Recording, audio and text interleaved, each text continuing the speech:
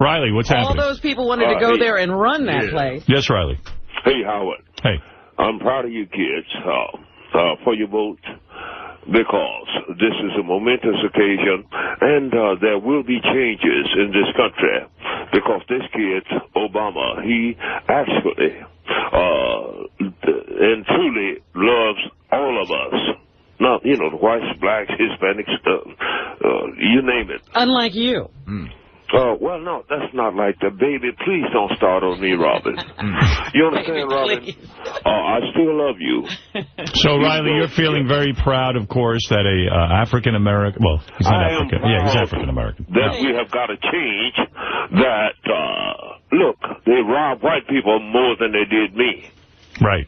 You understand? So, therefore, I'm talking about us all, Howard. I've always spoken that we should try and get together and try to not only save this country's economy, not only save democracy, but try and save this world. And I am very proud of you kids.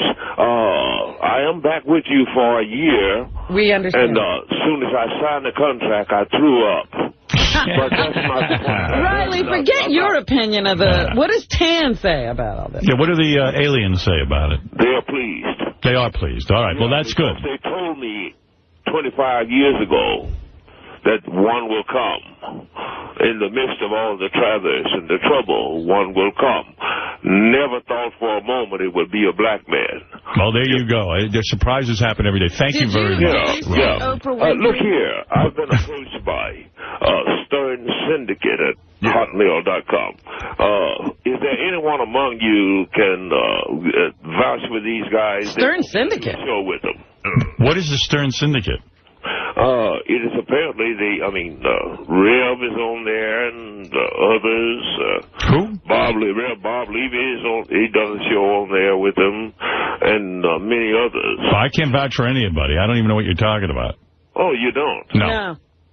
Yeah, well, I had questions about it and what have you.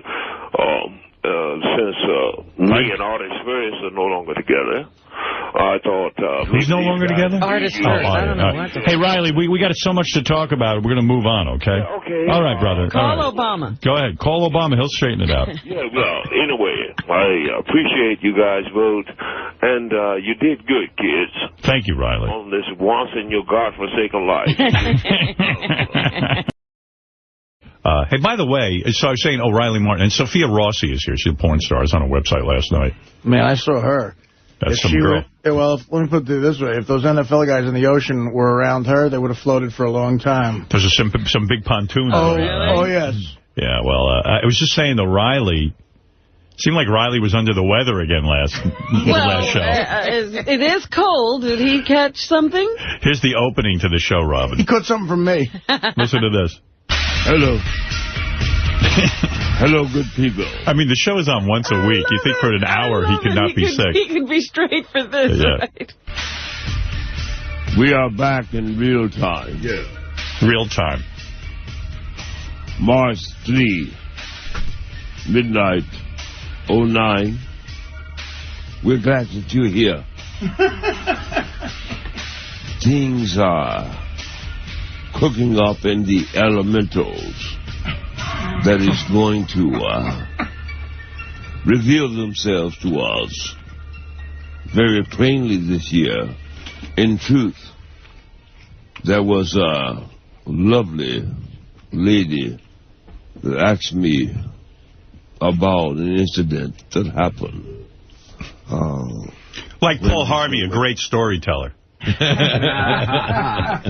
It's really true. I mean, Paul Harvey was a great storyteller. I would listen to that dumb news of his, and I would be hooked in. There were times I remember sitting in my car going, I can't leave till I find out who the rest of the story is. And our own Riley seems to be taking over the man. You in, too. You can't tell me you're not hooked in, Robin. Don't tell me you don't want to hear the end of this. I love Riley. You know that. And came into office flying over the monument and stuff like that. I did not know of it at the time. Nonetheless, as I have told you before, Tan told me, the alien Tan told me, one will come. Near the end time, one will come. One what? mayhaps one maniac he will stand a chance to save the Gaia. Who was that? Iran. What was that young lady's name? Yeah, I was hoping you would let me wait and let me get to it, but her name is Elizabeth Jackson, and I have emails from her. Elizabeth. Iran seems to know what's going on. Well, somebody better. My darling, forgive me for my ignorance. I cannot see all things at all times, but my dear, I humbly beg your forgiveness on that. Can you imagine if Riley drank? He would sound really inarticulate. Like on top of being sick? Because, yes, they said one would come, and though they did not. Hey, Riley, how about a little pride in the show? I'm like, you know. Yes, I mean, as Howard said, it's 1 hour a week. Riley, what was going on there? That was a rambling intro. Yeah, well, kid, you understand, due to the lack of finances from you, I was caught for a few days there in freezing weather. And what have you, I got a chance to move out of my refrigerator box back into my cubby hole. And what have you, so it is all your fault. Nonetheless, you're a nice-looking guy with a beautiful wife, and you're a cheap bastard. Nonetheless. Does he say nonetheless? It doesn't mean anything. The point of this call is, Howard. Yes. I wanted to announce an upcoming engagement. I'm going to be at the Hawk Point Golf Club in Washington, New Jersey. I've been invited by the president of the college, of the County Community College, Warren County Community College, the great Dr. Will Alston, and the Professor Samir Elbasani, this along with the lovely Tina and Barbara. Now, this Saturday, people, day after tomorrow. We're going to be there, starting at about 7 o'clock, Hawk Point Golf Club. Come on out. Me and the great Iran are going to be there, and my lovely wife, and many others. What do you surmise from this? Is he going to speak? Come on out there. Are you speaking? It sounded like you said you were going to be at a golf club. Yes, it is the Hawk Point. Did you say like a college? Club. But there's something about a college. No college is having him. It is sponsored by Warren County Community College. Really? A college is sponsoring you? Along with this president. All right, we'll all go, Riley. Thank you. I want to finish listening to the rest of your show. I would invite you, Howard. Right. Nonetheless. I like you very much. All right, thank you, Riley. Robin is invited. Artie and Tim. Thank you, Riley. And everyone listen to Riley's show. What did you want to say, J.D.? I was going to say the third clip down about overpopulation. He's asked about, do you think the world's overpopulated? And it seems like he takes 15 minutes just to get to that. He tells some other story that I don't know if it gets to the point or not. All right, Riley, thanks. It doesn't matter what the question is. Yeah, hey, Howard, you guys, man, you understand, lots of love, best wishes and all that. Tell Robin I still love her. Same to you. Cool. Take care, guys. Take care, bye. Want to hear some of that? A little bit? All right, let me hear that. Can you imagine Riley started rambling? Rob made a point about the Earth being overpopulated. Now, I know humans are misfits, but it's not true that the Earth is overpopulated with humans, is it? Once in Arkansas, we decided to kill off because the coyote. That's unreal. Tim told me that he came into my office. He goes, "Fucking guy called me all day. Want to do a 4-hour show?" He goes, "I can't even trust him to do an hour." 4 hours of this. Please. Imagine someone driving around. They just got their new satellite. Yeah, this is your morning drive, dude. Bobcats and wolves were killing their cattle. Yes. Stuff, or maiming them. They decided to kill them off. Every time they seen them, they shot them. Kill off the predators. The wild hogs. You know by this point, Riley's forgotten the question. That's what's going on. Nonetheless. Riley, is the planet overpopulated by human beings? Nonetheless. You understand. You ever hear a show like this, George? No. I've been on the show before where he called in. Yes. And I have no idea what he's talking about. And George didn't have nothing to worry about. You killed my enemy. You understand? Now, we are rooting around and eating. Pretty soon, there ain't enough food to eat for all of us because we are breeding too fast. You shouldn't run up an overpopulation. Therefore, we'll start. You got to stop drinking, Artie. I mean, listen, I don't do this. I don't know what you're doing. I'm not on the air like this. When you're drinking, you're fantastic. And doing other bad stuff and what have you. Same thing about humans. Humans, by society, sociology. I'll say. Gary,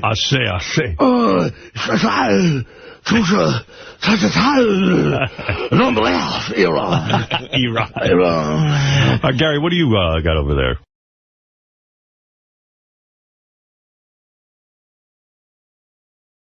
Well, I'm looking forward to Maya Angelou's show. Do we have that? I'd like to hear that. I bet you Riley Martin kicks Maya Angelou's ass in the ratings. I'm sure. I think it's just a bunch of snoring. Riley was on fire last week. What page is Riley on? We never even really listened to that. We couldn't get past his condition. You won't be able to get past Maya's condition either. JD's putting him back up now. I think he took him down. Oh, he did? All right, well, no big deal.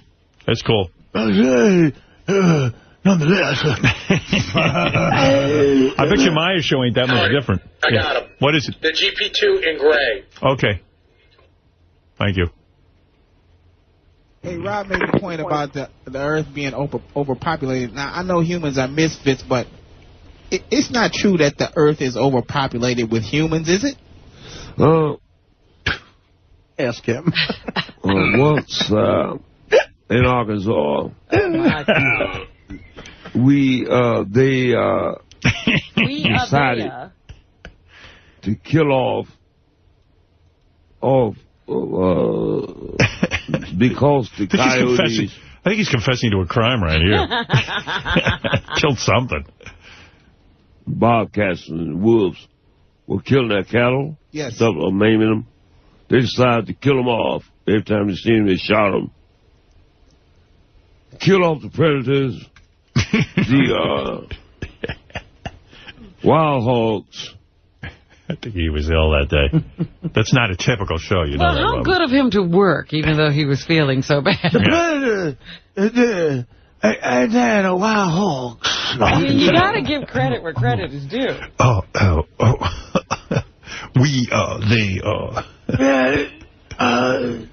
I was on pancake.com.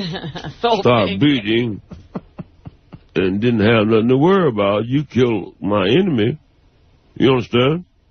Now, we are rooting around and eating. Pretty soon, there ain't enough food to eat for all of us because we are breeding too fast. You shouldn't run up an overpopulation. Therefore, we'll start invading and doing other bad stuff and what have you. Same thing about humans. Humans. And we're back with Health Tuesday on the Jack and Rod Show. And today's special guest, Rod, is Joyce Graff, and she's going to reveal what you need to tell your doctor so you're not a victim of malpractice. How you doing, Joyce? I'm doing great. And, Joyce, we have a victim of malpractice right here in the studio. He was a jackhammer operator and suffered major hearing loss. Let's hear it for Riley the janitor. Riley, hi, it's Joyce. Huh? Hi. Can you hear me okay? Huh? Do you want to tell me a little bit about what's going on? Huh? Jack and Rod, this is not working real well. You just have to speak up a little bit. He's hard of hearing. First of all, the woman should have hung up. Who's a janitor that uses a jackhammer? Yeah. Riley the janitor using a jackhammer? You see there's some flaws here. Yeah. Sorry. Yeah. First thing you have to do is get a proper diagnosis of exactly what's going on. What diagnosis did they give you? What diagnosis did they give you? What diagnosis did they give you? What diagnosis did they give you? What diagnosis did they give you?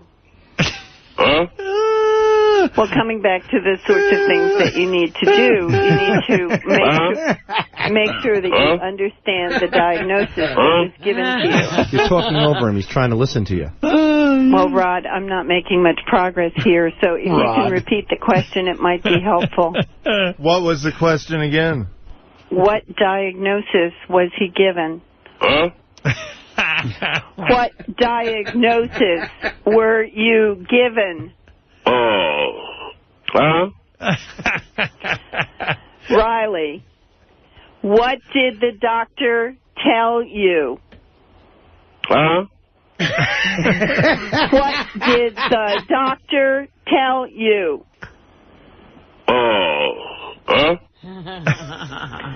Riley, talk to me. Rod, unless you can get the question through to him, I'm going to have to hang up. He started to answer. Can you ask him, Joyce? Riley, talk to me. What did the doctor say? Riley, oh my God. Can you hear me?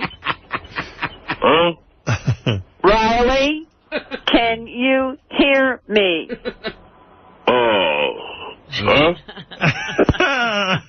Finally.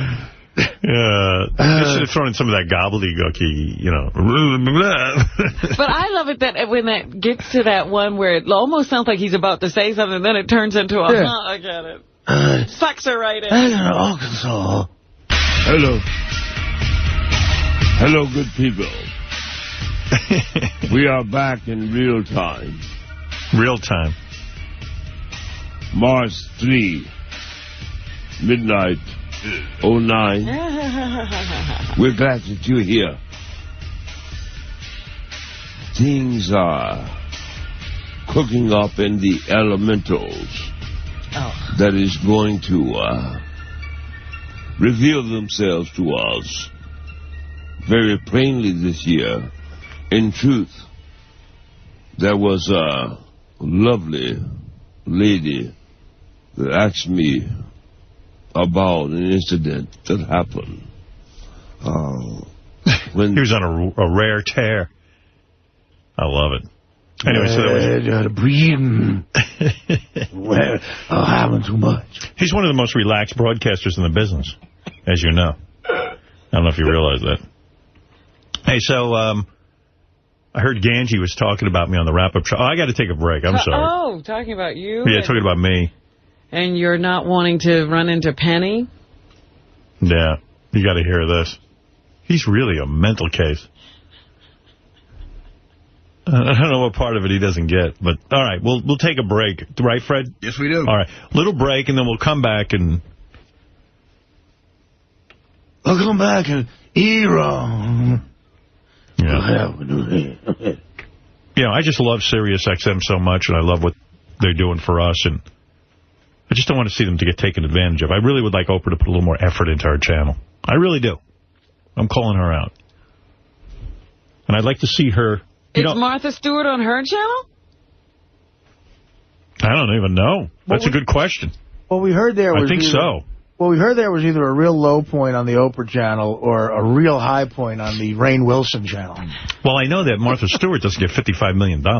What was her deal? I don't know. $8 million. Oh, it was only $8 $8? Yeah, all right. Oh, then she shouldn't show up at all. I remember that. I don't know what Jamie Foxx got, but that was a huge press conference day here, too. Jamie Foxx came popping through. It's just, you know, show up on the channel.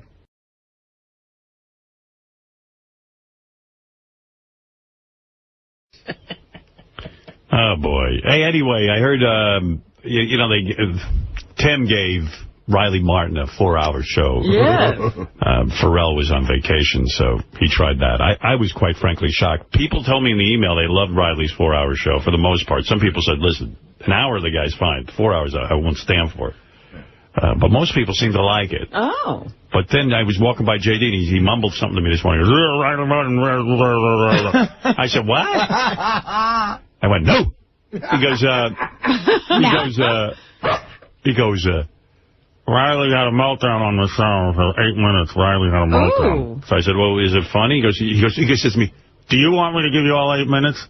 I said, how do you know? I go, J.D., what kind of question is that? Do I want all the 8-minute Riley Martin meltdown? I haven't heard it. I said, is it good? Well, it was good. I said, I need to hear it. So I said, just put all 8 minutes on tape and I'll deal with it. Personally, that was good. Yeah, I need him to make decisions. Yeah, right. In other words, maybe you should have cut it up into 2 parts or something. I got to say that my favorite day of the wrap-up show is Tuesday, when John Hein gets stuck in there with J.D. Yeah, it was funny yesterday. Amazing. Well, you're right. Yesterday, not only was J.D. on, but Elephant Boy was on our show yesterday during the Kurt Angle interview. Let me see if I can find Riley Martin real quick having his meltdown.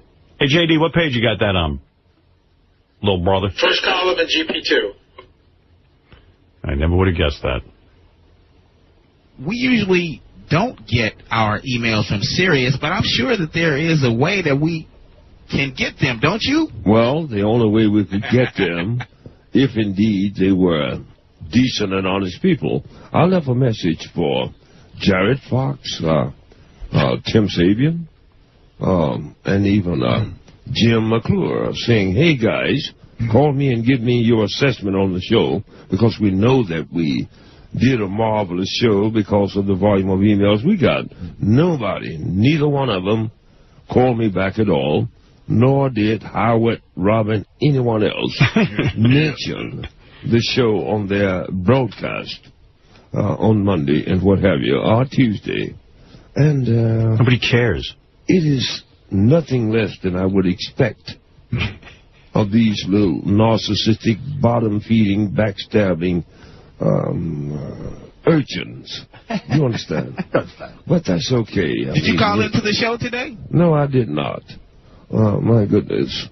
It is not incumbent upon me to become another, say, high pitch or something, and talk to those people. They know what they are doing and what they are withholding.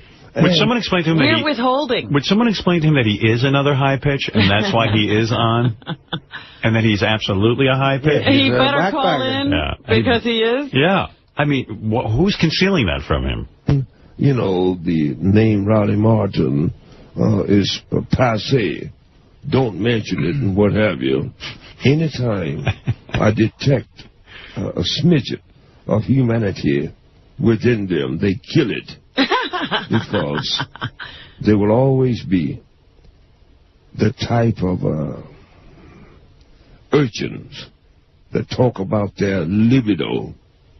Libido? And, then Robert can say, I drinks is $800 bottles of wine. Ours is real cultural. Ours is cultural. Don't get me a white boy. That's all they talk about all the time. Anyway, let's not get.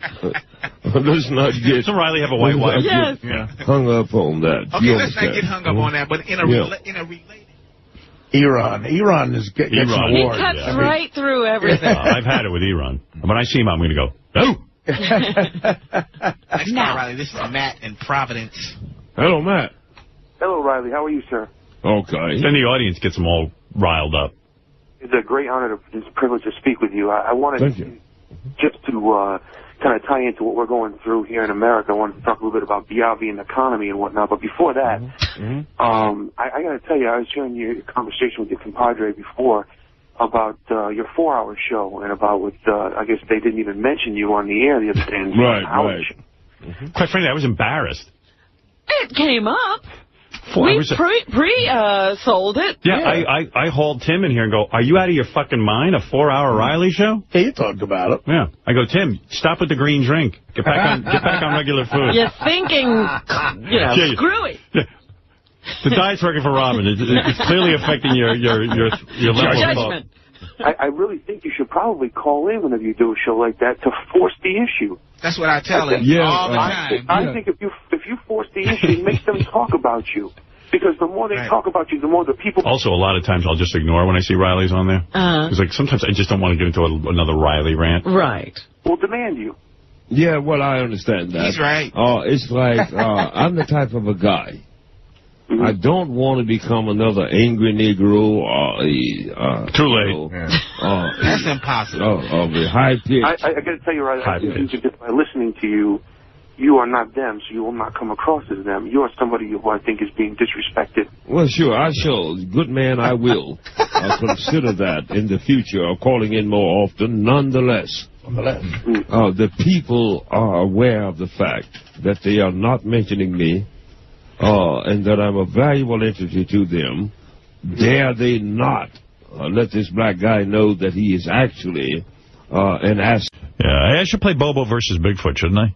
Yeah, it was fun. Man, Bobo, oof. Or do you want to hear Riley Martin for a second first? Yeah, something was mentioned about Riley yesterday. I mentioned it.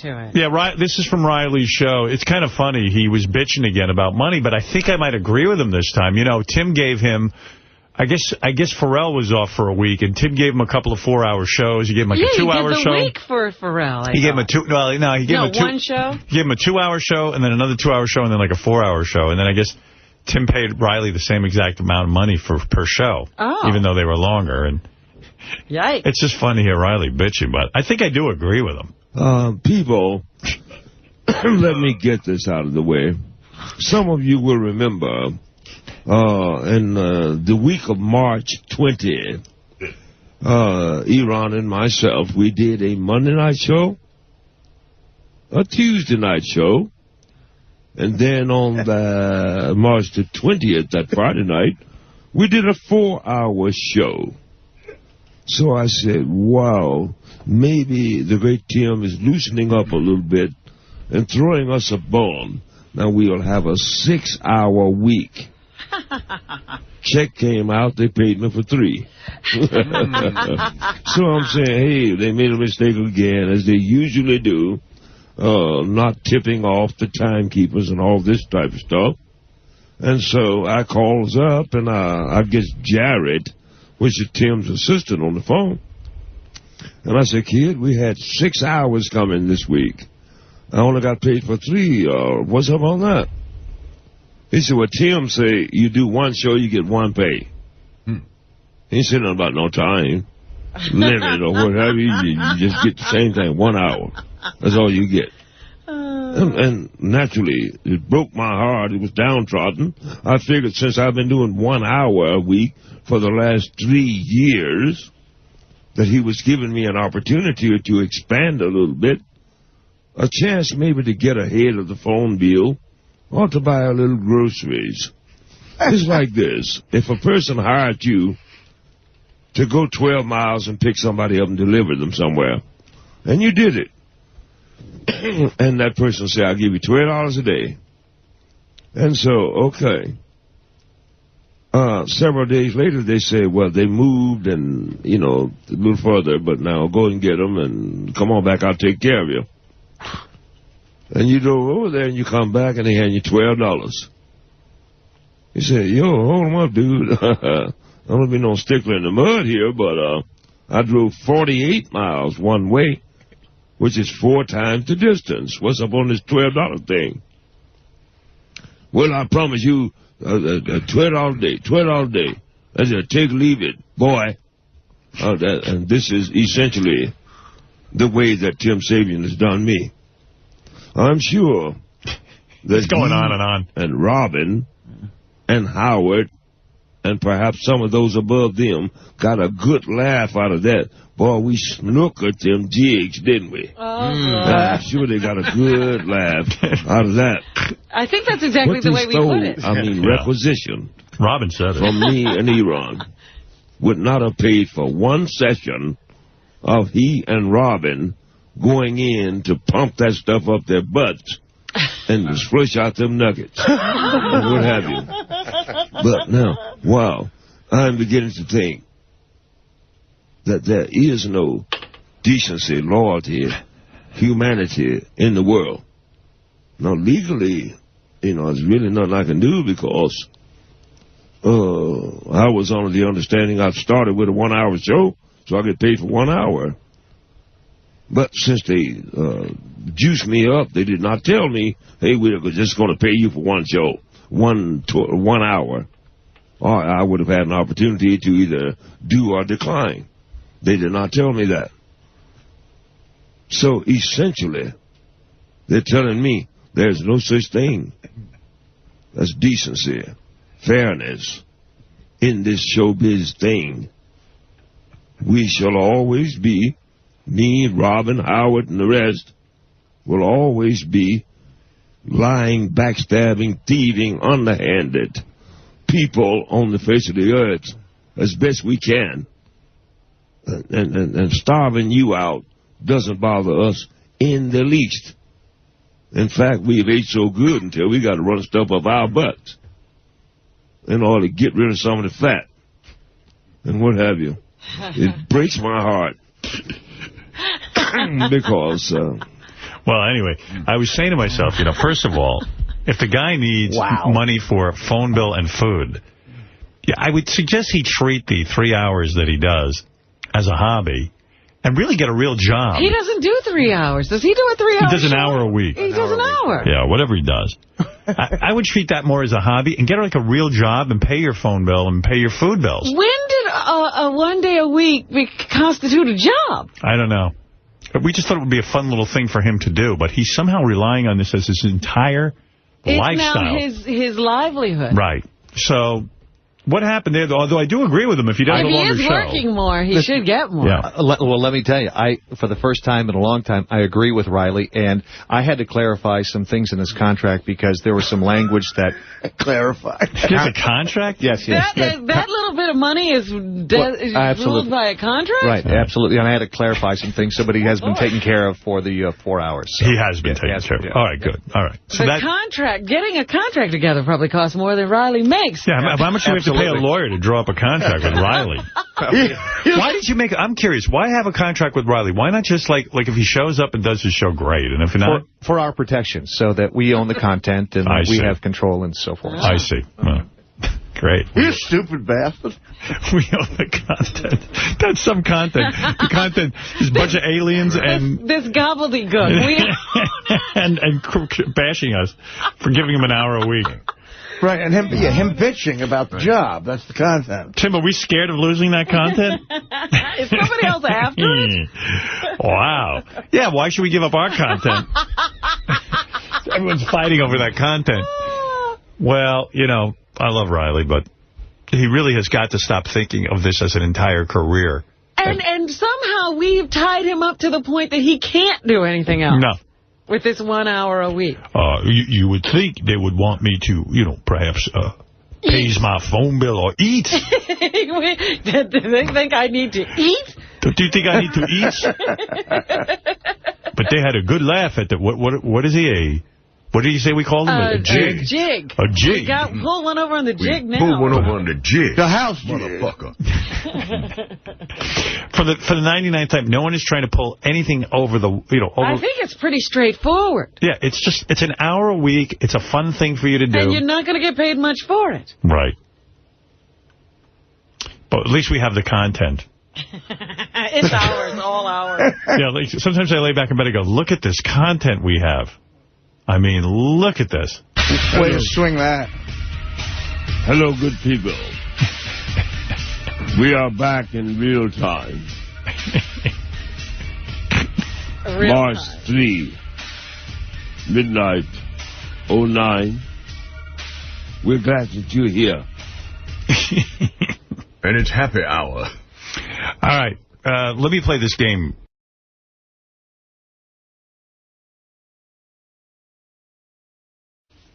Riley Martin's on the phone. He says he's putting a curse on all of us. Why are you doing that? What did I do? Riley. Are you there? Yeah, why are you putting a curse on us? Because Tim Sabian was biggity, piggity, ass, tube up the ass, bigot, fired me. Yeah, but I heard why. And he would not have done that without your sanction. Why was he fired? I don't know anything about I heard this. why. And then Robin... I don't think it had anything to do with bigotry. Well, she loved it because now you think you're immutable. Tim Sabian would have operated the ovens at Auschwitz if he had a chance. I have seen his lifeline. Well, there's a point. Riley stepped over the line.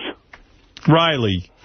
You got to admit, I heard what you did. You stepped over the line. You can't even tell us what he did? I said, Tim, these guys are on perpetual vacation.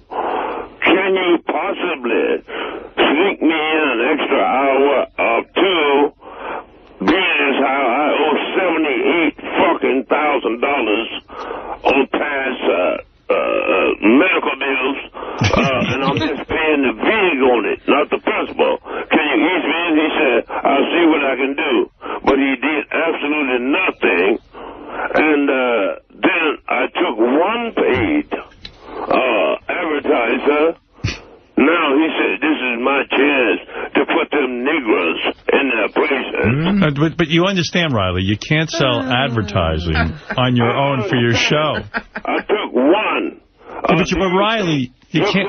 for a moment, let me in instead of talking about playing with yourself.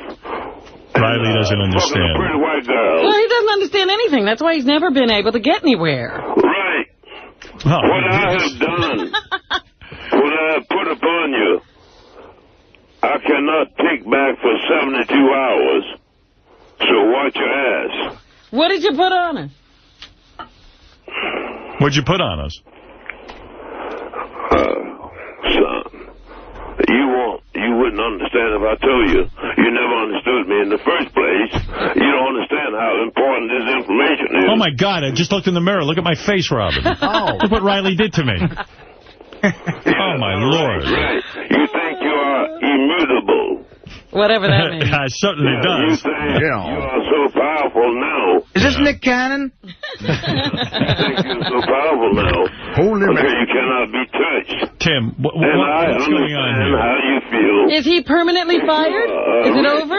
It's over. Sagan took from me would not equal one bottle of Robin's wine. Riley. Riley, it's Tim. Riley. Riley, Tim is on the line. Riley, I gave you a couple of chances to straighten it out, and you didn't. Tim, not only do you hate niggers. Oh, please, Riley. You hate Jews. See, this is why I can't carry on a conversation with him. I didn't know you hated Jews. Yeah. Just put that on the list, too.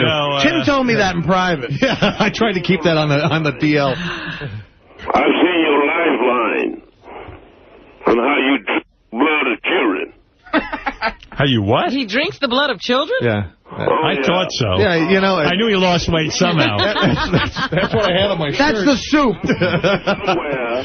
It's Robin's diet. It's the green drink. And there are people who buy your radio because of me. And I will admonish them to, if they get close. You're going to take away all those subscribers. Go ahead. Riley, I tried everything I could to keep you on and do what we could, and you refused to follow directions, and the choice you made, the price you pay. Riley, you knew people were going to find out. Iniquities or something when I took one paying advertisement. Riley, it just doesn't work. Yeah, but you can't do that, Riley. Ready, dog, pig, fuck, punk. Riley, you can't start selling your own advertising on Sirius's airwaves. One time. One time? You can't do it one time? I understand. 11 times. Therefore, you got the right to fire me. It's illegal. I was sanctioned. Well, here's what you got to do, Riley. You should apply for a job in the sales department. Yeah, you are good. No. We need you. You're miscast. Yes, you need to work for sales. Riley Ben Ruby. What is it, Ralph? Yeah, so you think you're home free. Ralph. Well, no, we have a curse on us now. Now we have a curse on us, thanks to you. So we're not home free. Great. Does that mean I have to return the symbol? Can you imagine getting a sales call? Well, sales call. What you do, you never paid for it in the first place. You cheap punk bigot. Hey, Riley, you there? Yeah. You know, it was funny for the first 2 years with you bitching about money. I know, it's funny. It was funny for the first 2 years. Because you think. Riley, listen to someone. Nothing can touch you. Listen to someone. Listen to Ralph. It's not funny anymore. It's like, enough of your bitching about money already. You know? All I'm saying is that he would not have fired me without our sanction. So he's in it. He's so drunk. And Robin is in it. Are you drinking? Are you drinking? She's knuckle under, collard green eating, booby jooby jawed, ain't your mama ass bitch. Mm-hmm. All right, I'm wrong. It is funny. I told Tim not to fire you. I said, even if he does something illegal, keep him on. Can you imagine getting a sales call from him? Yeah. Who is the sponsor? Well, listen, Riley, I am sorry. I know. The thing is going to bring your fortune up. What? When I heard what you were doing, yeah, I said, I don't see any reason how you can keep him around. You're right. You can't go out and sell. Right, I knew that you were at the bottom of it. I'm not at the bottom of it. I didn't even know anything about it, but I understand why the company can't keep you around. Pig. Oh, boy. Had given me 1 extra or 2 hours.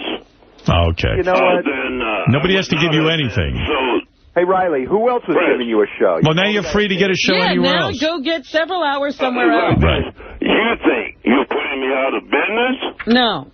What you have done... You can go to XM. Perpetual. Because you are reprehensible. The production line on the piss jugs is going to slow down. Riley, if you can put spells on people, why don't you just make yourself a big star?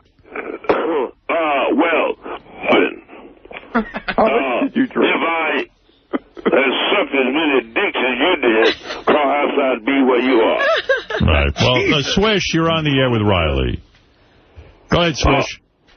No. Swish, you're on the air with Riley. It's like this. You are not out of the woods. You will not do me this way. Riley, what can I do Who cursed you? What could I do to get this curse off of me? Motherfucker, you can put me back on in real time. I want to know who cursed Riley, because that person really has power. Tim, I got a curse on me. Can't you get him his job back? Crying out loud. No, Riley, I understand what happened here. You might think I'm behind it, but I'm not. I'm not. I am the only one who ever presented a challenge to you, and I don't know how, because we are of different genres. You understand? But you're a man and I'm a man. What do you mean we're different genres? I always have, and I respect you, but all of a sudden, you got this all right. blood-sucking pig that's going to bring the whole company down. Tim, you mean? I'm sorry. We deal in honesty, and you got to be straightforward. And I asked you twice, and you lied to me, and I can't function in an environment like that. How? You can't go out and get your own advertisers. I took one advertisement, and it would not happen anymore. Then I need to pay rent. Yeah, but that's not on my insurance. You got a cottage business going there. Start selling weed again. Hey, by the way, Riley, I was really scared that you cursed me. So he's saying start selling weed again. Riley, I got... This is the way his mind is. Riley, can you hear me? He was saying... Can you hear me? Start selling juice again. For lampshades again. Can you hear me? Now, I remember, I was worried about the curse originally, Robin, but Riley cursed Richie Wilson over 2 years ago, and he's still alive. Well, that's what I'm saying. Riley. Who is Richie Wilson? Richie Wilson, remember he came to your house? And no, I never cursed him. Yeah, you did. You did it right on the air. Bullshit. All right. In the next 72 hours, watch the change in the elements. All right, Riley, I'm sorry it's come to this. I have I have only sadness for this, and I really tried my best. But you can't go around selling your own advertising on Sirius XM. So I did one advertisement. Yes, that's enough. It doesn't matter. You can't use this illegally. And you're going to dump one of the most popular shows you got. You can't do this illegally and not have some repercussion. If this pig had given me a couple of extra hours... Yeah, but he wasn't interested in that, so you can't take it upon yourself to start, for doing something illegal. Right. Yeah. Howard, you have always been and always will be a piece of shit. Thank you. It's nice. Always will. Knuckle on the ancient mama, white boy dick sucker. Mm-hmm. Robin is a white boy dick sucker? Praise God. She hasn't sucked me.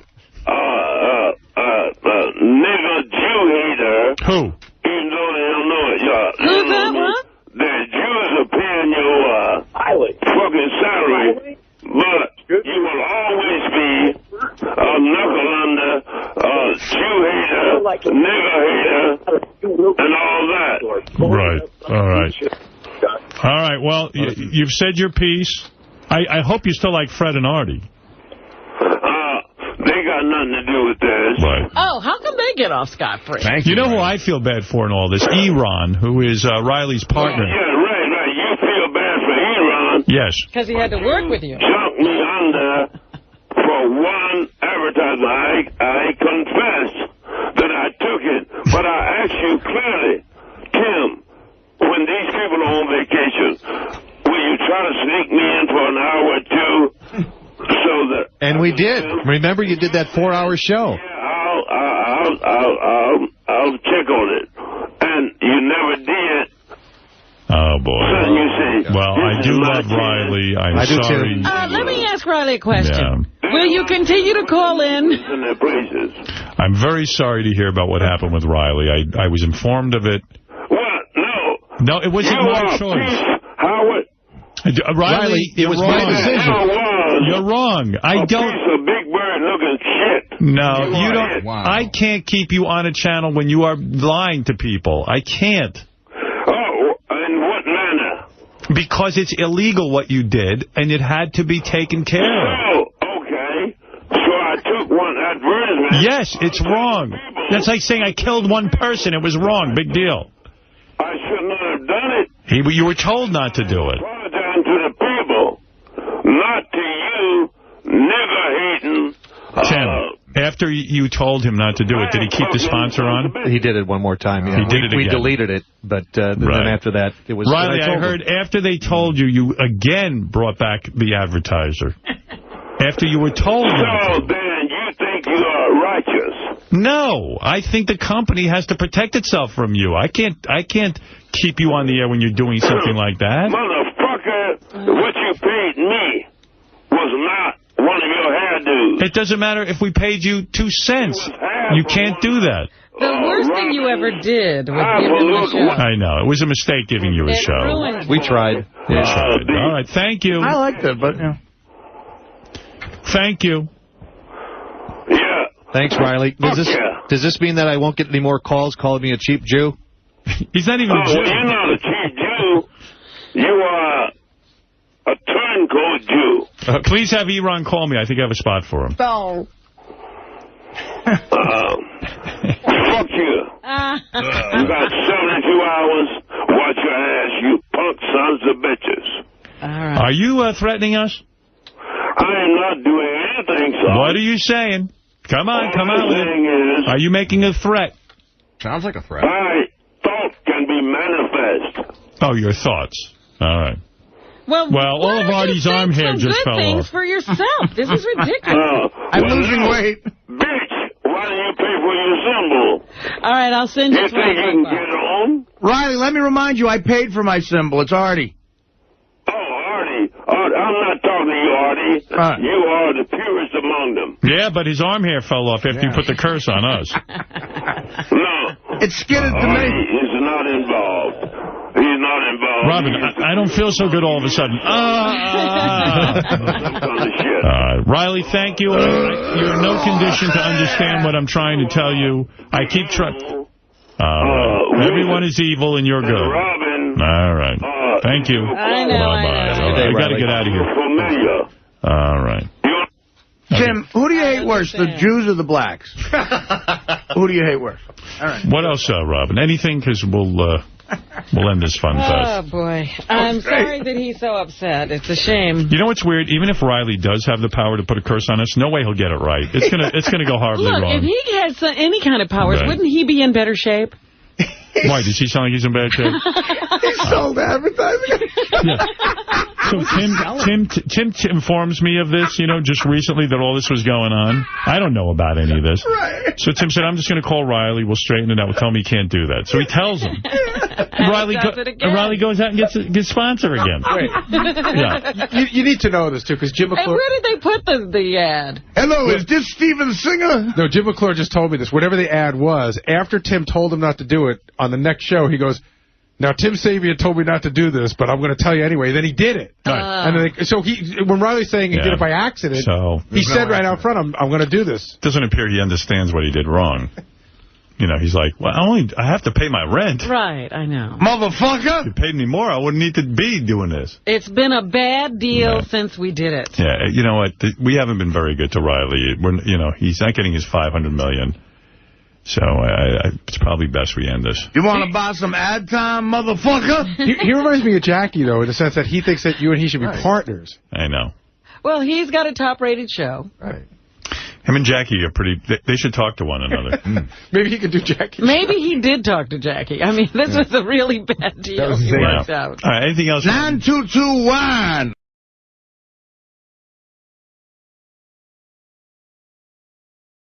Let's go to Mark. Mark, you're on the air. Hi. Hey, now. Hey. Oh, I was in the middle of the wrap-up show, too. And Sal, yeah. Yeah, and Sal. Hey, did you warn Beth about the Riley curse? Because, she got that breakout thing on her face going. She doesn't like zits or anything, so you might want to warn her about that. I don't think Riley put a curse on Beth. He put the curse on me and Robin. I don't know. He kind of goes after the family, too. Oh. Yeah, it wasn't clear. Riley wasn't real clear. So...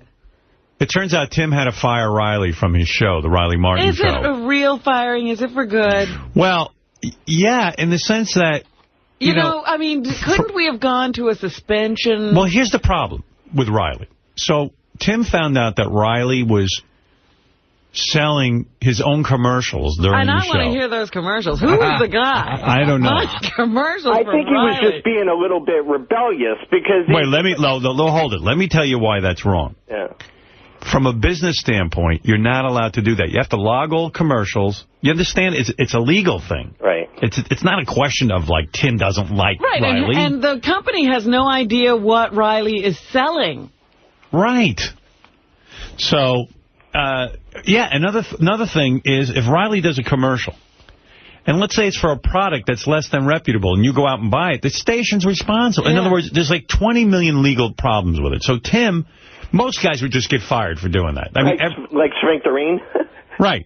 So a lot of... Well, no, Shrink the Reen's a very excellent reputable product. Very reputable. You know what? My ass doesn't smell. I started putting bounce dryer sheets like ass napkin up my ass. Now my farts smell like beautiful. So anyway, the whole deal is that... So Tim, I thought, in a really nice way, went to Riley and said, Riley, I guess you don't know all the rules of radio. Let me explain to you that you can't start selling your own commercials. And he was like, listen, motherfucker, you don't pay me enough, and I need to eat and get a roof over my head. Yeah, rent. And Tim was like, well, that's not our problem. You can't do this. Do you understand? Yeah, I understand. Okay, can I trust you that you won't do this? Yeah, trust. So the next week, Riley comes in, he starts doing the commercial again. I know. And he said before, Tim told me not to do this, but I'm doing it anyway. Right.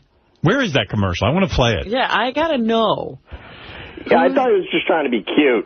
So, doing business. No, and you know what? So I even went to... I feel bad that Riley's gone. I mean, really, I'm going to miss him. Well, I said to Tim, is there a way... I said, what if Riley went into therapy on Meet the Shrink? Uh-huh. Like if he went on the radio, talked to a qualified therapist, and then the therapist gets through to him, and Riley understands that it's a matter of trust and honesty and that legally he can't do this. What if he could be rehabilitated on Meet the Shrink?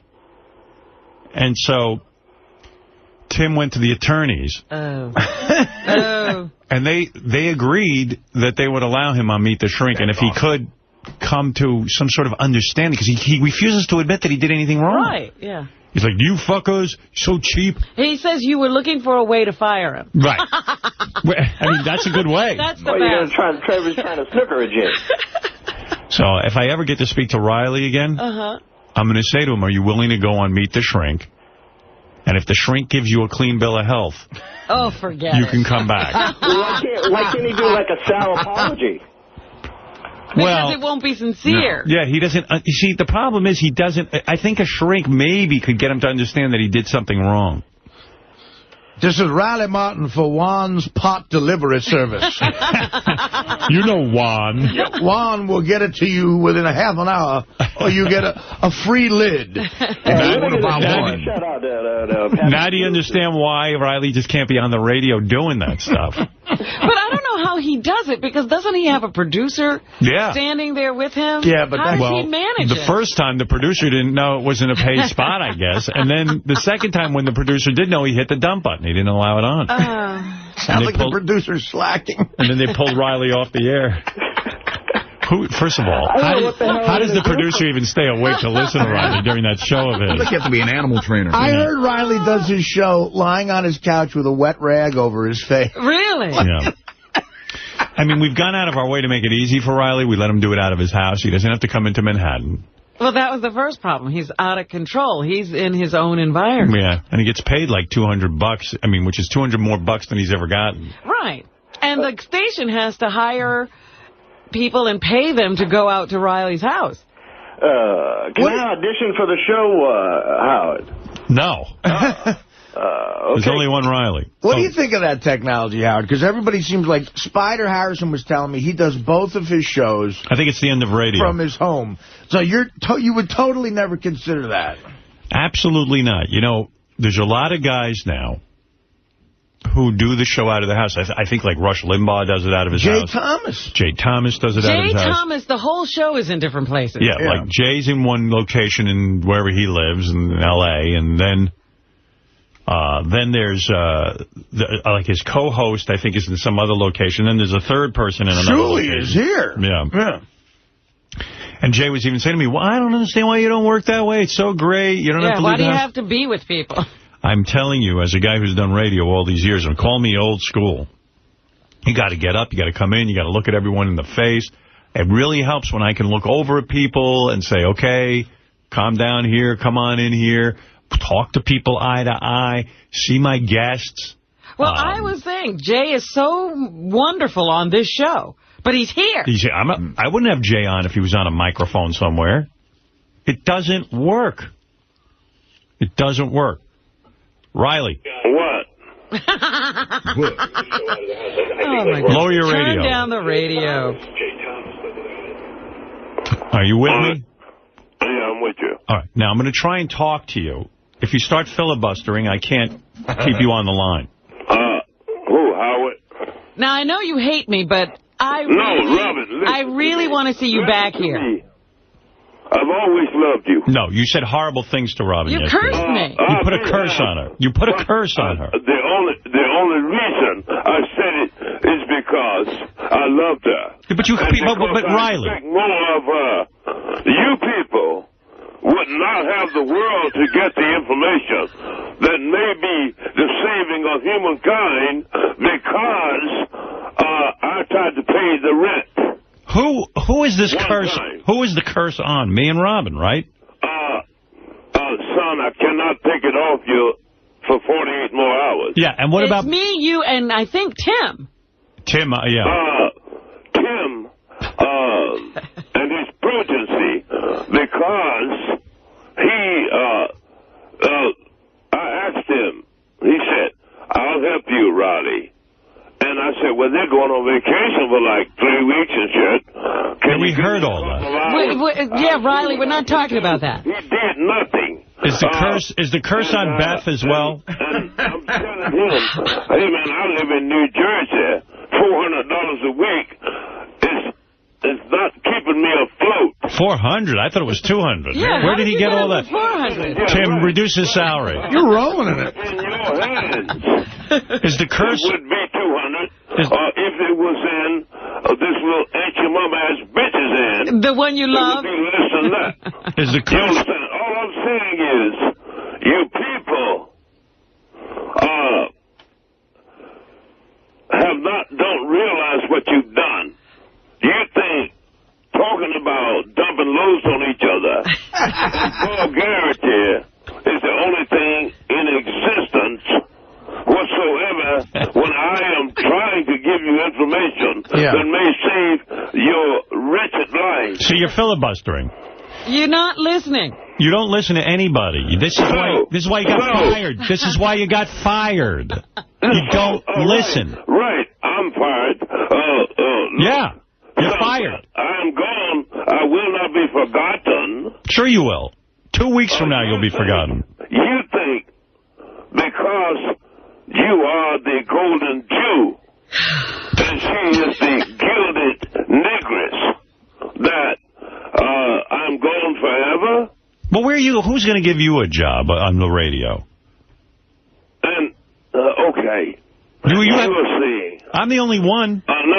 You are saying. I'm the only guy who's crazy enough to work with you. Look. You're a bigger pain in the ass than anyone on this channel. Even as I speak. Bub is easy. Pharrell is easy. You're a fucking pain in the ass. Al-Qaeda is building a dirty bomb to drop on Tel Aviv because of the dirtiness within your heart.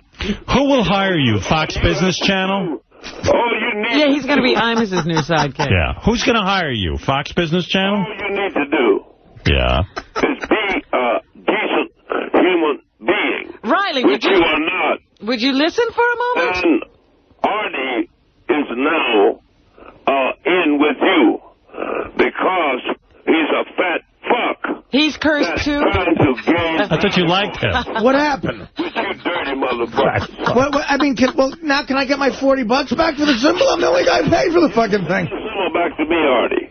No, but that's ridiculous, Riley. I want to get on the mothership. But what the fuck? Back to me. No, you don't believe, and they don't. He paid. You don't believe. He paid. They think that we are super Jews. If I can't get on that fucking mothership, dude, there's going to be some trouble at the door. It's going to be legal trouble. Yeah. No, fine. But what I'm saying is... You said if he bought that symbol... I've given people all the love. You said if he bought the symbol... You said if Artie bought a symbol, he could get on the mothership, and now you're claiming that Artie can't. Rescind it unless he fraud. Gives it up. Oh, you can't rescind it, so you're fine, Artie. Oh, good. All right, good. And what is that? You're blowing up Tel Aviv is what you said? Did he just say he was going to blow up? No. He said there's a dirty bomb being assembled to blow up Tel Aviv. So isn't he implying he's blowing up Tel Aviv? No, he's implying that he has inside information. You have it. You know of it. I am trying to prevent a lot of things that you know not of. I'm trying to give you love. And then you're going to fuck me by saying, let's cut him off and all of this. All right, well, anyway, here, listen to this. Do I have a job or do I not? Oh, quiet as of now, down. you do not. Right. So you're firing me. I didn't fire you. Tim fired you and so did Sirius. They fired you before. No, you are serious. No, I'm not. But believe me, by next year, you'll see I'm not. I'm not serious. The world that you fired Riley Martin. And all right, I fired Riley Martin. If that's what you want. I love you, you piece of shit fuck. Is it true that is your wife still with you, or did she leave you? She's fine. Is she living with you? And she loves me. Is she living with you? She sleeps with me. When? Someone told me she moved 2 apartments away. True or false? If you had 12 goddamn birds, you'd move too. You see, You see, can't be lived with. Ever since he lost the radio show, the wife took a powder? It's just like, what? Does Beth ever give you any pussy without you buying another diamond, you no fucking sons of bitch? Now, let me think about that. When's the last time I got laid without buying Beth a diamond? Probably not. Yeah, but what man does? Yeah, what could I buy her? All I'm saying is that... Why did she move out? Cutting me off and trying to...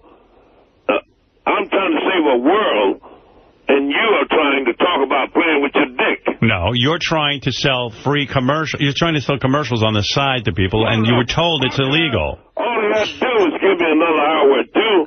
Dude, He wouldn't do that because he is a fat, friggin' bigot fuck.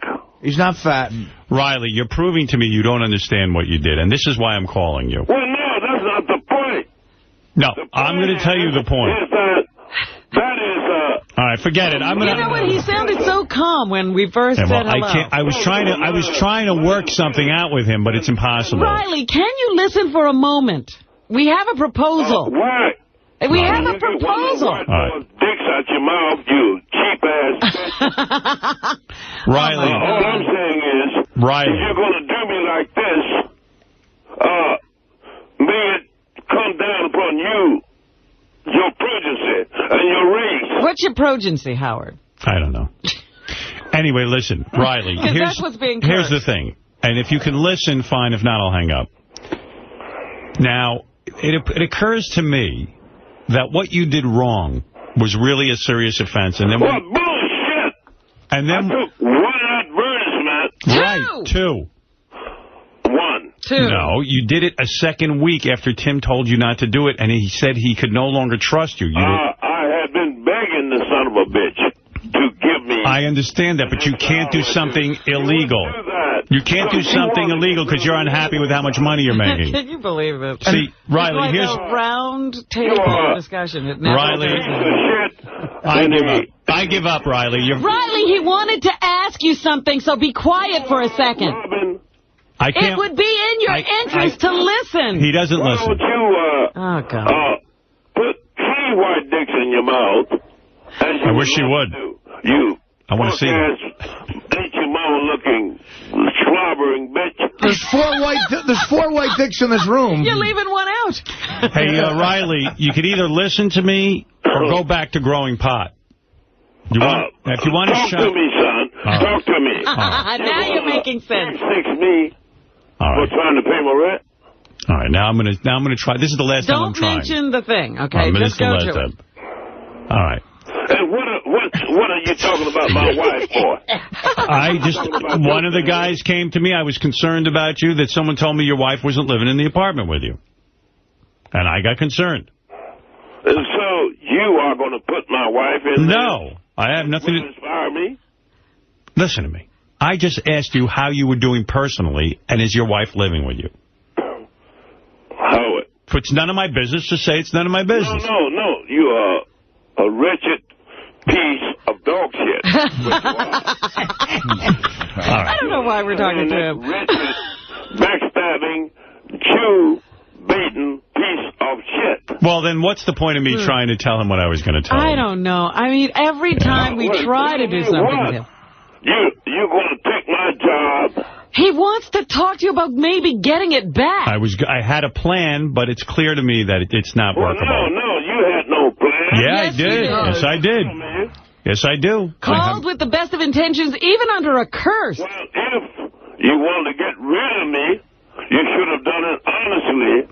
That is about as honest as you can do it. But nobody wanted to get rid of you, Riley. We wanted to have you on the channel. You don't listen to direction, and that's my point. You don't listen to anybody. So you don't listen. You wouldn't give me an extra hour. Forget the extra hour. You're not getting an extra hour. Period. That's what I'm saying. That's right. All you're getting is what you had. I got to listen to your bullshit. All right, well, then forget it. You don't have to listen to anything. All right, Riley, I give up. We were trying to talk to you, but it's impossible. I had a thought. You have been and always will be a piece of dog shit, all of you. All right. Well, let's leave it at that then. All right, Riley. You're passing up another opportunity. What you have done to me is going to cost you, and that black bitch, may your house burn. And your boat sink. Your boat sink. That's terrible. That's a horrible thing to say, Riley. And may the next white boy you get give you AIDS. Oh. Wow. White people don't get AIDS. What I was trying, if you had bothered to listen, I'm taking the offer off the table, but I had a way for you to possibly get back on the air, but it's clear. It's not going to work. I'm giving up. I don't think he can listen to anyone. No, you got to try. No, so then you will be solely responsible for the destruction of this world. Well, Riley, you just want to be put back on the air instead of listening to how you might get yourself back on the air. No, darling, you think you are immutable, but I guarantee you that what I'm trying to do is help you and save you and love you. Right. But no. And we're trying to help you, save you, and love you. Wow, I'm so cute and everything, and I gets me some white dick. So therefore, eyes is the bee's knees. Eyes is the bee's knees? Uh-huh. Yeah, and all I'm saying is, do not be the purveyor. All you do is talk and you don't listen, it's impossible to manage you. Everything I've ever said has come true. Well, anyway, it's impossible to manage you. It's impossible to talk to you, so I give up. I had a plan. I'd gone. $400 is going to hurt you. I went to bat for you yesterday, but you don't want to hear about it, so forget it. More than that, to the children you fuck, you punk son of a bitch. I went to bat for you yesterday, but you're not interested, so well, I guess that's the you are, Howard. Yeah. You are. What have you ever said that became true, by the way? I don't think there's one thing. Oh, no, you're not going to hold him to that. Cassini found it in 2004. I have told you all the things that the astronauts... I got to go. I'll call you later when you can listen. Well, it's like this. What time of the day are you at the best listening? Am I fired? What time of day is best to call you when you can listen instead of talk? When do you get worn out? From 4 a.m. to 4:05 a.m. Am I fired? All right, I'll say this one last time, and if you can listen, and we can get me to get through to you, then I'll talk to you. Here I go. I'll try one last time. So yesterday I went to Tim and I said, gee, what's with this Riley thing? It's too bad. He said, well, I can't get him to listen. He will not follow instruction. I said, all right, I got a plan. What if I put Riley in with a shrink who can make him understand what he did wrong, who could get through to him, and then he can, come back to work and listen. Maybe the shrink can get through to him. So we have a show called Meet the Shrink. You go on it, talk to the shrink. If the shrink gives you a clean bill of health and says Riley understands what he did wrong and he can follow instruction now, I think there's an opportunity to get you back on the air. All right, when you want to do it. All right. Now you're listening. Thank you. Nice. Thank you. Fine. Tim, when can Riley go on Meet the Shrink? And who is the shrink? I don't know. Is there a shrink available? We better find a very liberal shrink. It's Professor Irwin Corey. Yeah. Tim, you were there?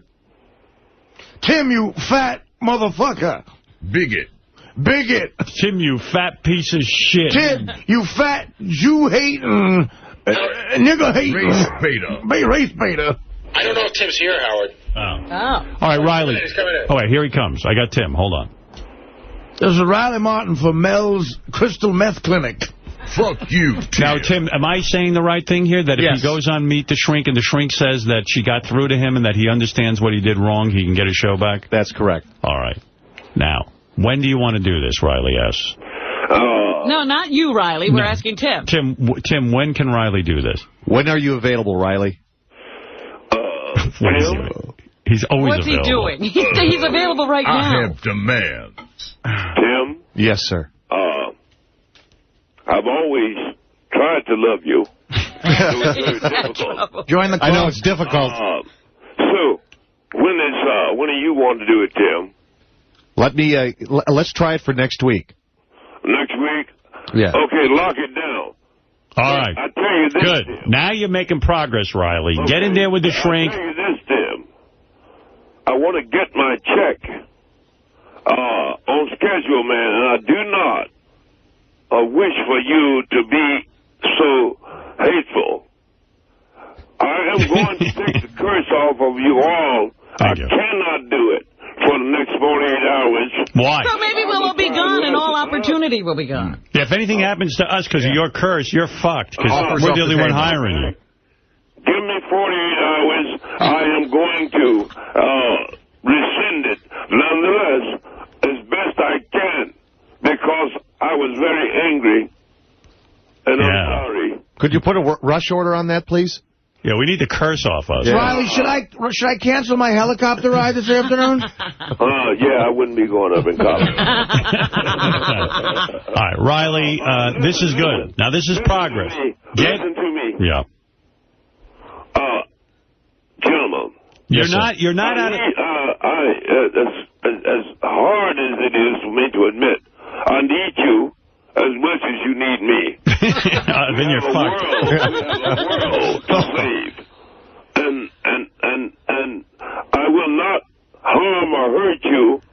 I love you, but that's some kind of love. Yeah. Riley, listen to me. Riley, just listen to me. Listen to me. Stop talking for a minute. You got to get in there with the shrink and listen and understand what you did wrong and then come to a conclusion. Well, yeah, I tried to pay rent.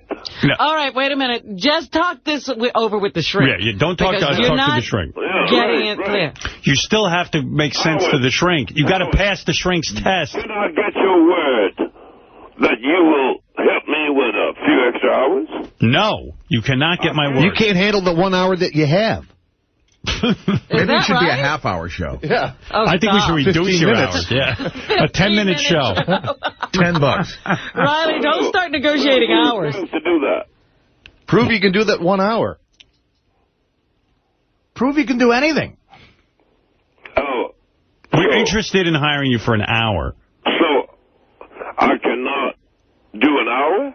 Yes. If you pass the shrink's test, you've got to listen to the shrink and make sure the shrink thinks you're sane enough to come back and do the show. What you are doing to me, son, yes,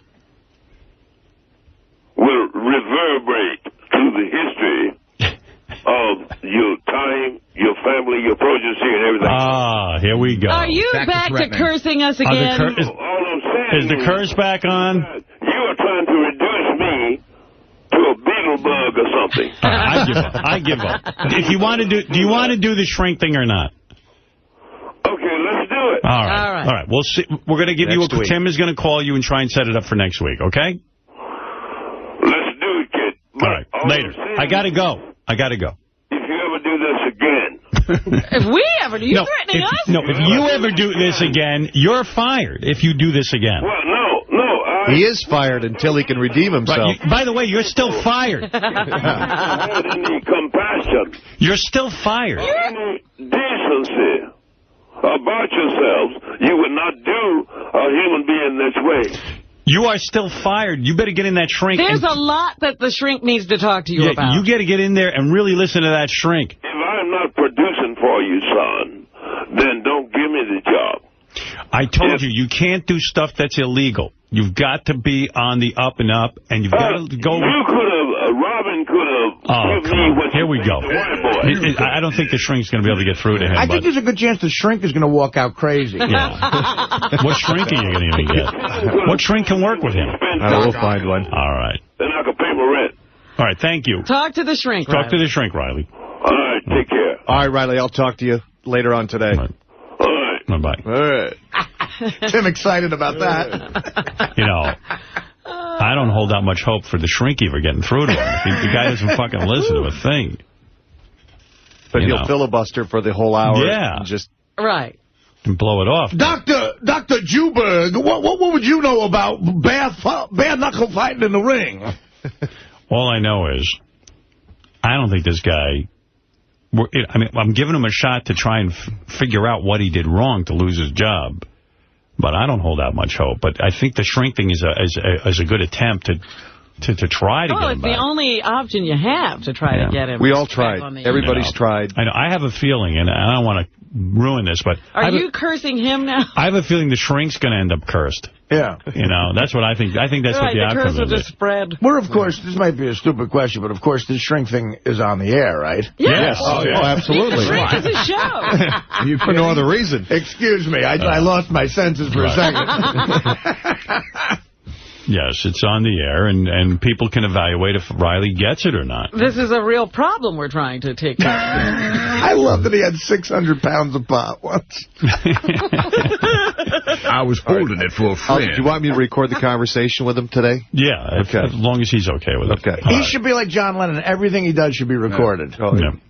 All right, thank you, Tim, and good luck with putting that together, that shrink, Meet the Shrink with Riley Martin. And if Riley is able to understand after the shrink that he did something wrong and he won't do it again, then I guess he can get his job back, right? Right. But he's got to understand. Right. All right. And he's got to be trustworthy.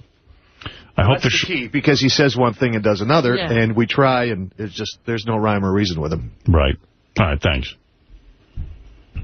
I don't know if a shrink can accomplish that in one show. Right.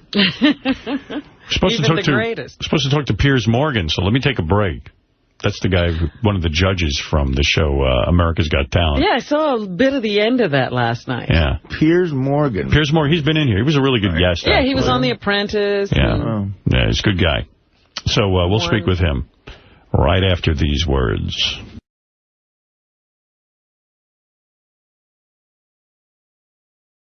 I'm very excited that, you know, I said to Riley Martin, I don't know if anyone's following this saga as closely as I am, Riley, we had to fire him. You fucking dirtwad. Because he was basically selling advertising on his own.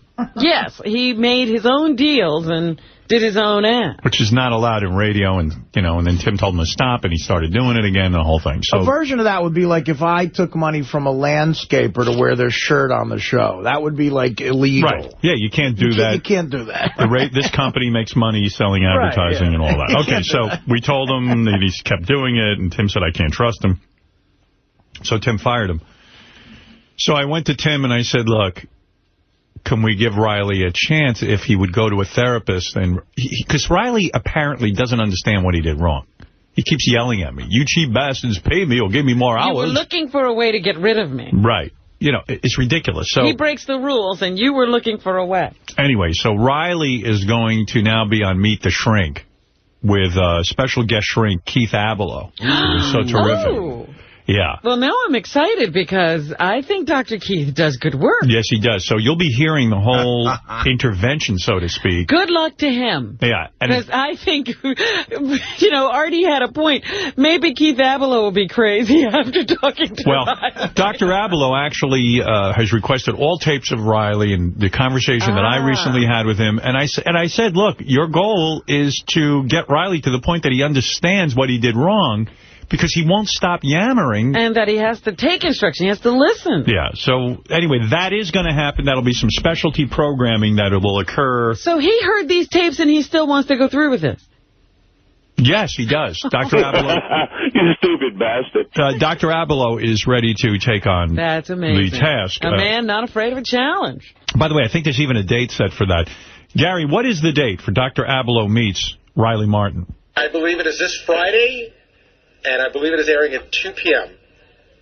2 o'clock in the afternoon. This Friday. This Friday. Wow. All right. Is that live? Can people call in during it, or will it be pre-taped? That is live. Live. That's what I'm being told. Yeah. Wow. Wow. I have to be near a unit.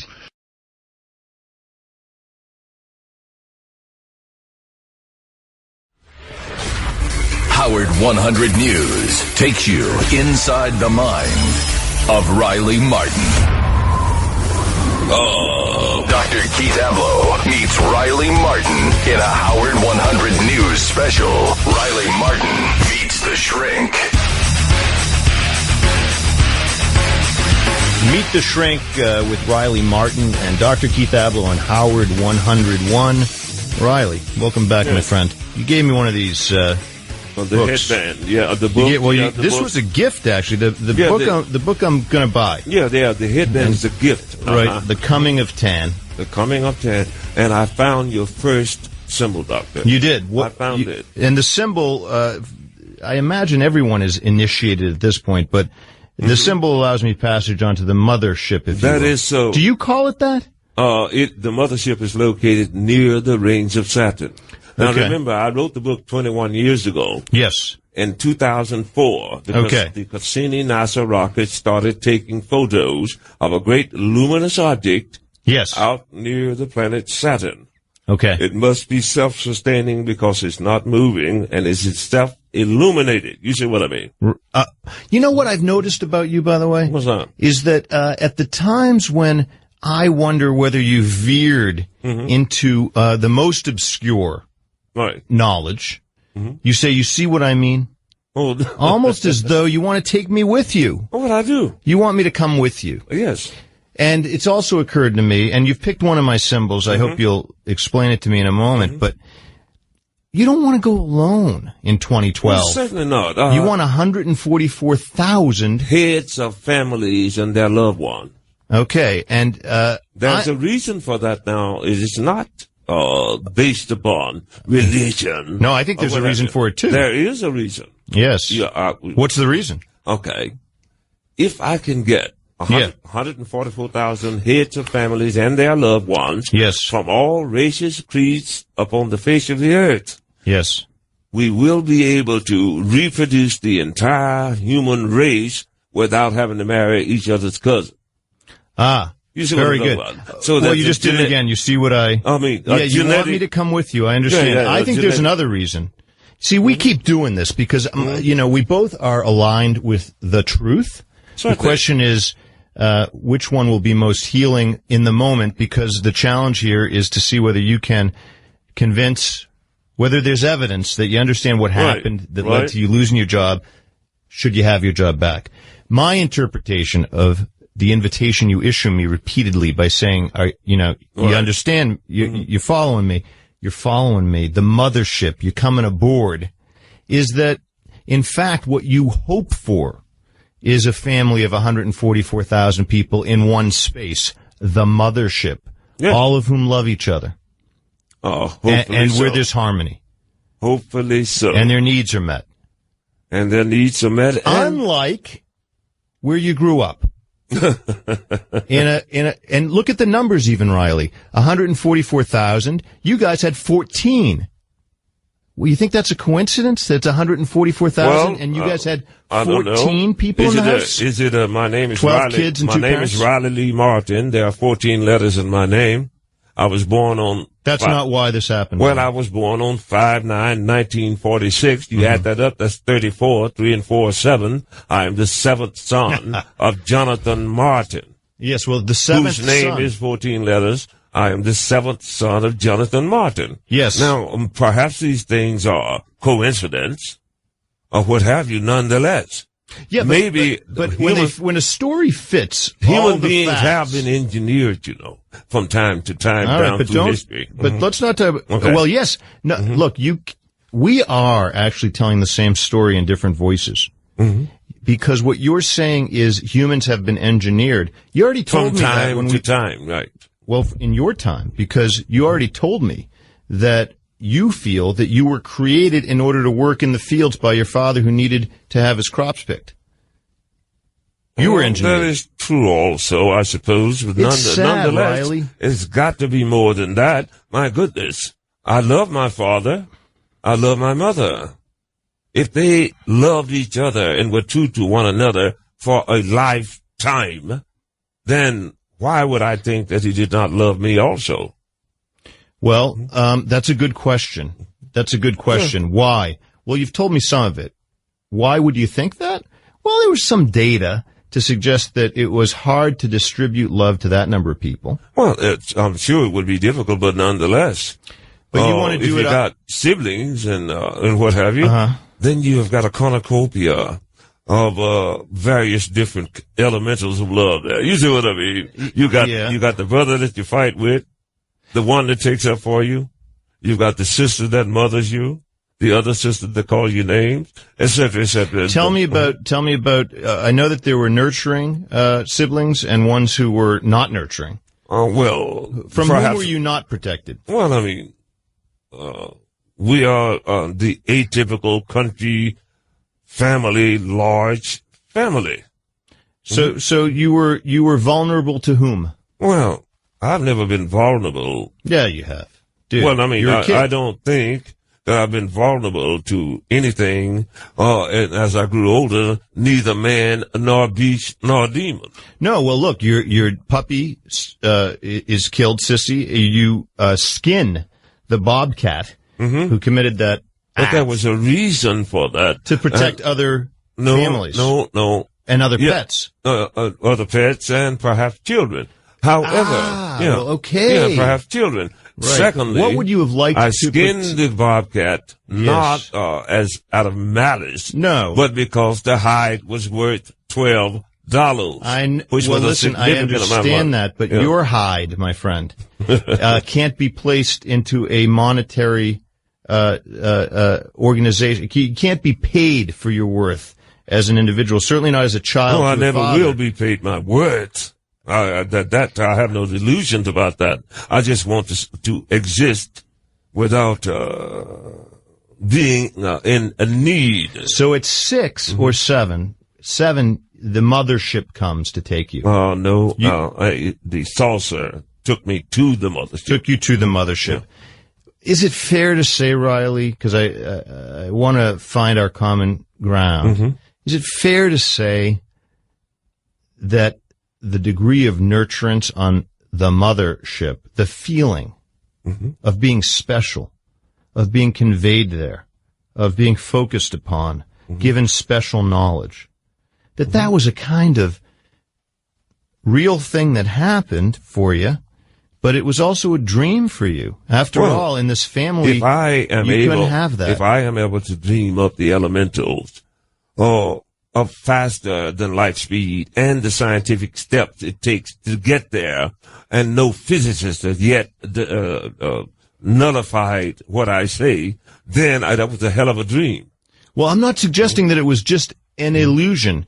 I'm getting to the why you. You might say, well, why me? Why was I conveyed there? Don't you think I've asked myself that on numerous occasions? And I think I may have a kind of answer. You think so? Go ahead, Doc. Well, in the sense that you were in need. You were in need. You were asking for a kind of understanding and nurturance that couldn't be provided in a family of 14. And your heart told you, you know what, it ought to be possible in some dimension, on some planet, somewhere in the stratosphere, for this to get what I need, and even for 10,000 times that, 144,000 people. Yeah, they speaking of 144,000, Doc. Yeah. Can I give you your first symbol? Yes, this is my symbol. This is your symbol. This is, as you see the serpent? Yes. This is the sign of the healer, so to speak. Thank you. The sign of the healer. Of course, there are many other meanings to it, many of which I will write here and send to you, good doctor. I appreciate that, Riley. This is your first one. I appreciate that. Listen, I want to reflect back to you. Okay. What you make me feel. Okay. Right? Because you're thinking of me. Of course. Right. Well, of course, but it's a warm kind of exchange that you invite people to have. After all, these tickets, they're not $1,500, they're not $15,000. No. They're $35. It is so that if a person works at McDonald's, or if he denies himself 2 or 3 six-packs, he can get a symbol. Yes, I do not think that's being unreasonable, because each and every one is totally, absolutely done from scratch. For them. Yeah, for them. And no two are the same. And so getting back to your life story and the events here at Sirius, you would have really liked, no doubt, to have been able to be seen as much as an individual as you're able to see other people. These symbols are unique. I would love to be loved as much as I care for them. Yes, right. And the love, there wasn't, is it okay to say it? there wasn't enough love to go around in that house you grew up in? Not enough. You'd wish there had been more. Well, I'm sure that there could have been more. You wish. On certain occasions and what have you. That would be the wish, I suppose, of any kid in a large family. What occasion comes to mind most when you think, you know what, I'm not indicting my family. These people were good and decent people, but the time I wish there'd been more love to go around, I guess I'd say it was that time. I can call to mind an incident wherein I had a BB gun. Mm-hmm. And my brother, Georgie Pye, I was playing with the BB gun, and I was up in a tree just playing with it, shooting down at stuff. And Georgie Pye ran past all of a sudden, and I shot him, and the BB pierced the skin on his head. And my father was so angry, though I did not do it on purpose. Right. He took my BB gun and smashed it against a tree like that. Now, that hurt. However, some 40 years later, he asked me if I would forgive him for doing that. He never forgot it. Oh, I never forgot it, but I did forgive him. Right. And I told him, Dad, look, Dad, I forgave you a long time ago. How old were you then, do you think? I think I was about, 6, maybe. Yeah, 6 is a big year for you, man, and then 7. Yeah, well, my 7, goodness. the aliens intuit it. Like, this kid is suffering. I saw those lights 3 nights in a row above that river. On the 3rd night, I heard a voice say, come out. You lost your dog. Your dad was sometimes angry to the point of destroying your property. Yeah, he destroyed my BB gun. And he was wrong by doing it because I did not mean to shoot. You must have been terrified. Well, I didn't mean to shoot Georgia Pye.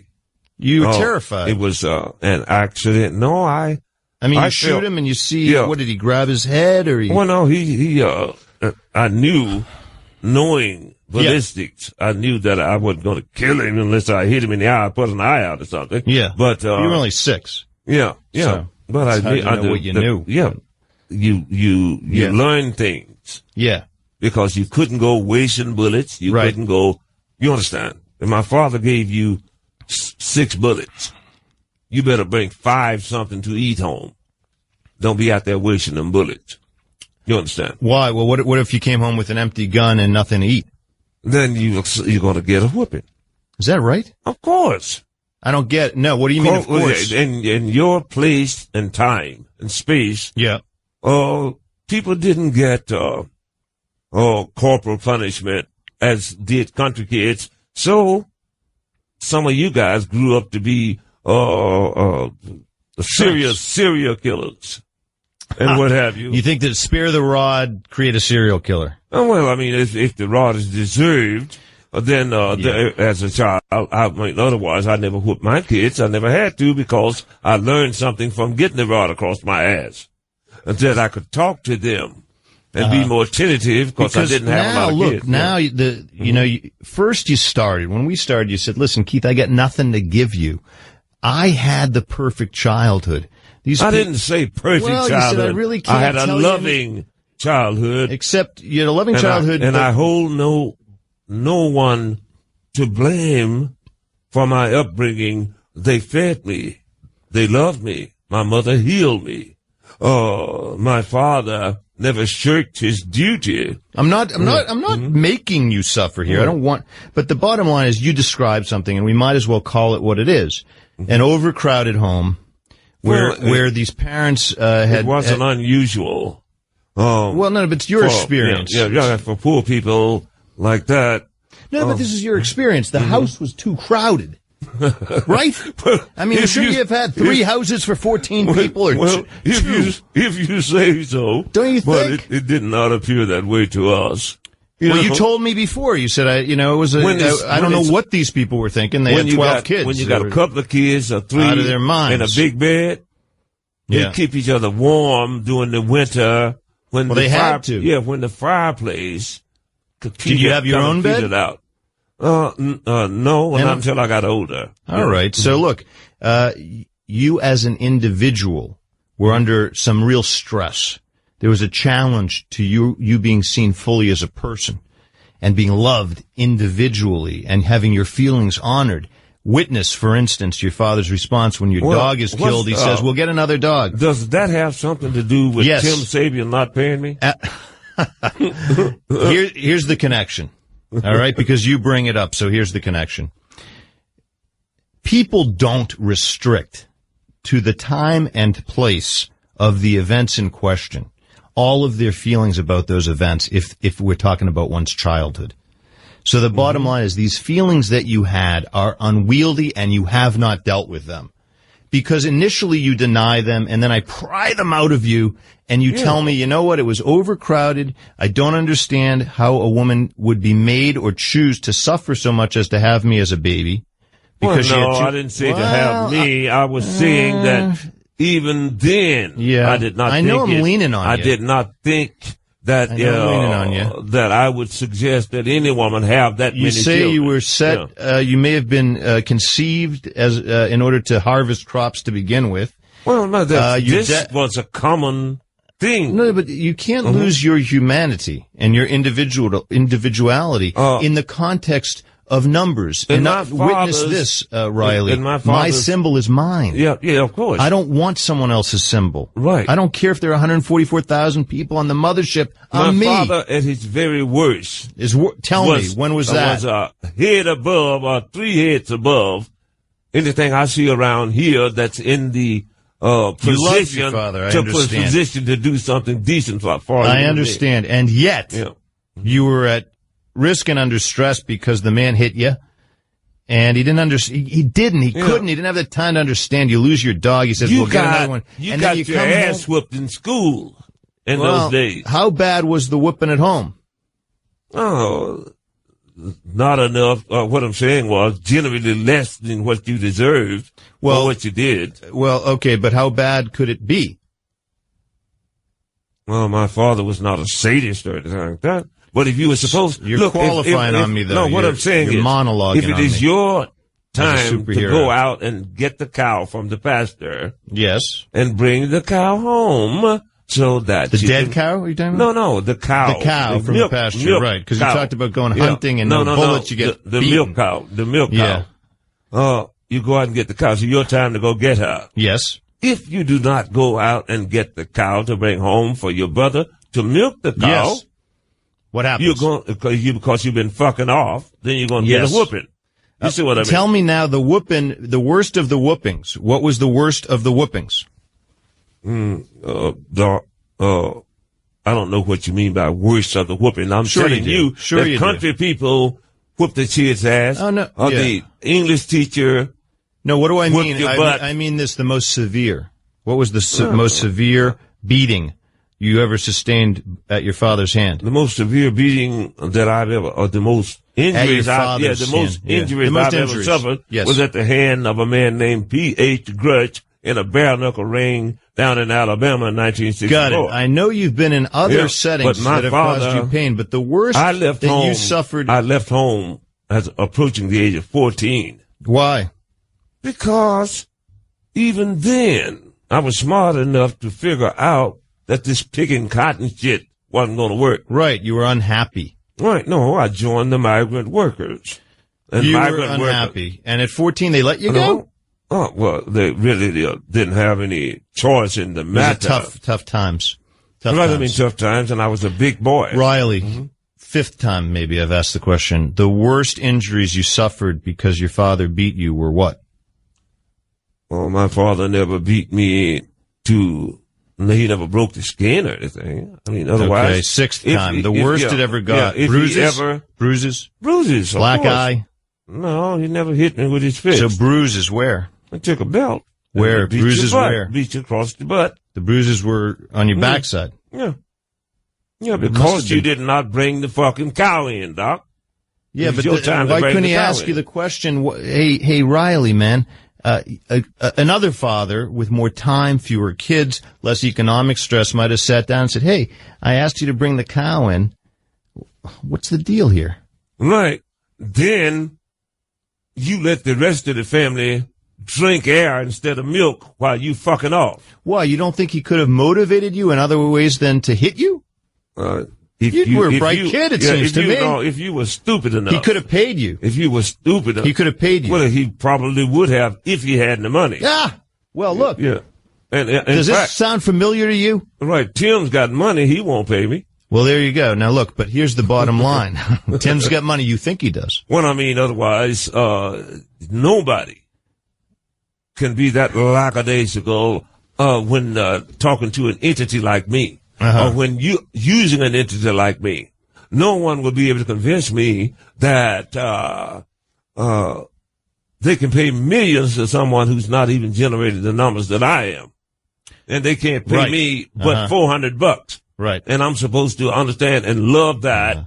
And then they send me a psychiatrist to convince me that I am so far deluded. No, that you're human. Actually want to eat fucking food. No, that you're human, so that when let's go over reality again. What happened? What happened was that you broke the rules in order to procure things you thought you should have. Second or third time, I apologize for that. Well, now, no, but he told you not to do it, and then you did it again. Right. Well, okay. So what were you looking for? I apologize What were you looking for? Yes, you did. You were looking for compassion. No, I was. Well, no, yes. You talking about I said from Tim. You said I said I was sorry. This guy tells me I lost my job. I'm out of the house. You wanted compassion from this father, Tim. I won't. Compassionate enough to tell Tim stick the job up his fucking ass if he don't want to do the right thing. And you think that by using an obscenity, I'll back off from our human interaction? What I'm saying is that what we are doing here is going around on triviality. No, we're not on triviality. We're at the heart of the matter. If you will concede the fact. The heart of the matter. If you will concede the fact. Yes. Riley, from what I can gather. Yeah. You are probably worth more than $400. A week. I don't know the business. Well, okay. I think you're probably worth more than that, but I don't know. I mean, 400. I think you could probably make money a lot of different ways. If you can sit here and talk to me and don't think that I'm interesting, I think you're fascinating on the air. Fascinating to be worth more than $400 a week. Fascinating. But that's not my call. It's probably not your call because you want the job. He tells you what the job pays. And then the question is, do I break the law in order to get what I deserve? I labored under the misconception that anyone who works for you 3.5 years. But we need the why. Might get another buck or two. We need the why of why did you break the rules in order to take what you thought was love or what you needed. And the answer is, one potential answer is because, look, you guys don't understand, you might have said to Tim, that I never got what I needed, that I was deprived from the beginning, and that really what I got I had to take. That's the bottom line. People have not listened to me. They haven't loved me in the ways I wished for. Last year, and the only people who I thought could were aliens. What Tim didn't know and what you didn't understand. I love you, but I can't eat your love. What Tim didn't know and you don't understand is that in a deprived environment, and you were raised with pain and deprivation. Well, I wouldn't call it all that, Doc. I've talked to so many people in 15 years. It sounds painful. Having a large family. 12 kids. It means that you can produce more vegetables. You can hunt more game. I'm serious. And so I probably ate better than a person with one child, because how much cotton can they gather? Yeah, but again, you're equating human life with the ability to harvest crops, and therefore you eat better because there are more humans around. You're a person, Riley. Well, of course. And the reason that you take great offense when Tim, as an employer, he's just an employer.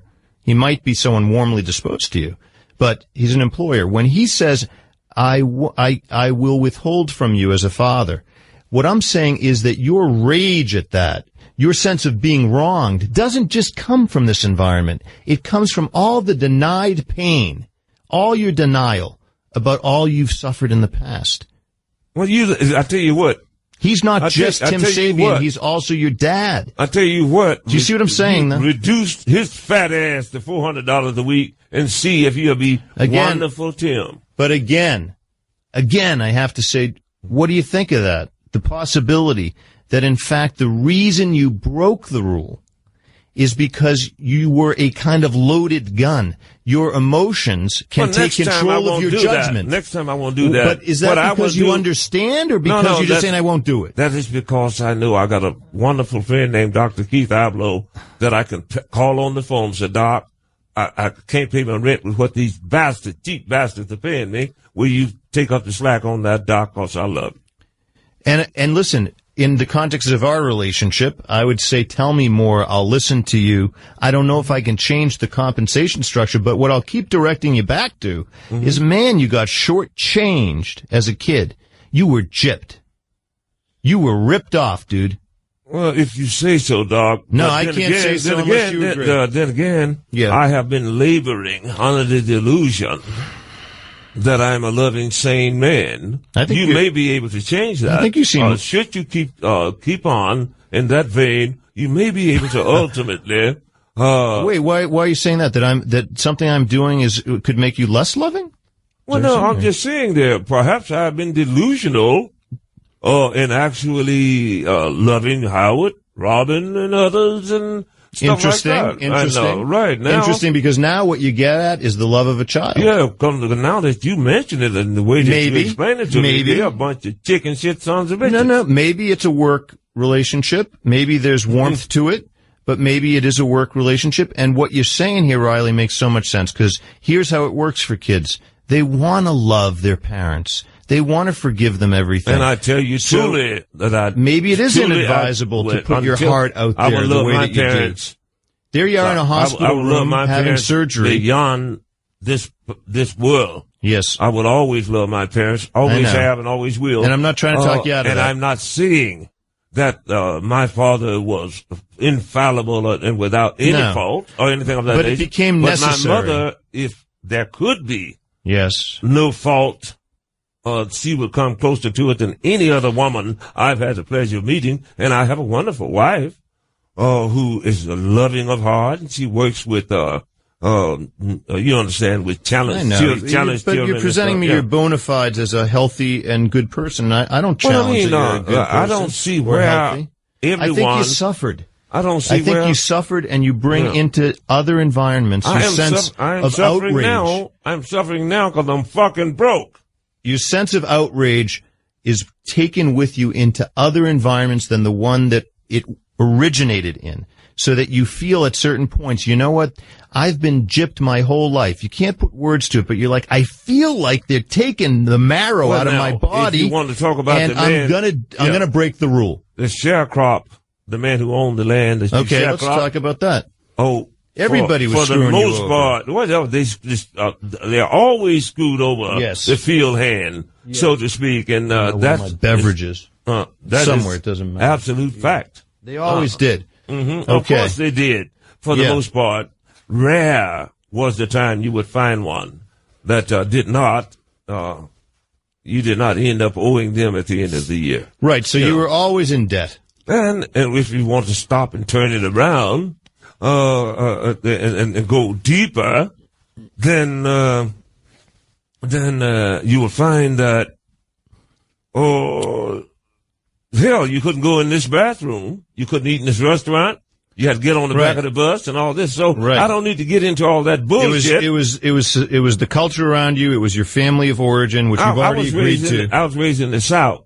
I understand. And the pain was bad enough. I saw one of y'all with a real white The pain sheet, was bad enough. You had eye holes cut in it. So what the hell are you talking about? And the pain was bad enough from all that, and I hear all of it, for you to have to be drunk or high for a lot of the time that you were on the planet. Oh, no, Doc. Or growing weed.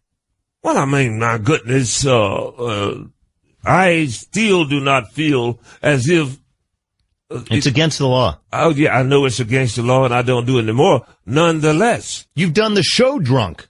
Yes or no? No, I've done the show under medicine because I just got out the hospital that these sons of bitches didn't call me when I was in. I got out on Tuesday morning, did the show that Tuesday night. You never drank during a show? No, whatever. Otherwise. It's me you're talking to. No.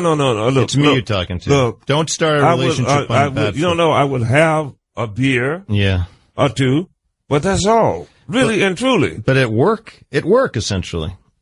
No, yeah, well, I mean, otherwise, yeah. Because otherwise you might feel your pain too acutely. You are running your mouth and all this. It is not like I have any outstanding dependencies upon any substance or thing. But you've broken the rules to the extent that one or more times you've been imprisoned. Yeah, of course. How many? Well, actually a couple of times. How many times? I've been in prison 2 times. For a total of how long? Altogether, about 4 years altogether. Okay, 4 years, and you're not unique in this regard. People pay their debts to society. They come out. I understand that. But what I have to impress upon you is that you have a history of breaking the rules because you feel so enraged at the system. Bare-knuckle fighting was against the law. Yes, you shouldn't have done it. It was against the law. Yeah, that was against the law. You broke the rules. Well, geez, I couldn't find a nice way of bare-knuckle fighting and making some money by asking the law to let me bare-knuckle fight. And you couldn't get the love you needed or the nurturance you needed by simply approaching your father and mother, because after all, the system of the family couldn't sustain it. So you learned early on, if I'm going to get what I need, I can't possibly go with what people call the rules and the law here. I personally believe that marijuana is far, far a lesser danger than pharmaceuticals or whiskey or alcohol. Yes, but that's you thinking, right? See, what we don't want is to go back to serious and say, you know what I think we have here? We got a guy who's got some sort of sociopathic trait. He thinks of himself as separate from the body of law we've created. I don't so far, but I'm going to but I want you to be honest. I would tell you. Yeah, right. If you believe that what I'm saying is out of the boundaries of rationality, then I should not be here. No, I'm not saying that. What I'm saying is, as smart as I picture it. Can you agree with me on this? It's possible that because there wasn't a system that would hear you out as a child, that could give you what you really needed, that when you're presented with another instance in the present where you're not getting what you feel you need, you say, screw the system, I'll just take it. Of course, I felt some anguish, simply because for the most part, 90% of the rednecks around me had white cheeks on, and eye holes cut in them. I did not think that was right then, and would not think it was right now. But you're not calling Tim a Ku Klux Klan member. No, I'm not saying that, but all I'm saying is that as a race, we got fucked. Coming up through there and all of this, but I'm not holding that against anybody. No, but let's not. I'm merely asking for a fair shake. Again, I feel you fleeing to race and other issues. No, what I'm saying I think you got screwed as a kid, just a baby, just a little boy. You got screwed, man. Psychoanalyze. They brought you into a family with 12 kids. They made you work the fields. Your dad, when you lost your dog, said, "So what? We'll get another one." You're terrified in a tree. You've shot your brother with a BB. He takes your rifle. He breaks it against the tree. He doesn't say, "Hey, are you okay? Are you okay? You didn't mean that. I know you didn't mean it. You're a good kid." Right? So you take all those feelings and you bring them in here, and Tim needs to know, why when I told him the rules, did he say, screw the rules? And the answer might be because you have to understand, Tim, he didn't realize at the time. Yeah, what about that nice girl, Susan Smith? Susan Smith. Yeah, down in South Carolina. The one who killed her kids? Yeah, who killed her kids. She came from a very loving family, I suppose. No, she didn't. And all that. How could she come from a loving family? Well, maybe not. Nonetheless. I don't even know her family, but I'll tell you, it was a mess. It had to be. What about the boys out in California right now who shotgunned their mom and dad? Them too. Oh, what about the rest of them that's around dropping women in the lake? All of them. But this is all about you, dude. If my worst crime is that I grew a little weed and did a little bare-knuckle fighting, all of a sudden I'm some kind of a freak. I'm not saying you're a freak. No, I'm saying I'm an irrational human being. No, you're irrational in this way. You're irrational in this way. I'm a basket You are case. transferring into new environments your experiences from old environments. You haven't yet grieved what happened back then. So when someone says, no, I'm going to disappoint you, I'm not going to love you, Instead of saying, that's very disappointing, but I'll deal with it, you say, I'll break the rules and I'll take what I need. If your mom or dad giving you the last whooping for breaking, I don't think you should have been beaten at all. Well, I know you don't think that. But I don't think so. And I think that's why you wanted to get on that spaceship and get the hell out of there. Country people. I don't blame you. This is how I'd want a symbol myself. This is how poor white. Riley, all right, we're going to take a quick break. There's a lot more to come. Meet the Shrink on Howard 101. This is Meet the Shrink with Riley Martin and Dr. Keith Abloh on Howard 101. Riley, the man tells you what he can do in the context of a business relationship. You ask him. My ass. You ask him the question. No. That we a have person to make sure generating that you the kind of numbers I generate ain't worth for $400. Bullshit. I'm not telling you. I'm suggesting that there's someone with rights and privileges and a job who says, here's what I'll pay you. Here's the dumb old Here's what I'll pay you. You can walk, I'm of course. Dumb old jigaboo. He'd say you're free to leave. No matter what he does he'd say for this company. He'd say you're free to leave. But after all... I would rather he say that than to tell me... He has said that. Than to tell me that he ain't got no fucking money and giving truckloads of it away to motherfuckers who ain't even producing no numbers. He said you're free to leave. Of course he said that. You're a free man. You can leave. But here's the trouble for you. At 6 and 7, you couldn't leave. You feel as though you have no flexibility because the love you need, the nurturance you need, is being withheld from you by a withholding father. He's not. He's just a guy who runs a network. That's it. I'm sorry. I wish it were more. I wish he's the kind of person who was so closely affiliated with you that he would call you when you have hip and knee surgery. If he runs a business. He tells you he's got 90 kids. He doesn't have time for you. If he runs a business, common sense to tell him that if this individual, no matter who he is actually producing for me and making me money, then I would throw him a bone every once in a while. Here's the question. Where he's got these other fat bitches and stuff he's paying millions of dollars to that ain't producing a damn thing. Did your sisters get more in the way of nurturance than you did? I wouldn't say so. Because the anger, right, No. The anger at women there's no way you could, being cared for in a different way by your father. If you can explain to Tim, me, if you can make me understand. I'm going to make you understand. Where I should be happy. I'm not saying you should be happy. Being fucked. I already told you, I think you should have been sad and mad at being screwed over as a children. And I should appreciate it, Doc, if you would use your considerable influence to fuck Tim. Well, no, but wait, not Tim. I'm talking about, I don't care. I only have as much influence as you give me the truth. I don't think you can get better. Question is, I don't think you can get no better radio than this. The question is, do you understand that the reason that you broke the rule is because the interaction with Tim too closely resembled what happened for you at home when you were 6 and 7 and things were withheld from you, and you had no alternative to leave. You were 6 or 7. You had to deal with the whoopings. You had to deal with the picking cotton. If you are saying in my subliminal mind, that's why you broke the rule. In my subliminal mind that this is the reason and all that, being as how you some kind of high mucky muck a doctor and stuff. Oh, you were going to say white guy or something. No. Yeah, I saw it on your lips. What do you think? Is it possible? Well, if it is possible, I have never... That you've been seen as your father. I saw it as either paying rent or getting thrown out. That's all I saw it as. No, but now that you mention it... Yeah. Perhaps something was there that was subliminal. I want you to sit with about my dog and when he says no, some nice white people with hoods on. I'm serious. Again, it has nothing to do with the white people with hoods on, other than that you were preyed upon. Okay, but I want you to sit with when he says no to you. When Tim Sabian, you go to him, you say, how about $5.50? He didn't say, how about he did not say no. $6.25? He says, I'll get to it, or I'll give you another hour, probably I can find something for you. But he doesn't.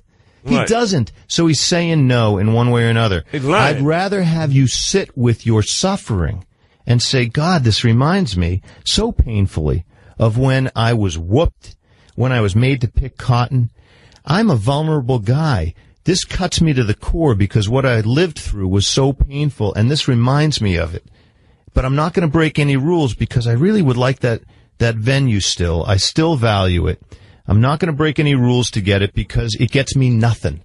It gets me nothing. And I think you're talking Martha Stewart money that you want anyhow. Is that it? I don't want Martha Stewart's money. No, I want to get 1/1000th of what the bitch gets. But that kind of money. No, I mean, I want to get enough money as to where I do not have to worry about the necessitations of life if I am making you money. I mean, I don't know if Tim can get back in here, but it would be instructive to see if you can relate to him what I've suggested to you, if you can sort of feel it in the moment. His prerogative might not be available. Yeah, his prerogative obviously is work the jigaboos for nothing. Period. If you can get away with it. No, because what you understand is, see, now you're a man, an adult male. You can literally walk out the door at any time. You don't like the circumstances. You say, what? You know what? I'm not going to perform for you. But here's another reality. If you had other jobs in the last decade, a greater charge than Tim. This is a medium for me to talk to the people of the world. Realistically, and I don't want to hurt your feelings at all, because I really feel like we're aligned, right? Yeah. But are there other radio stations lining up to pay more? Because, look at the world in terms of reality and competition. Are there? I did not. They gave you a platform. I did not starve nor die for 60 years before I met these cheap bastards. Do you understand? So therefore, I would assume that I'll probably continue to live. Nonetheless, this would deprive the listeners who are at heart very good people. No, but see, you have to understand, I'm also a Fox News contributor, so I look at the economy as having a kind of truth to it. So my question is, are there other venues saying, don't work for them for $400 an hour, we'll pay you $1,000 an hour? What are you doing there? I haven't sought another venue. Well, why not? Well, because I would like to work for this company. You want to be a member of the family. This is not a family, dude. It is top of the line as far as reaching the people is concerned. No, I mean, nonetheless, sure. They have lots and lots of listeners. Sir, I don't give a fuck who they are. If I'm producing for them, I think they should throw me a bone.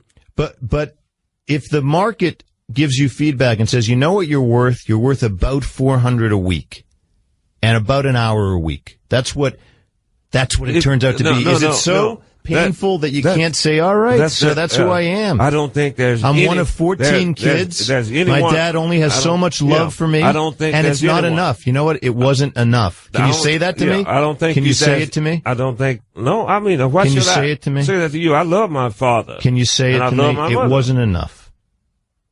Nothing is ever enough, I don't think. No. See, you always generalize when it comes time for me to take your hand as a human being. No. Well, I mean, no. Can you just look at me and say, they didn't give me enough, Keith? They ain't paying me enough. No, they. For what I'm doing. The family. They didn't give me enough, Keith. They gave me probably more than I deserved. Or they gave me they gave me what they could. They gave, right, and that wasn't enough. Well, I don't know. I'll concede that. I'm sorry it happened. I mean, you deserved better, right? I would like to have had better. I would like to have lived up at the fucking big house. Sure. Yeah, but that wasn't going to happen. And, but I didn't starve. I did not go. I know. You're a good person because you immediately give me the reasons you shouldn't be in pain. Yeah, well, I mean, but it was tough, dude. It sounds tough. Yeah. It's always tough. And you haven't even grieved it. Yes, 50 years ago with country folks, it was tough. It's so painful, and still is tough. For many. You had to have a friend from outside this universe as your best friend. I didn't have to have them. It came to be the case. Yeah, it came to be the case. I did not send for them. Your best friend. Yeah. No, you didn't send for them, but they came. They came. And your best friend was from a different planet. Yeah. And remains so. Yeah, of course, and they have been coming here since pre-biblical times. I know. So would you say you're most closely connected to 10? I consider that he is my friend. He is never, I've never caught him in any kind of a deception or lie. all these things that he has told me. Listen to me. 1 year before 9/11, yes. I wrote Howard Stern. Yes. I wrote Howard Stern a letter and told him, I see fire in the sky above Manhattan, and I placed it at August 18, 2001. They did not do it until September 11, but they caught Moussaoui on August 18, and the rest of them just probably smoothed back to see if he was going to talk or something. And asked him, if I'm lying. You understand? I'm not suggesting that you're lying about anything. You're telling an elemental kind of truth. I told them where the mothership was 21 years ago. Yes. They discovered the luminous object out there, yes. Saturn, in 2004. I understand. But do you understand that this family here at Sirius, if it is any kind of family, they have rules? I understand. And no matter how much pain you're in, no matter how much or how chicken shit they are, and how chicken shit they are, right? That when they tell you how much you can eat, that's it. You can't steal more food. No, all I asked for was a little more porridge. But even if they say no, what are your alternatives? More porridge, humbug. But the way you say that, you get very elevated, and your face gets, there's the anger. It's not anger at your employer. It's anger at a family that just couldn't give you what you needed. And so you had to break some rules. Well, they could give me what I needed, but they would not give me what I needed. That's a different story. You're saying here? No, here. And there. And there. And in your family, they wouldn't give you what you needed. Well, no. My family couldn't give me everything I needed. Could not. All the time. But here they could if they wish. Right, and I think you confuse the two. That's why you sit in your hospital room and you think, why is Tim not calling me? Because you know what? He already told you why. I got a lot of work to do. I might as well own a big farm with 90 employees. Now that I know that, you can't steal from us. Now, no matter how much you don't think I love you, it's no license to take what you think you need. If someone wants to advertise with this company, it will cost many thousands of dollars. You understand? For me to mention his website number probably cost a few $100. That was because I needed it to pay the rent. And other than that, that is my infraction. Had they given me the extra hour when Howard went on another perpetual They're telling you, vacation. See, you have to go back to reality. Reality is they tell you what they'll do. That's it. And then you as an adult have a choice to make. If he said, no, you will not get an extra hour ever. Then I would have understood that whether I liked it or not, I would have understood that. You felt manipulated. Oh, well, I felt lied to. You felt lied to. Yeah. Lied to, and then dismissed as so much flotsam. Despite the fact. Some kind of a dunce, or whatever. And I resent that. Yes, I resent that. Nonetheless, I have apologized, and I'd like to wind this up now. I'd like to. That's fine. I would like to apologize. You want to apologize. I've already done that. Apologize is one thing, but I do you promise this? Because this would be the bare minimum. If you feel as though you might reach past the law in order to feed yourself, that you would, very much like someone who is thinking of taking a drink, that you'd call your sponsor, whether it be me, or you'd call someone here and say, I'm at wit's end. I feel like it could happen again. No, that's not. That's. What are the chances of you taking another ad and pocketing the money? There is no chance. Why? Because I just won't do that anymore. Why? I won't do that anymore. You said that. Why? It's wrong. Why? Because I'm not authorized to do it. It's wrong. That's the rule. I get that. Yeah. It's the rule, okay. And at those moments where nonetheless, it's not going to make me feel anymore or loving towards the ones. I'm not suggesting it should. That the ones who would put me in such a position. I'm not suggesting it should. What I am going to ask is whether. At those times where you feel that impulse, like these, that anger. No, impulse my ass, the man. anger at them. Yeah. Will you at least do this favor for me? Mm-hmm. Reflect back on the times when you were disappointed at the limits in terms of love and nurturance that could be given you in your family of origin. Yeah, because that's where the anger's coming from, man. That's where the willingness to break the rules comes from. You're a marvelous fellow.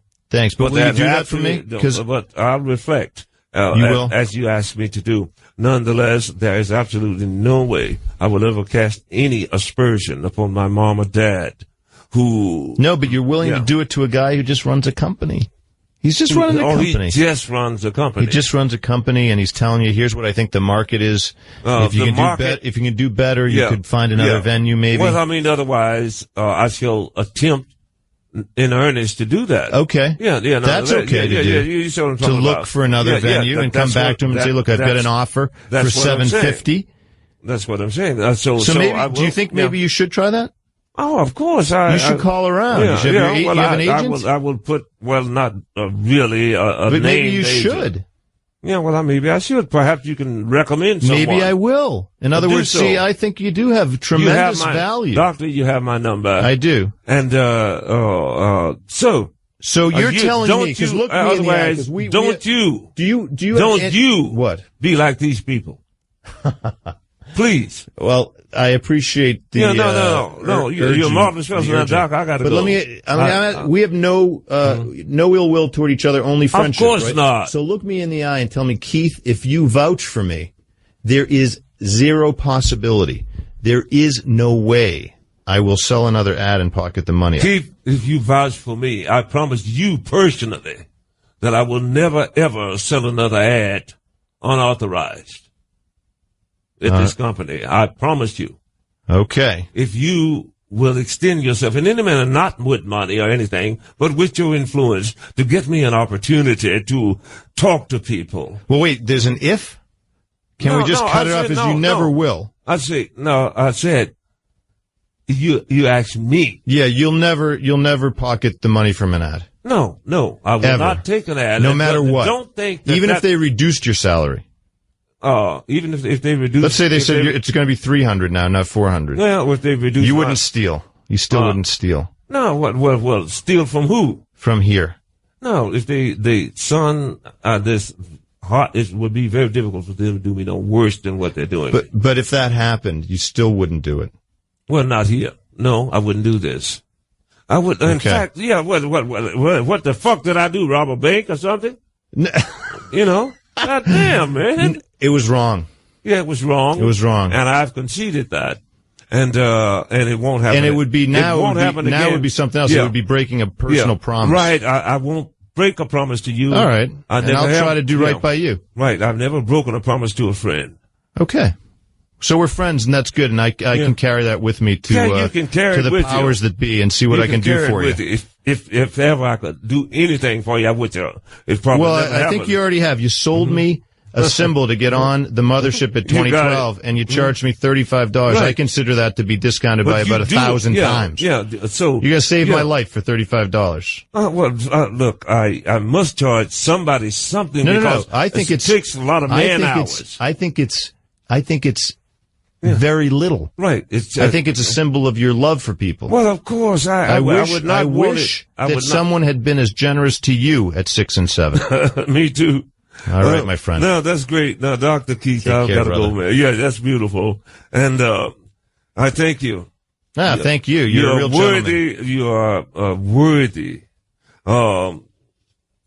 psychological adversary. Well, we're going to be on the same team, you'll see. Right. I compliment you. And you're a tough cookie. And I like that. Because I'm a fighter, too. I know. I wouldn't want to step into the ring with you. You'd have made up a great bare-knuckle fighter. Really. I don't know about that. I don't know. Yeah, you would. Well, the streets of Marblehead where I was raised, I probably would have done all right. That's about it. Psychologically, you do.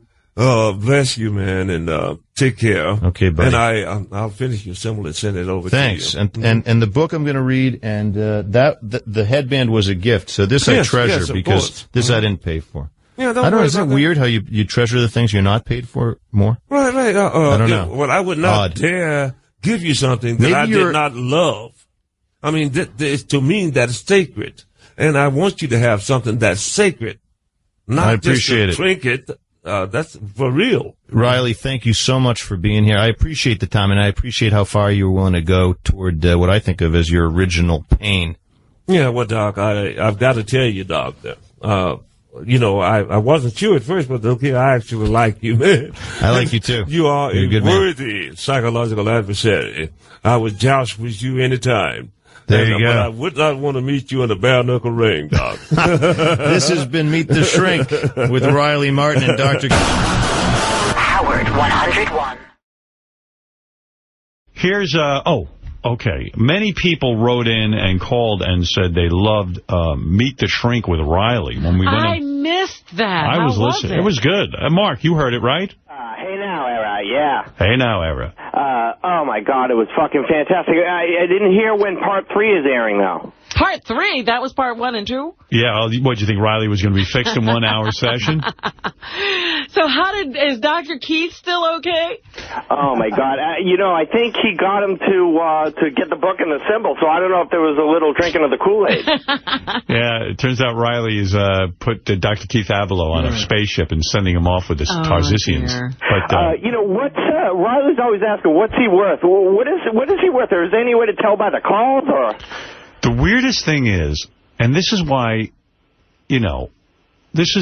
I put this show together, the Riley Martin, Dr. Keith Avilo, Meet the Shrink session.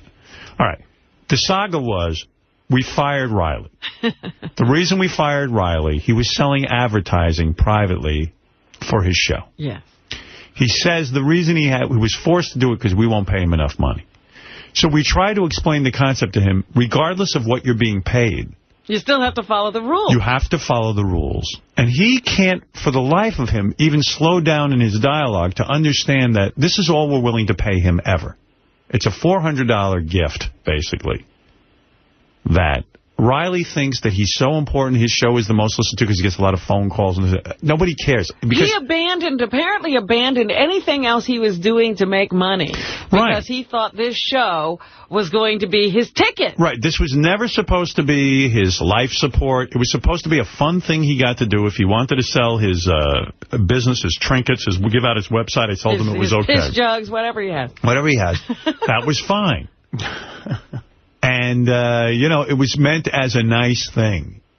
And it was always explained to him that way. Yeah. Riley, would you like to have a show that you could do once a week? Yeah. Well, he did come up with the cure for Gary's fungus. But he couldn't come up. But he can't somehow slow down enough to get the concept that we're never going to pay him any more money than the $400. That it was a side and he deal. Goes, if these motherfuckers would pay me what I'm worth, and I'm like, no, you're not worth anything. And I've said it to him in the nicest way. I go, if you left the channels tomorrow, the channels will exist. So it's don't think of this as a job where you're going to go up and pay. Do you think that if you said to him, you're like John the Stutterer. Right. Or the underdog lady. Right. That's who you are. No, well, it's like Sal thinks you're his dad. It's like he thinks everybody's his family. Yeah, well, yeah, and it's like a very strange thing that he can't get this concept. So I thought listen. If Dr. Avilo can't get through to him, then it's over. There's a concept you're not getting. Yeah, so I said, Dr. Avilo, if you could get through to him. Now, J.D., you've heard most of the shows. Yes. Do you think Dr. Avilo is getting through to him at all? No, not really. No. I think they're both sort of butting heads. Does Dr. Avilo have the concept? I don't know. But I think Riley thinks... He has like a conspiracy theory thinking that this people of Sirius are hiding his actual numbers. Yeah, well, let's put it this way, Riley. Numbers? Yeah. Riley is under the illusion or delusion that he's got this massive audience. And what I've explained to him is it doesn't matter. Whether you have one person or 10 billion people. Right. Well, the thing that cracks me up is he says there are subscribers that signed up simply for his show. All right. I don't believe that. I don't think there's any way to prove that. I don't think he knows that. Well, he could prove it. Disappear from these airwaves and take your subscribers with you. And, the concept is simple. If you don't like making the $400 for doing nothing, essentially, except yammering about aliens, if you don't like that, leave. It's no hard feelings. Well, if you have all this power, you certainly would be attractive to someone else. And if you're going to take the $400, there's some rules you're going to have to follow. You can't sell your own advertising. Can't be done. You know, if the company allowed that. What made him think that he wouldn't get fired? I don't know. So I'm trying to get some answers. But meanwhile, I don't know if they came up with any answer. Yeah. I still don't know. Have you talked to Dr. Keith? No. To see what he thinks of all this? No, I don't know. I know he says he needs more time with him. I don't doubt that. I could play you some of it. I would love that. So, dude, what was that? Why I said he by the way, professes to care about you? Oh. Yes. Well, my goodness. I have, on any number of occasions, said, Tim, you realize what I'm getting here. What is it, by the way? What are you getting paid? Like $400. 400 per show. That's a week. Yeah. And I live in New Jersey. Okay. But they tax your shoes in New Jersey. But explain to me anyhow, what was that when he said, listen, whatever you're being paid, you have the right to quit. If I could finish, Doctor.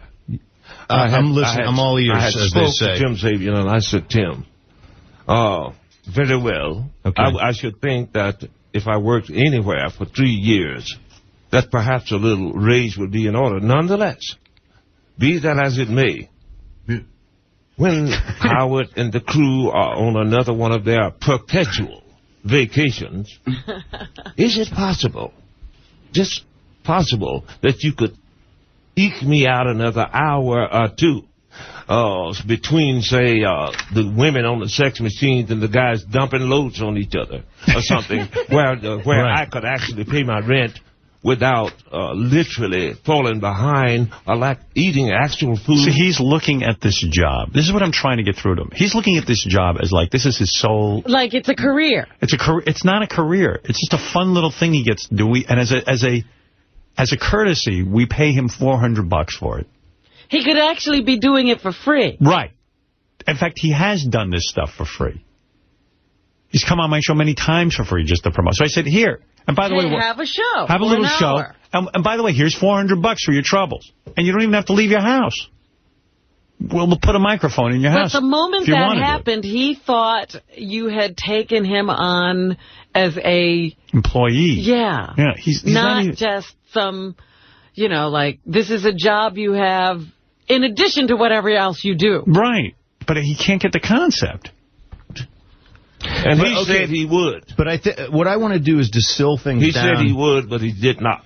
I want to first understand what happened and then the why. Right. Right, because unless we can get to the why, we're not going to be able to assure anybody that's not going to happen. We have to understand, but you do too. We're trying to say, Doctor, so there was a set of circumstances.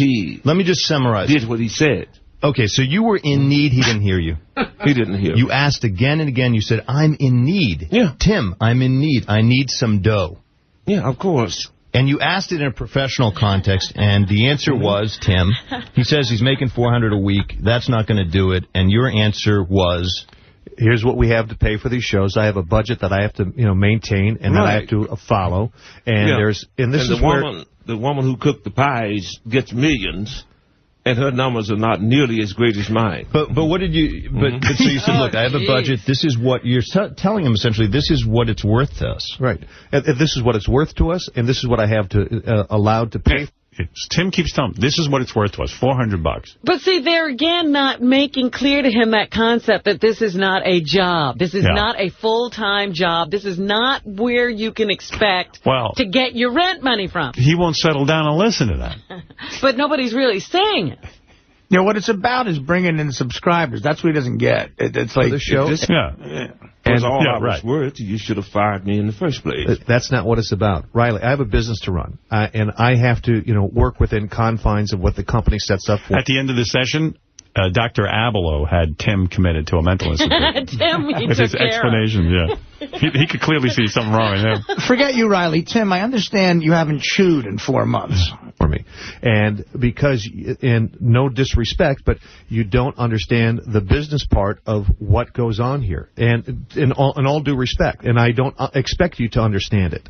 But there are certain things, the way things run from a programming standpoint, there are certain things are run by rules of the company set up from a business standpoint that I have to adhere to, and I have to manage. And I have to fit all of these parts into this plan. Then all of your programs is far more interesting than anything I have to say.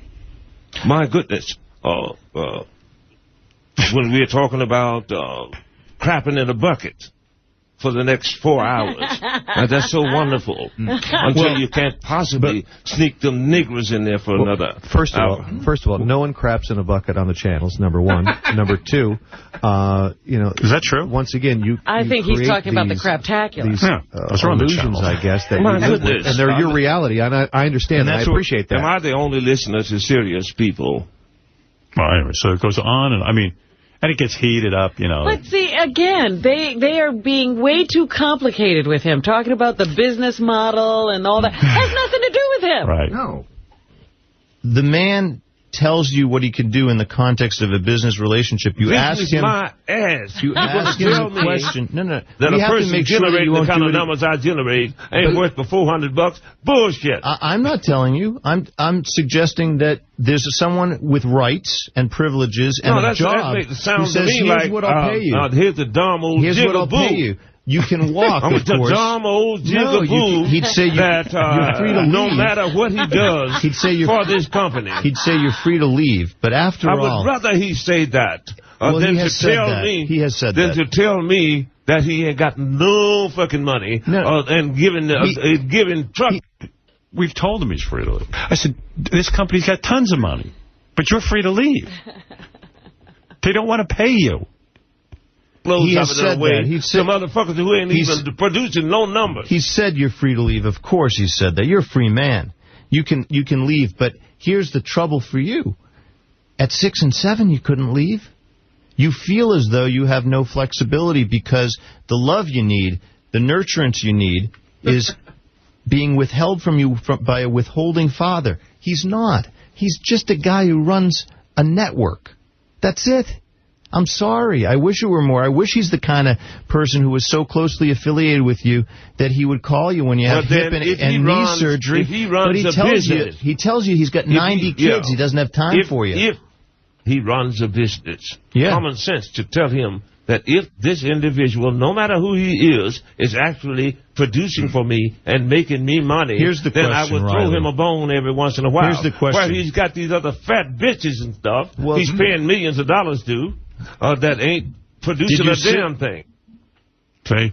See, it was actually really interesting. Dr. Abloh got into Riley's childhood. Right. What was that like? It seems that Riley, from what I could ascertain, was a sharecropper's son who kept pumping out kids in order to help him work the land. And there were 14 siblings. Wow. So that's why Dr. Abloh is saying, listen, Tim's not a father who's ignoring you. Right. Tim's a business guy, and he's telling you this is all he has, but you're looking at him like, come on, pay attention to me.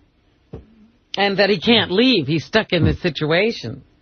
In posing the question again and again to your employer, won't you take a little better care of me? Don't you understand I'm in pain? It's as though you have my arm behind my back, and you won't let it go. And I'm suffering here. That sounds to me a little like what I hear from kids who suffered as kids. They suffered in homes in which they felt as though their arms were twisted behind their back. From loving the Christian, God-fearing people.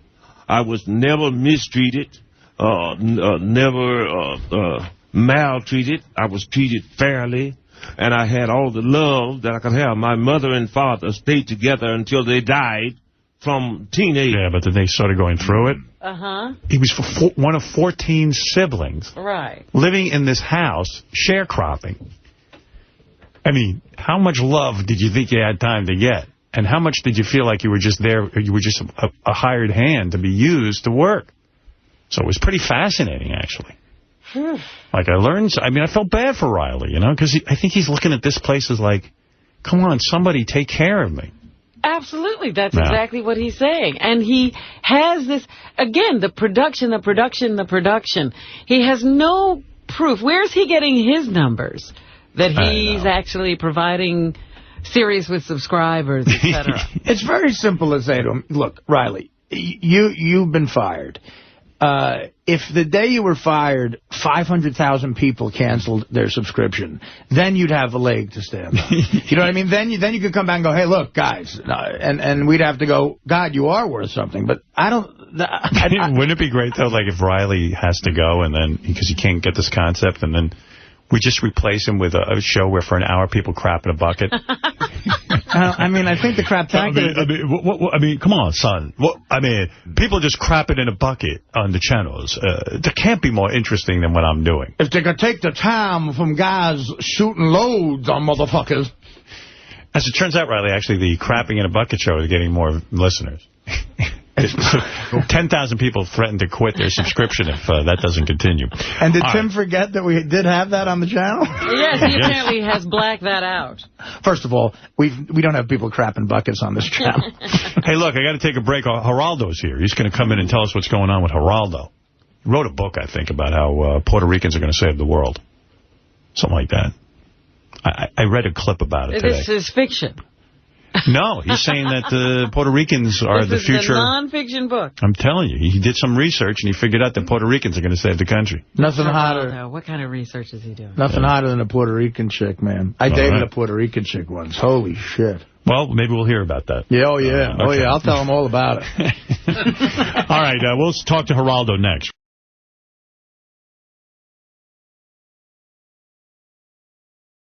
So much to talk about this morning. Robin, it's Thursday. It's a beautiful Thursday. Thursday. Yeah. Wait. Oh, gee. An echo. Echo. We got to go back to Echo. We got to get the news department on Echo. Oh, Riley's on the phone. Then we get to Riley. Lisa. Does he have another session coming up? Hey, Riley, where are we at? Did Dr. Keith Abloh get through to you at all? Yeah, I think we come to an equitable agreement there. And I would be interested to know what was his diagnosis. Now, I've called Fabian on any number of occasions and left messages. Strangely, he never returned the calls. That's weird. Hey, you know what? I'm going to do that for Riley. He's right. What is Dr. Ablow's recommendation? Or his diagnosis? Yeah. I would like to find that out. My goodness, because... I thought he needed another session. That's what I thought we were at. Let me find out. Maybe Tim knows. Hey, Tim, what has Dr. Abloh said, and where are we at with the Riley Martin session? So, I caught a glimpse of an email that the doctor sent, and I just saw the words "funny farm." Was that the only thing written on it? We can solve highlighted. The only thing I heard from Dr. Abloh, I saw the same email, and all it said at the bottom was... Wackadoo. I wanted to talk to you about that off the air today. Off the air? Yes. Oh, really? Yes. That's serious? Yes. It's that intense? Well, no, I want to discuss it with you off the air, what our plan is going to be. Does Dr. Abloh think Riley is completely gone? Dangerous? No, not dangerous, but... Completely gone. His reality is different than ours. Right. Good for him. Does Dr. Abloh think Riley really believes the bullshit with the aliens? No. He doesn't? No. So Riley, he thinks, is pulling a scam with this alien crap. He's doing something. Something's going on there. So does Dr. Abloh... I should get Dr. Abloh on. Yeah, let's get him on the phone. Maybe if any of you could either listen or read the information, then you'd have a better take on it. On what? On what I am saying. Oh, the alien bullshit. We listen to you. Is it possible that I could know all of this and not be with the Bush crowd or something? No. Well, you did put the curse on us, and I had two of the best days of my life. Well, I am so happy, Tim. Thank you. I'm glad that I've met a man of such purity of character. I mean, to me, the thing that I'm concerned about is not whether Riley is sane or not, but whether or not he can understand that he can't sell advertising time on the side. I deliberately, on 2 occasions during that broadcast, which you did not play, I said, Tim, I deeply apologize for that, and it will not happen again. And he said, apology accepted. Right, which shows what kind of backstabbing weasel he is. All he had to do was say, I don't accept your apology. Did Riley understand by the end of these sessions that it's not our obligation to pay him more? In other words, like we don't owe him a living. But here's the part that I struggle with, because I had conversations with you, Riley, correct? And you admitted to me and told me that it would never happen again, but yet you continue to do it. And so I have a trust issue. Does Dr. Avalo think that Riley can now be trusted after his treatment? I don't know. We're going to have to discuss that with him. Okay. That's You're the funniest person on earth. You know what you just said? You said, all right, so Riley's crazy. Right. But does he understand? Yes. I think he understands. In other words, there's all kinds of crazy. Like, people have called me crazy, but I can understand. You're not crazy like that. Well, he said Riley has a different reality. Riley isn't even speaking your language. Wow. Wow, Robin. You know, I guess Robin, I've been in denial. Well, why don't you get, meet the Robin? Hey, Riley, did you... meet the gilded negress. Riley, did you realize you were that out of it? Son, I told you about 9/11 a year before it happened. I guess I just guessed that, didn't I? Stupid bastard. When did he do that? After the fact. Where's the tape of that? Yeah, we don't have a tape of that again. No, I wrote you a letter. Do you have that? Authorities and get ready, or at least try to circumvent it. You did neither because you're too busy playing with yourself in the park, you punk. Do you think that I could have prevented 9/11 if I had listened to you? Of course. Let's say I did listen to you. Do you think anybody would have listened to me? They would have listened to me. You think people would have listened to me, and I could have prevented 9/11 if I had just listened to you? Well, if you had listened and the proper authorities, I think I told you that... So you think if I had called, let's say, you think if I had called... from your city, somewhere in the east... Do you think if I had called, like, the FBI or the CIA and said, listen... I'm Howard Stern. Somewhere in the east. I'm the radio. Then at least they could have consulted me, and I would have given them what consulted you. What would you have said to them?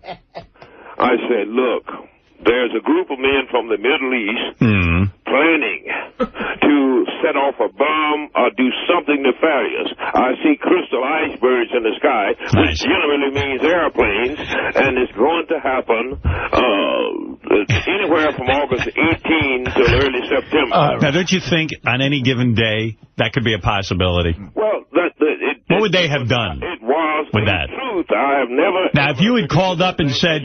I've never predicted anything for you before, Howard. If you had called up and said, listen, on September 11th, there's 5 gentlemen, here are their names, and this is what they're plotting. On September 1st.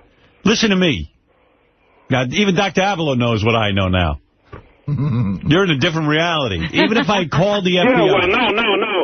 It's not your fault, but it very well could have been. Oh, come on. You're being nuts. Lackadaisical and stupid you people are. Hey, that day I was busy with titty jokes. Titties and Sibian rides. See, we need one more disgruntled employee like him. I understand that, Howard. Yeah, I mean, I was doing something important. We were farting on the air. Yeah. Instead of... We're having a shit-a-thon that day. Looking at these things, what you're doing is saying it's trivial as long as you're not dying. Right. You know what, though? What's funny about you? I mean, they knew that... You didn't believe that the wonderful Adolf Hitler meant what he said either, did you? Riley, you tell things all day that make no fucking sense, and you think that someone's going to pay attention to you? Have you ever heard of the story of the boy who cried wolf? Yeah. You have to... I've never heard of that story. All you have to do is read the book, and you'll see things that have yet to come. You should have been at the airport. But all that I have said over the last 21 years... Why weren't you at the airport that day? Why weren't you at the airport that day to stop them? Why are you waiting for me? Well, because I didn't have enough money for a bus. Oh, bullshit. What you motherfuckers are... Bullshit. You were working for us then? If he wants to make some big money, have him bring 10 in. And here you go again with what us motherfuckers are paying you. You realize we give you $1,600 a month? That's 10 times more money. Give me shit.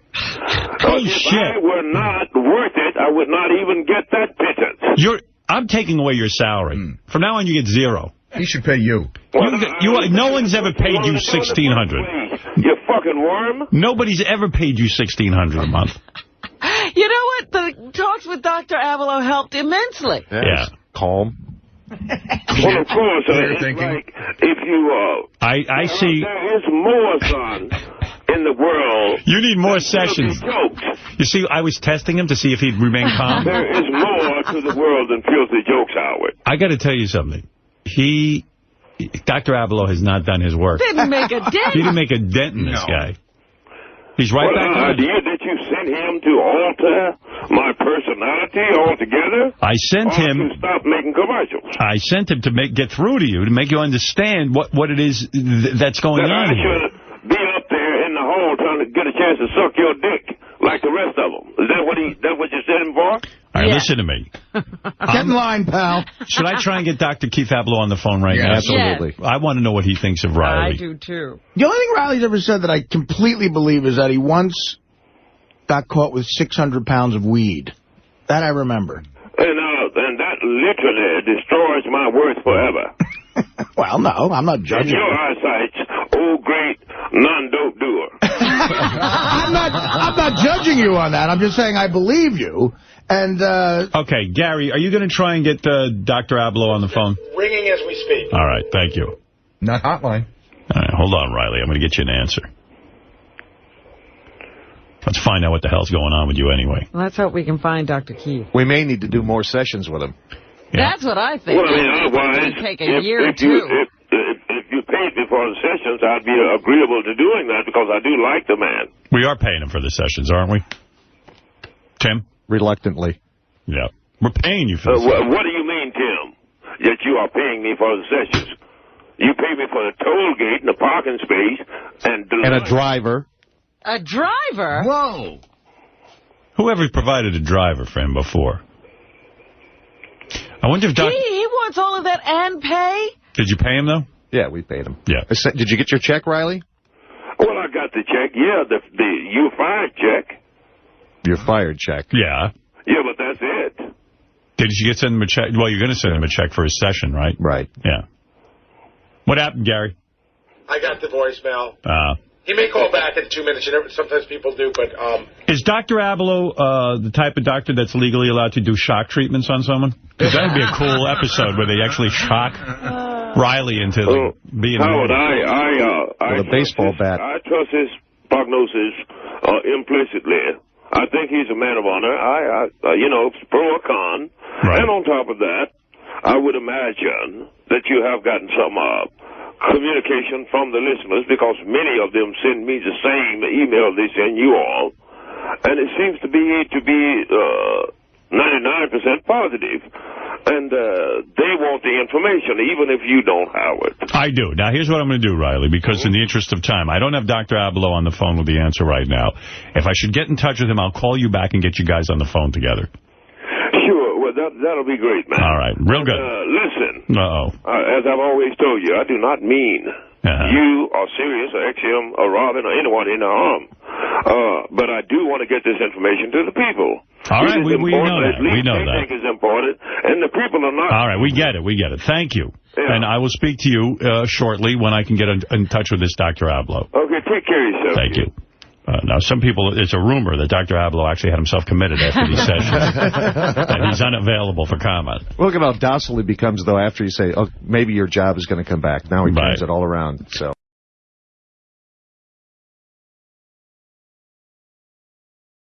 Riley.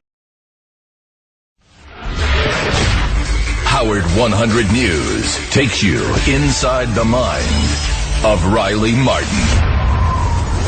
Oh, Dr. Keith Abloh meets Riley Martin in a Howard 100 News special. Riley Martin meets the Shrink.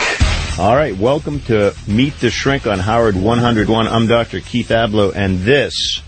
I'm Riley Martin. Yes. Yeah, I'm glad. I'm glad you're here. Third session is a special thing. Well, certainly, Doctor.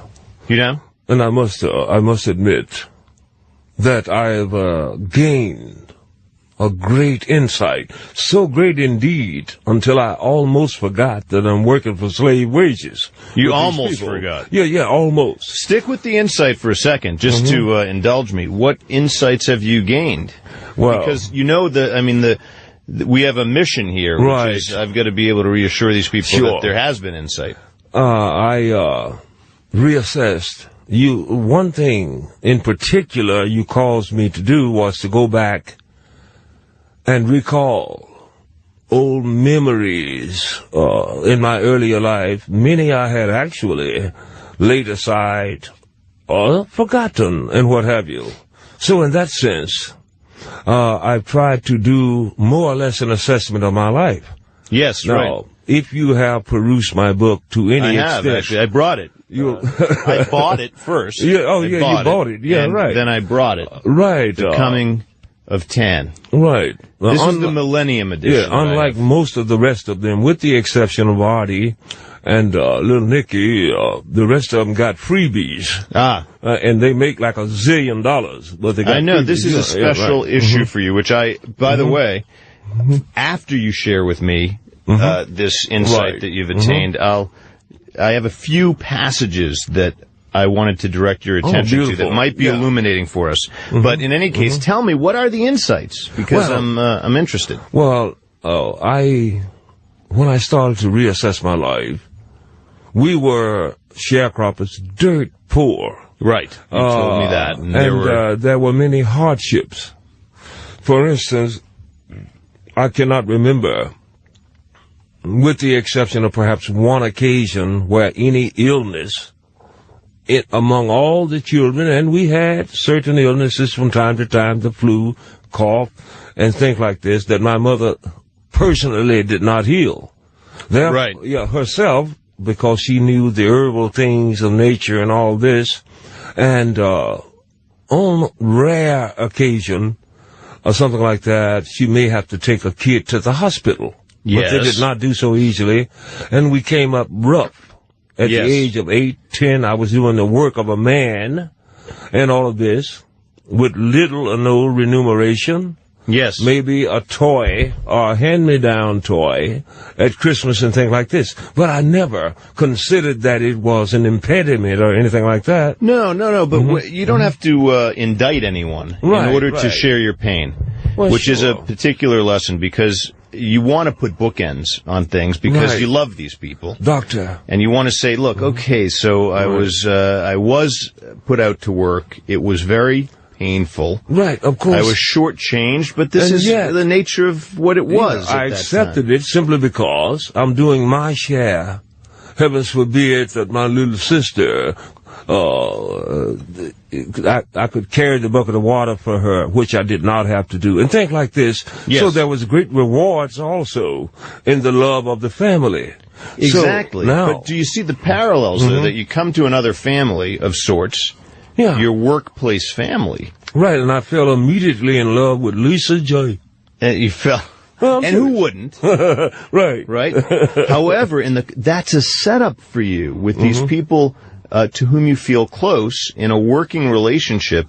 It'd be very easy for you to transfer a lot of feeling from your whole life. I think you're right, Doctor, because I feel any of my associates who have embraced me and I them, then there's very little difference between the family, the whole family, and when they disappoint me, that don't mean I don't love them. No, but I would venture that it might be that despite your abiding love for your family and for them, that there's an ambivalence there about particularly people in power and whether they're giving you a fair deal. For instance, right, I'm going to go right to the source, man. Okay. The source that says this about that. And these are your words. It says, all exalted position is nothing more than varying stages of the license to steal. Philosophically and spiritually, man is a potential god, while realistically, he is nothing more than a naked, predatory ape with a gun. Both of these things live inside you, this spiritual self, the ability to soar spiritually, but also the notion that people in power take from you. And I think that could go even to, well, I mean, the parents you loved who in certain ways took from you. However, I believe that was an entirely different equation. They didn't have it. What they had to give was their love, which is far, far greater than what Bush and the bunch stole. If we're to believe Tim, he does not have the authority nor the control to say, you know what, we'll pay you 3 times as much as the other folks who well, my goodness, if the other folks were working for what I'm working for, they could not live in this city. No, but I'm not saying about other people who have shows on Sirius, but I'm saying in his universe, he seems to be telling the truth. I can't see that he's saying, hey, you know what, just for fun, I think I'll torture Riley Martin and not give him 800, I'll give him 400. Doctor, I think he's telling you the truth when he says, look, I'm like your dad. I'm doing what I can. We have too many kids. We're out in the field. If any administrator among them would for once in their godforsaken lives show me the numbers that I have and say, you're just not I don't even know if they know the numbers. I don't know if they know the numbers on a satellite radio station. I hear Howard and the rest of them spout numbers all the time. In fact, any number of people have come and gone because for some reason their numerical value did not live up to par. So therefore they must know something. Tell me what they don't know. Well, tell me something. I know that you feel like they must be possessed of knowledge they will not share, but that implies a conspiracy against you. Apparently, something is going on. There are those who are oppressed and those who oppress. And that anything you can kind of do to balance the scales, is the implication, is okay. And that's where we got into trouble, where they said, look, here's the deal. You said, look, it's a usury deal.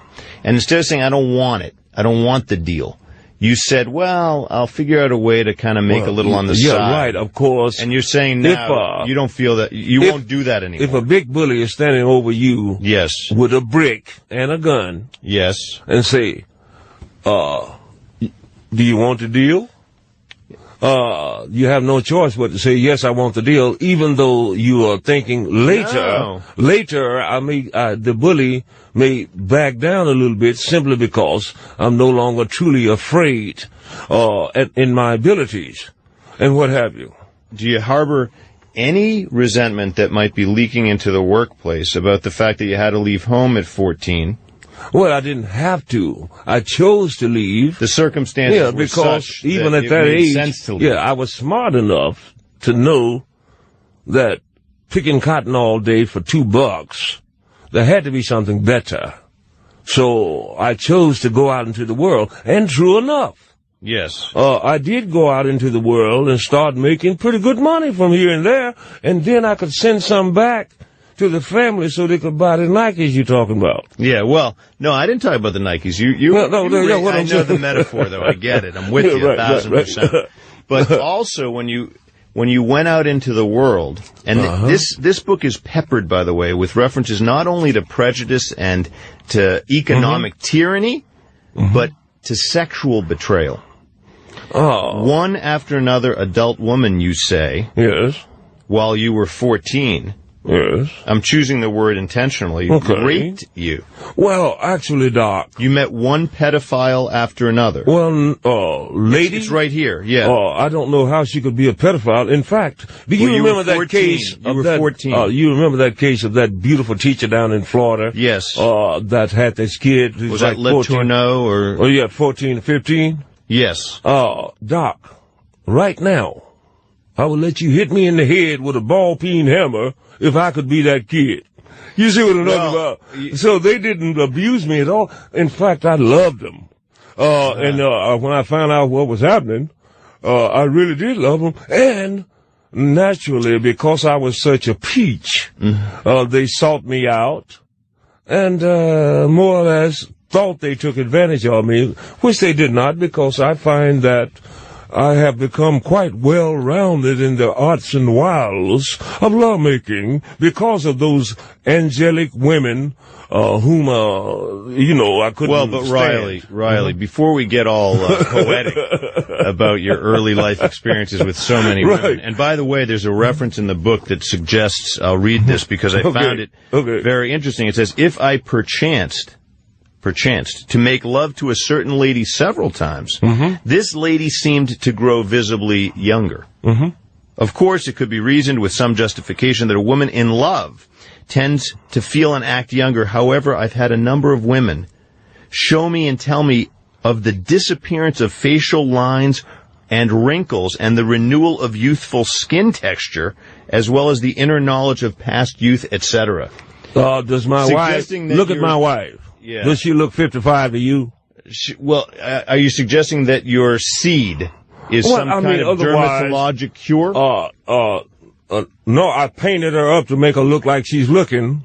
Was she wrinkled? Yeah. I mean, I could ask her, but I mean, no, she's you're always saying that before she met you and started making love with you, that she looked older. Always been beautiful. Yes, but had she not met me, I believe. Think here's what I think's happening. Mm-hmm. Okay, you're dressing up your trauma in a king has no clothes costume. Yeah. Meaning that we're to admire the fact that you were so precocious when you were raped again and again. I admire those times when she has no clothes. Is that the way you'd want your own son or daughter to meet with when she ravishes maturity? me, Doc, she should be arrested. But Riley, is that the way that you would want a son or daughter of yours to meet with sexual maturity? Well, my goodness. For instance, when a kid reaches puberty, a kid, back in those days, even my father would take me to somewhere to ladies that of looseness or what have you, so that I could get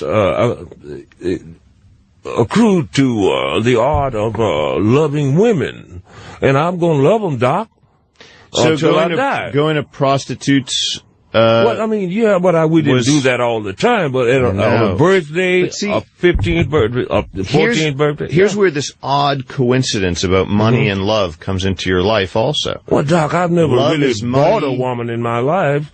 I am perfectly capable, even though at my old decrepit age, wooing a lovely lady. You look perfectly capable, and yet, when you describe in the book one adult woman who essentially kept you in a certain way captive, beating off other adult women who also wanted to sexually molest you. Right. Because she thought that you were special. And I felt like a king.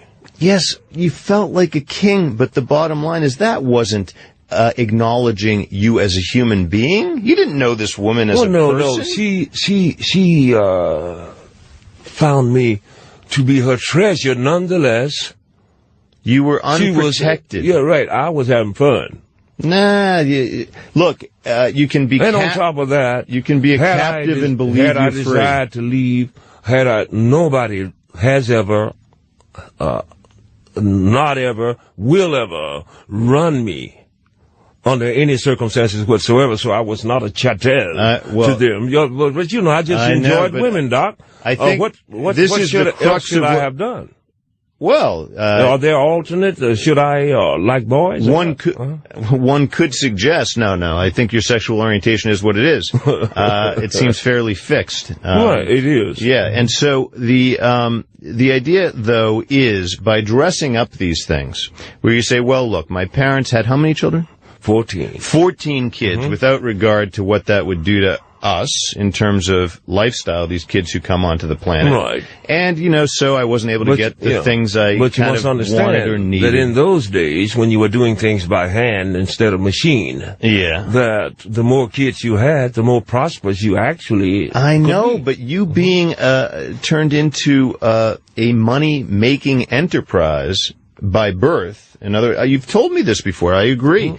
They had to look at the world realistically and say, look, 14 kids equals 16 of us to work the fields. That is going to generate a little bit more profit than it does expense. This is a reasonable strategy for survival. And yet, internal to you has to be the question, so is that what I am? I'm a little cog in a factory? Well, the outcome of that was some kids became highly professional as they grew older, and then let my mother and father live and die at home, not in some nursing home.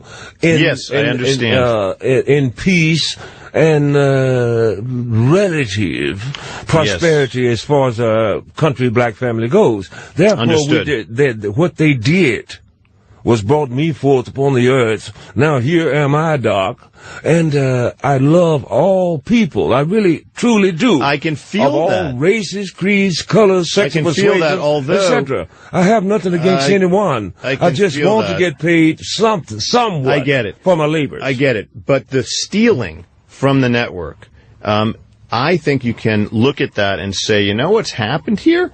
This is a fellow who's so intent on loving that he fails to acknowledge how angry at a certain level he is about being born into a family of 16, about being made to think of it as reasonable to leave at 14 and become a bare-knuckle fighter and an object of the lust of adult women who commandeered him. And he even dresses that up and says, no, I was like Romeo. No, you were a repeated rape victim to one adult woman after another who had her way with you at 14 when you could have been introduced. I know that you don't feel it, but that's the problem, because then you come into the network and you go to work and you come with all your unexpressed anger. It comes out when Tim says, this is the best we can do, and you're like, that's the best you can do. My parents shortchanged me. I was left I said, Tim, go and get one of your top name billing person other than Stern and compare my numbers to them, with them at 4 million and me at 400. That's all I asked. And then tell me honestly, am I worthless? That's all. He hasn't said you're worthless. He said that it's about $400 an hour. Well, geez. Well, then be so kind as once before I die, give me 2 hours a week, or 3 maybe, or what have you. Well, money's tremendously important to you as a sign of love, because you didn't have enough money in that family, and there's a question about how much love there was to go around. Lots of kids. Too many, frankly, to my mind. Well, but that's a judgment on when I think mine. of Elon McCauley, Alan Trabuco, these people that are around me, they know I don't have any money, but they don't let me want for modus operandi. They don't want. They let me want for anything. You got to vote with your feet. If you don't feel loved here, of course you'd quit. Oh, okay. They would. But you can't steal. Well, because here's the other concerning thing. Right. Here's the other concerning thing. I work. Yeah, I want to. I interview people who break the law all the time. As I have promised Tim, and as I have promised you, I would not break my word to you, good doctor, nor to Tim. I'll never ever do that again. Well, cross my thumb and. But when you describe in the book, right, a life that includes killing a man in the ring. Well, my goodness, he probably should not have been fighting and what have you. I did not do that on purpose. No, I get that, but nonetheless, it wasn't legal. No, it was not legal. But and now today, it wasn't legal to bring those birds in. Yeah, right. That's how you got into trouble. You broke the law. Well, of course, I broke the law, dog. But you see, the birds. But once they were doled out to merry little widows, would have ate better than me. So I don't think that I was. But there are those, Riley. There are those to do harm to the world. Riley, there are those who have so much ill will about the notion of society and its structure that they literally become sociopathic. Well, it's like this. I would rather influence society on a professional level. You would. Simply because anarchism and wars and rumors of wars is what I am talking against on all occasions. But if you have no regard, love, Doc, not hatred. Here's what I'm trying to avoid. I'm trying to avoid a particular diagnosis. If you were to break the law repeatedly, right, as you have, Doc, have you ever been speeding and didn't get caught? Sure. You understand? I know where you're going. Have you ever looked upon another lady other than your wife with lust in your heart? Yes, I have. And things of that nature. What I'm saying is that these things, apparently I thought were necessitated at the time, but I take no pride in the fact that I broke the law, but I did not steal, I did not kill, I did not rape, I did not rob. Okay, but in assuring Tim that this won't happen again, I have to, look at the book and what you've written, right? And also, these conspiracy theories, right? Well, I mean, about if you want to call them theories. AIDS being sort of brought about by some sort of government conspiracy, and that the aliens, it says, that Tan told you that the virus can be combated using a tincture of quinine and certain genetic properties possessed by a fish called Moses' soul found in the Red Sea. Yes. Okay, well, presumably, I don't know if you'd recommend that to your best friend. Let's forego the the immune drugs. I did not say. Just get this fish. I did not say. Yeah. Disavow all medical progression and things of this nature. What I was essentially saying is, you doctors and researchers, look into this. Perhaps you can take this. It's worth doing. Yeah, perhaps you can take this. Been neglected cures. Yeah, these essences. And either fabricate them or duplicate them. Yes. And what have you. That was what I was saying. Not that. Okay. I'm hating on somebody. So here's. But listen to me. In the 1950s. Got it. And it has been revealed that certain governmental order people in this country infected a great number of black men with the what was that?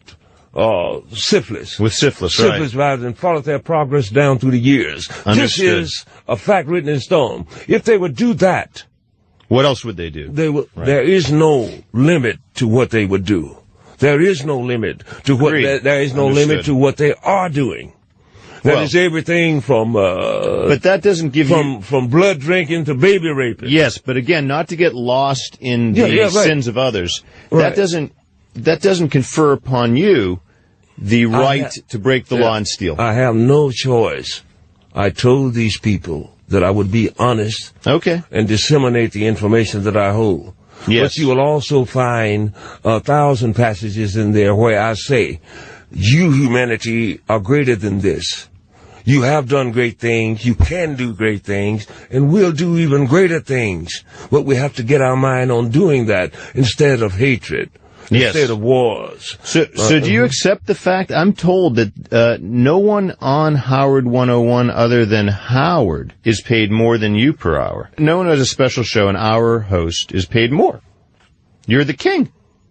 Jesus, H. Christ, if I'm the king, then get you, won't all y'all have cups standing in the hall out in front of the building? What the hell is These going guys on are here? not paid, by the way, right? I mean, I'm not paid to be here today. But look, these guys are not making $400 an hour. I bet anybody in this room is not making $400 an hour. What? My goodness. No, I would work for... You want more hours, you're saying? Yeah, well, I would work for their salaries if you gave me some hours. What I'm saying is that, Doc. You might. I don't know. I'm not sure. Yes, I would. Apparently, they are supporting their families. They are making a decent living. That's all I ask. And I bet you they have insurance. Yeah, well, but you're working just the hour a week now. That's what they have available. Well, I understand and that. And no other host is treated differently other than Howard and the gang. I love you. But it's going to be... I have very strong feelings for you, too. It's going to be difficult for you, for me to believe that I'm the high man on the totem pole when they're throwing these millions and millions around to people who the audience rarely even listen to, and think like this. Well, I am vaguely aware of the popularity of this show, and I wish all the other shows well. I wish Jim them all McClure well. tells me, he says, look, hour-long hosts, people who are single hosting hours, nobody's getting a bigger paycheck to do the hours. So we are all more or less bringing in the same numbers then. Well, you're all paid the same. So there's a deal here afoot, and that's the deal, and you get to vote yes or no. You want to do it or you don't. And that's the question that ultimately you're going to want to resolve. Am I okay here? This is what they're offering me. Are you okay here at that? My work. Because otherwise you're going to get so angry internally. You'll get an ulcer. Yeah, my work. No, I'm not going to get an ulcer because what I've been through, this is chump change. Okay. As far as emotions are concerned. Doc. I lost my stream of thought. So look, we'll take a break right there. Okay. And I think the reason you've lost your train of thought is because you have more to say, about what you lived through, the trouble you lived through. Between you and I would reveal what I know, that the world does not. Okay, Doc? Got it. Dr.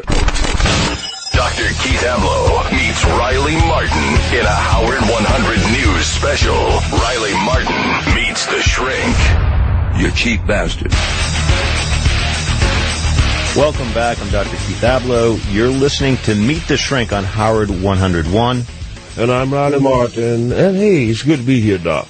Well, it's good to have you. You were about to tell me something important, because you said, what I've been through, this is chump change. Yeah, but you still haven't told me the worst of it, because you told me coming in with a bunch of birds, and they say, look, you got to do these things. You won't tell me what they were. Well, I'm not going to tell you what they were.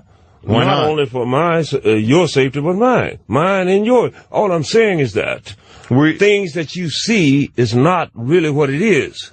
Now, regardless of all of that, what about all this about perverts? Did anyone try to approach you in a way that you consider to be sexually inappropriate? Because you say these women, it was okay. No man walking before you or anywhere else has not at one time or the other been inappropriately approached by somebody. As far as that is concerned. What was it for you? You understand? When I was talking about the what was it for you, and at what age? I was not talking about a person's stage of life or throughout the book, though, a life's persuasion. Yeah, I was talking about. And you come in here and you say that Sirius is raping you, and it's only fair that I'd say when you say an entire race of people has got to die and kill them by the million, that to me is a perversion. It is. That's true. I'm not a Hollywood movie. I know, and I don't want to press you too hard, because this may not be the environment for it. Are you indicating or something that because I mentioned the word, the perversion, that suddenly I'm mad at people for alternate sexual styles or something? Well, is that what you're trying to say? No. I'm saying that you are mad at the ways in which you were, quote-unquote, raped in your life. The ways, the numerous ways. Doc, but this isn't one of them. Doc, you're mistaken this time. I loved women when I was 7. Did you touch a woman when you were 7? Did a woman touch you when you were 7? However, I did accidentally, feel on their legs and stuff like that when I was 7. And I felt an essential etheric arousal, even though I didn't know what I could do with it. Yeah, no, I hear you. But I'm saying that this time you could be mistaken.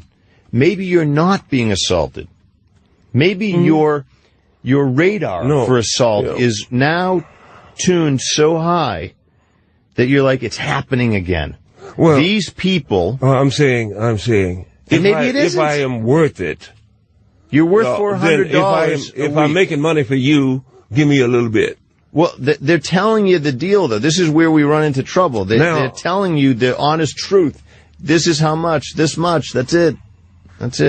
Well, that's otherwise, any other person who is popular on the airways, I don't know. I don't care. Any other person who is popular, as many of these people are, then ultimately they're going to feel as if they should somewhat share in the lucre that they are earning for the company and things of this nature, and I don't think that's unfair.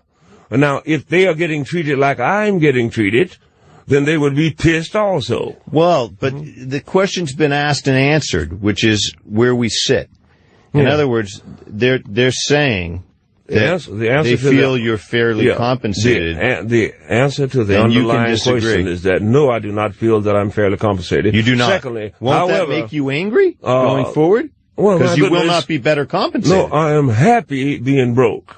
You're happy being abused? No, what I should is, what you're saying is that I should be, apparently. No. What I'm saying is that the abuse to focus on. You've been shortchanged by life, but this is not the page of the book upon which you're being shortchanged. Whether in the boxing ring or on the airs, I do not know the meaning of failure.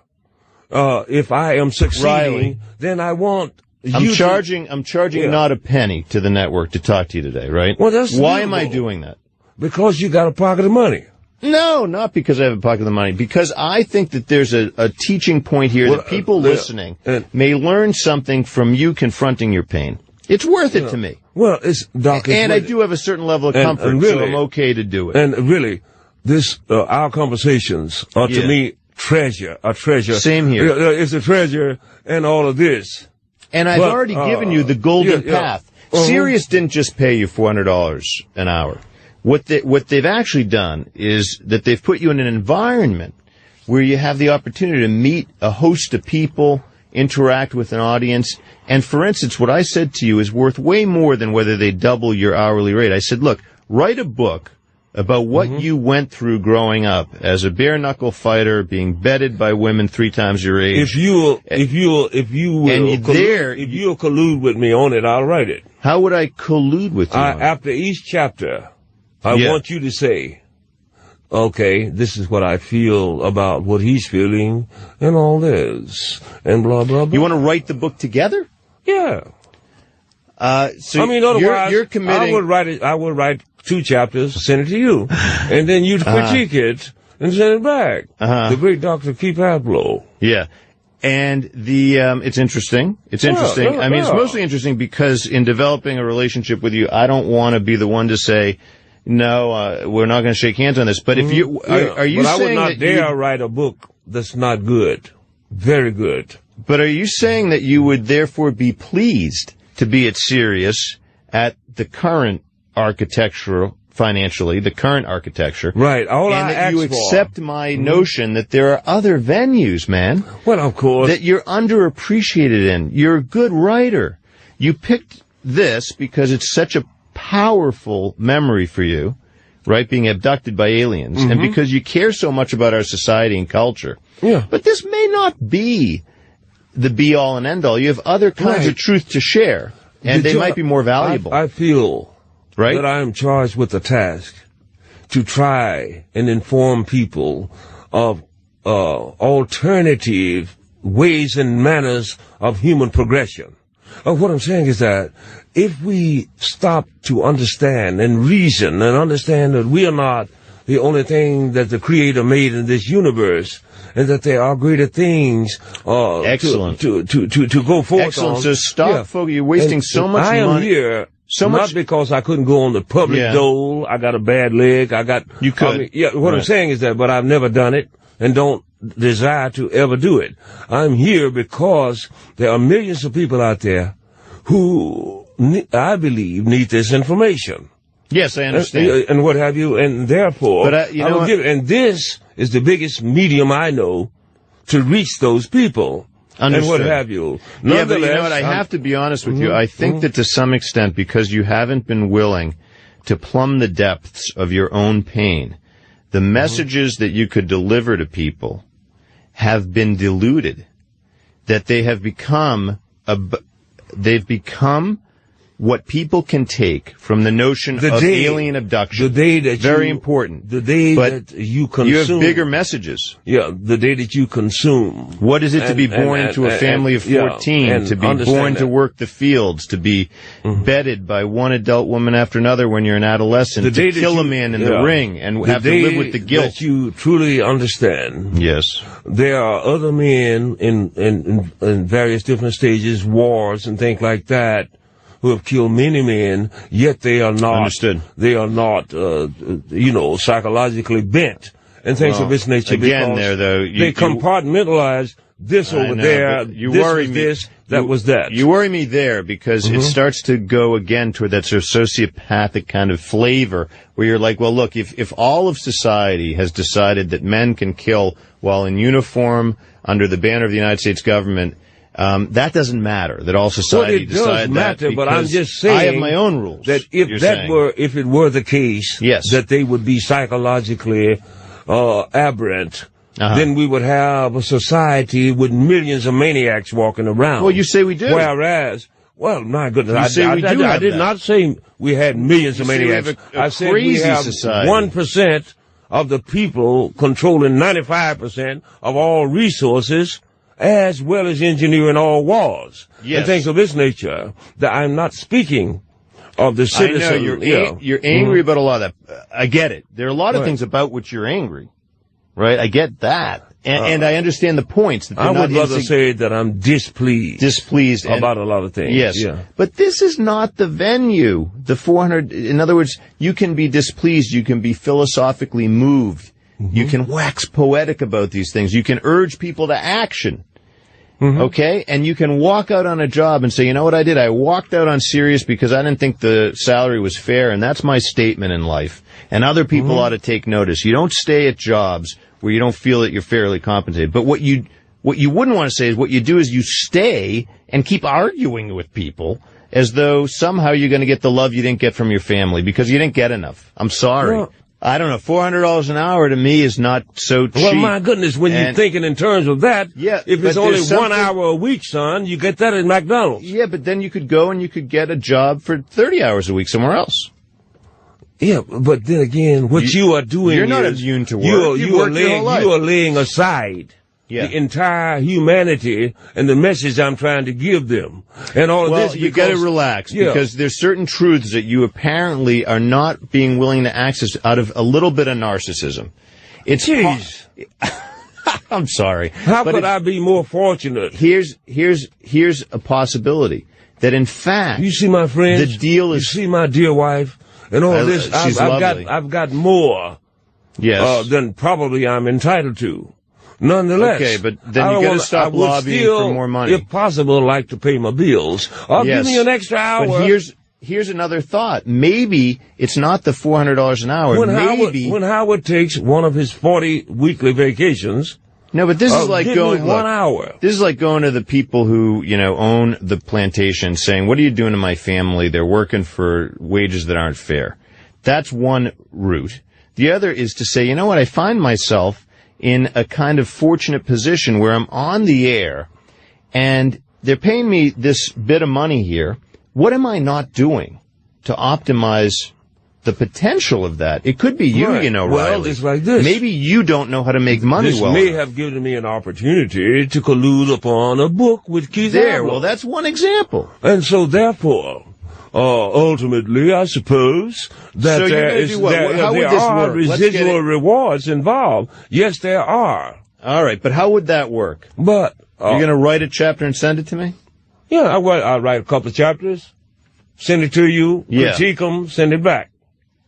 Write it, critique it, and plus, we'll get the papers. Yeah. And we co-write the book. Right, and this would be about your life. About my life. And you will learn things that heretofore, many things that are heretofore unknown by me, or unknown by the listener, put it like that. Nonetheless, I am not here to impress upon the listener what would you call the adventure of my life, but to save the damn planet, Doc.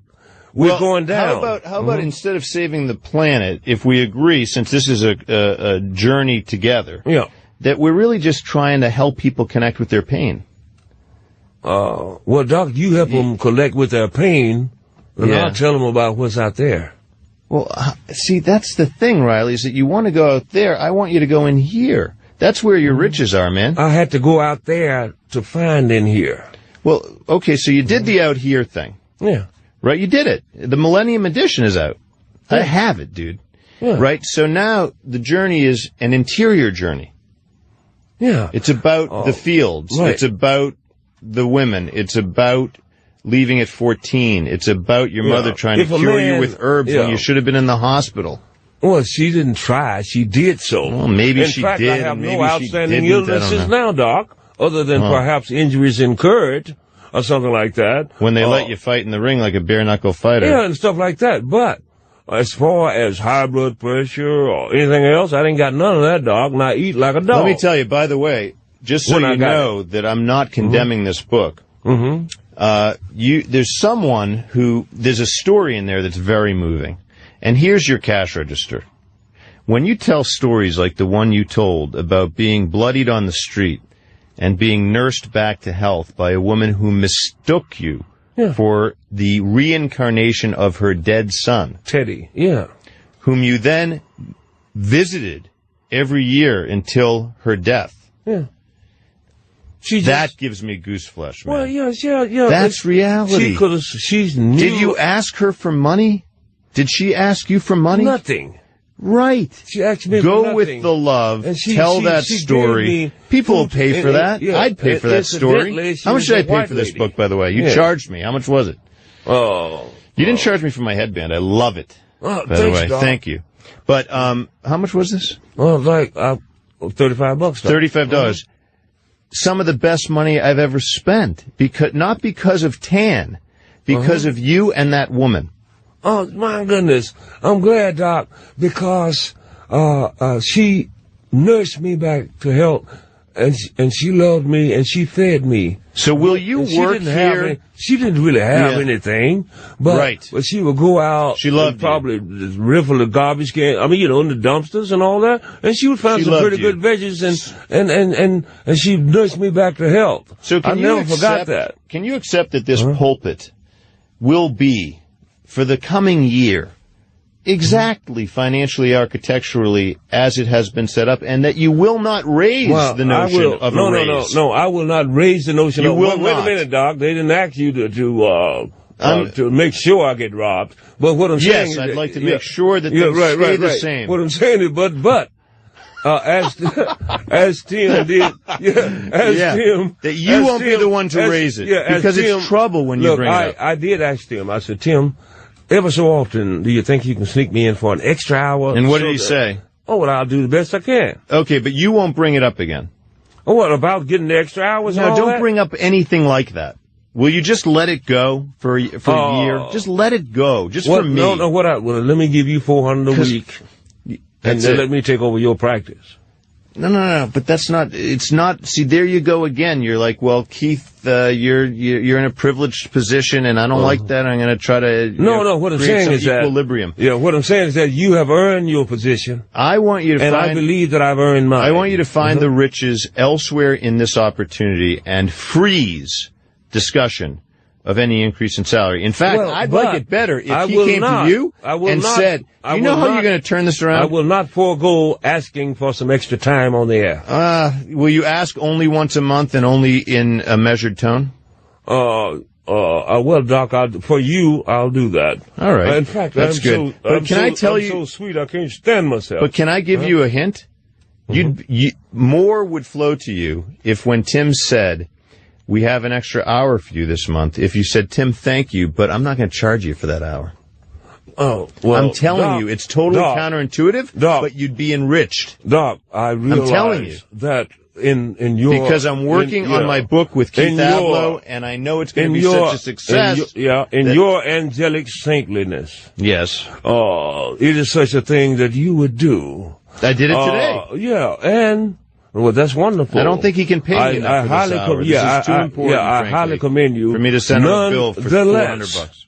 Nonetheless. Yes. The guy that came for his rent. Yes, I know, but I've also given you some insight. It's the same as my psychiatrist said to me.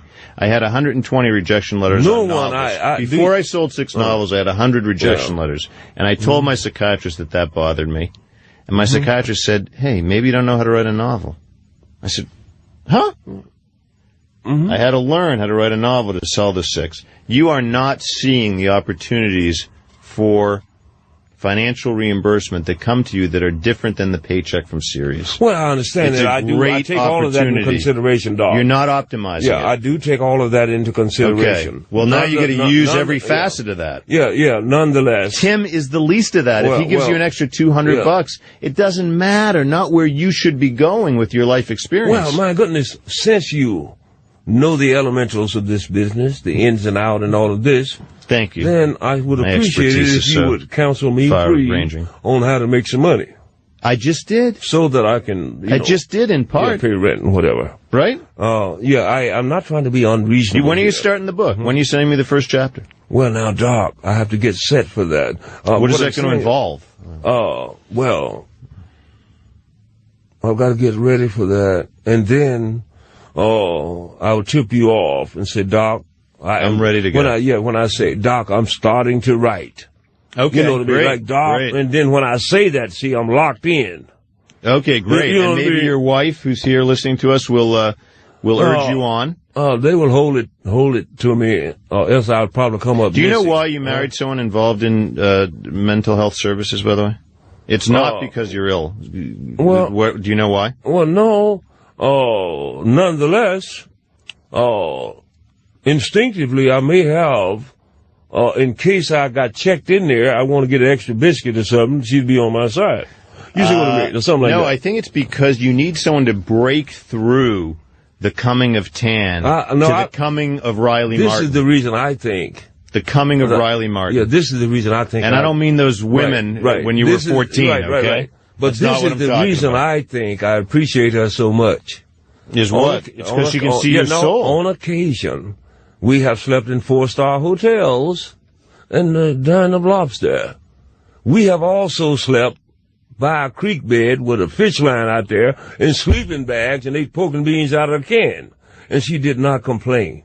Right. That's why I love her so much. You understand? Sure. Well, because of course. She's a trooper.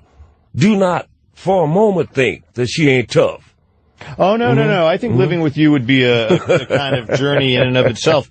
But if I understand our deal correctly, what I can assure Tim Sabian of is you are not going to... I would not you'll sell never anymore. sell any more I ads. would never sell anymore.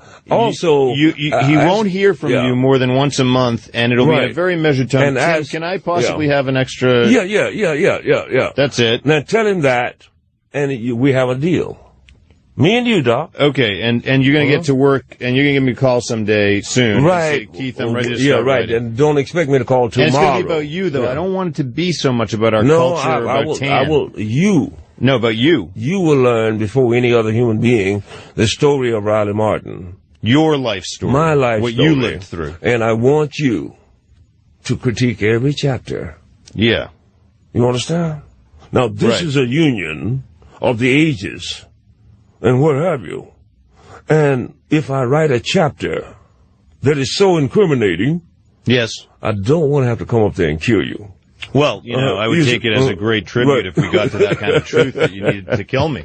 But you know what? You have this fantasy. I love you, man. You have the fantasy that the truth could end your life. We all know the answer. The truth sets you free. It starts your life. Yeah, of course. You're going to come to me after this. If you do this, if you commit to this, you're going to come to me and you say, Keith, I just got a check for this advance for this book. And do you know why it'll be that the check is so exciting?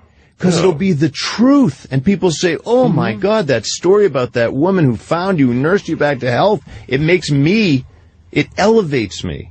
It's the truth. It moves me. Had she not done so, I would have surely died. You see what I mean? Yes. Well, that's why I told you. It was that page amidst these 412 pages that made me say $35 was nothing for this book. Nothing. Oh, my goodness. Think of all the people listening who just got that story. This is because why. I paid $35 This is why. Cash.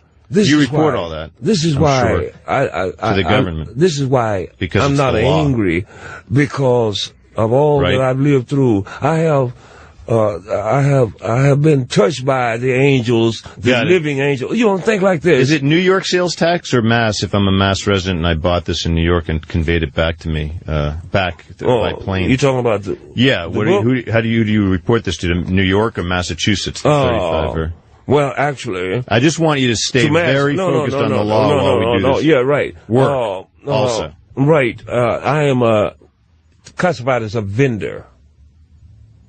Yeah. A vendor, and because it was 35 even, it occurred to me, rather than say 35.72 or something. No, I don't charge you tax. No, I don't. Okay. I don't. However, I do pay tax, but I don't charge you tax. I see, it's included. I get that. Yeah, being is how I love you and stuff. Yeah. All right, brother. But the symbols take work. They just don't. In fact. Your truth is invaluable, my friend. Yeah, in fact, I bought, let me take I'm going to talk to Tim. I'm going to say, look, we've got a deal that I think is valuable for Riley, valuable for Sirius, valuable for listeners, valuable for readers, and see if he'll, sign on with it. But you got to... and tell Tim time is a-wasting, and let's get this thing started, and, you got me for another year.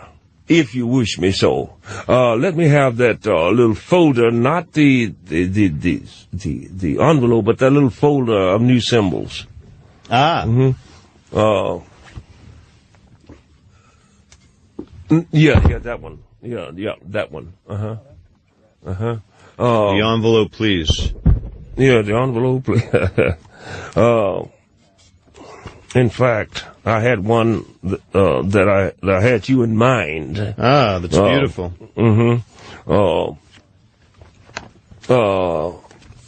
Camera, can you get this? Get that? These are some of the absolute new symbols. These are great. Now, these are very nice. Oh, they're beautiful, Doc. For some reason, I do not make obvious mistakes on the symbols. And I've done thousands. And it's drawn in ink. Right. So you cannot make any mistake. Each of these is original, not a original, no copies. And that's what I always, I do have to say that from the very beginning, when people would say, what do you think about charging $35 for a symbol to get on an aircraft to take you out of the planet when it's exploding or whatever's going to happen? Right? Right. Questioning the fee. I said, well, how bad a guy could he be if it's $35 to escape the apocalypse? And, it could be $35,000. Would you agree that the artwork alone would be worth that much? It is to me. That's what I'm saying is to me, and who's to judge such a thing? Right, and on top of that, yes, but I am not the only one who believes that the elements of change of one way or the other, positive or negative, is coming upon us pretty soon. I agree. And yet, I'm such a creature of habit that to try to distract me from your story and your personal journey. This is as much a part of my story, Doc, as was the bare knuckle fighting. You know what? Yes, but would I pay more than $35 for a sketch of you bare knuckle fighting from your memory? Yes, I would. Yeah, I'll pay you $50. Will you do one? I'll call you. I would, though. There's $50 in it for you. You want me to do a sketch of myself fighting, or of that woman finding you on the street. I could do that. $50 for each, or both $100. Okay, Doc, I can do that. Or both $90. No, both $100. Forget it. I'm not gonna argue with you. Okay, Doc. And I'll call you now. Once I have finished.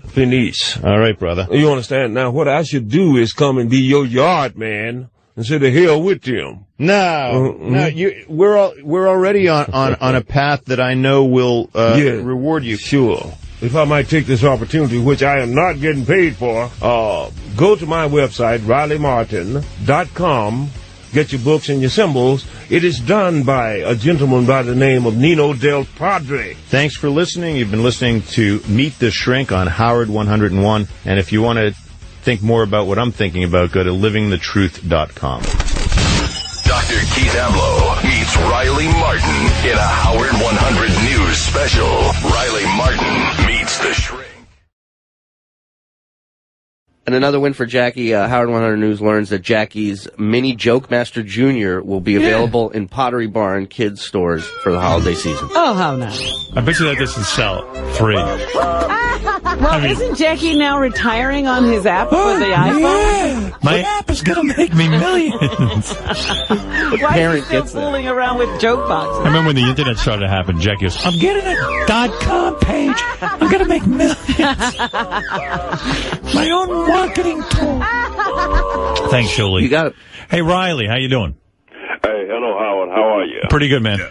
Hey, you guys, I guess you and Eron got into an argument the other day off the air before your show about reading a live commercial, and I guess you left your mics open so the whole crew was listening in and taped it. Well, my goodness, kid. I would think that you guys would have enough, gumption about yourself as to where you wouldn't sneak stuff in. No, it's not sneak. You left the mics open. You were arguing with mics open. I really didn't mind you. No, you left the mic open and everyone heard it. I didn't mind you hearing what I said, son. I mean, otherwise and what have you. Nonetheless, that's not really my beef. No, what I'm asking you is... We're not asking about your beef. What I'm asking you is... why aren't you asking me about my beef, Robin? Don't care about your beef. I'm asking you if we can play... I know you don't, Robin. I never cared anything about anything. I can help you with this. Yeah. Riley. You understand... what is it, Gary? Riley's got a beef, and he left it on my voicemail, and if I help him with his beef, maybe he'll let us play this tape. I mean, it's okay. If Riley doesn't want us to play the tape, it's fine, but I thought it was kind of interesting. I thought it was the best radio I'd ever heard with Riley and Eron having a real argument. And Eron... Well, let me get my beef out, and then you can play it. All right, good. Go ahead. What's your beef? Yeah, okay. My first meeting with Dr. Keith Abloh was 2 hours and a half. Tim eventually, a month later, paid me for 1 hour. Right. The last was an hour. I called him about 2 weeks ago, and he said, "Oh, you'll get this check probably tomorrow," and that's another 2.5 weeks beyond when he said it would come. So therefore, the man owes me actually 2.5 hours, and then for some reason, someone has told him, "Hey, man, why are you paying them niggers?" And so something, I don't know, because which is what he don't like to do anyhow. All right, Tim, so we don't have to listen to this. Did he hold your check up? Tim, can you just tell me what's going on with Riley's beef? What's going on? Riley, we should end that show already. It's causing you too much agita. He can't handle it. Yeah, I'm telling you. Yeah, I don't know why he wanted it back. It was out of his life. Exactly. Is Riley not being paid? He has 60 days in order to receive his check. The tolerances. Riley, stop with the bullshit. Enough. I can't take it. You're driving me nuts. You're out of your mind.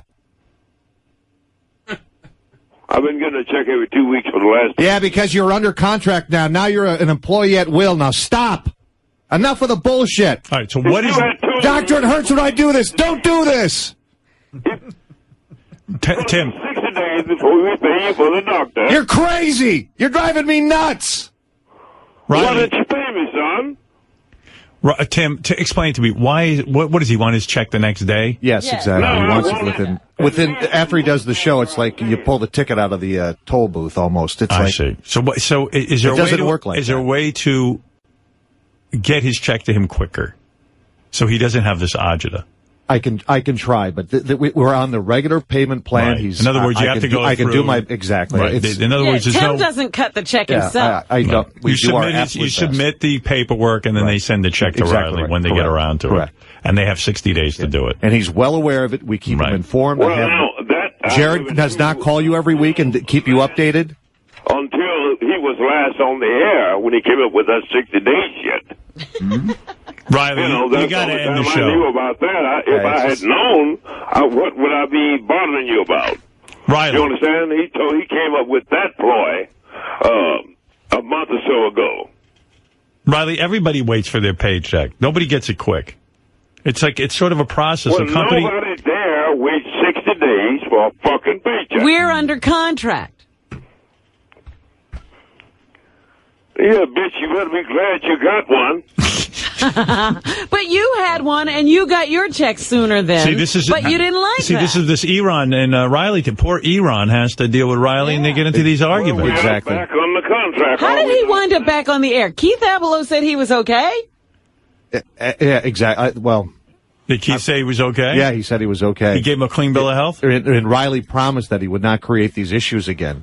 Well, geez, man. And here we are, back to square one, Riley. It takes 2 months to get your fucking check. It was a short ride. Is it true what Riley said? Let's give Riley his due. Is it true what he says that he's waiting 2 months for a check? No, he's not waiting 2 months. There's no way. Absolutely not. This has been the first time I was on with Keith Abloh. It's been, hey, I got shorted an hour and a half for that one.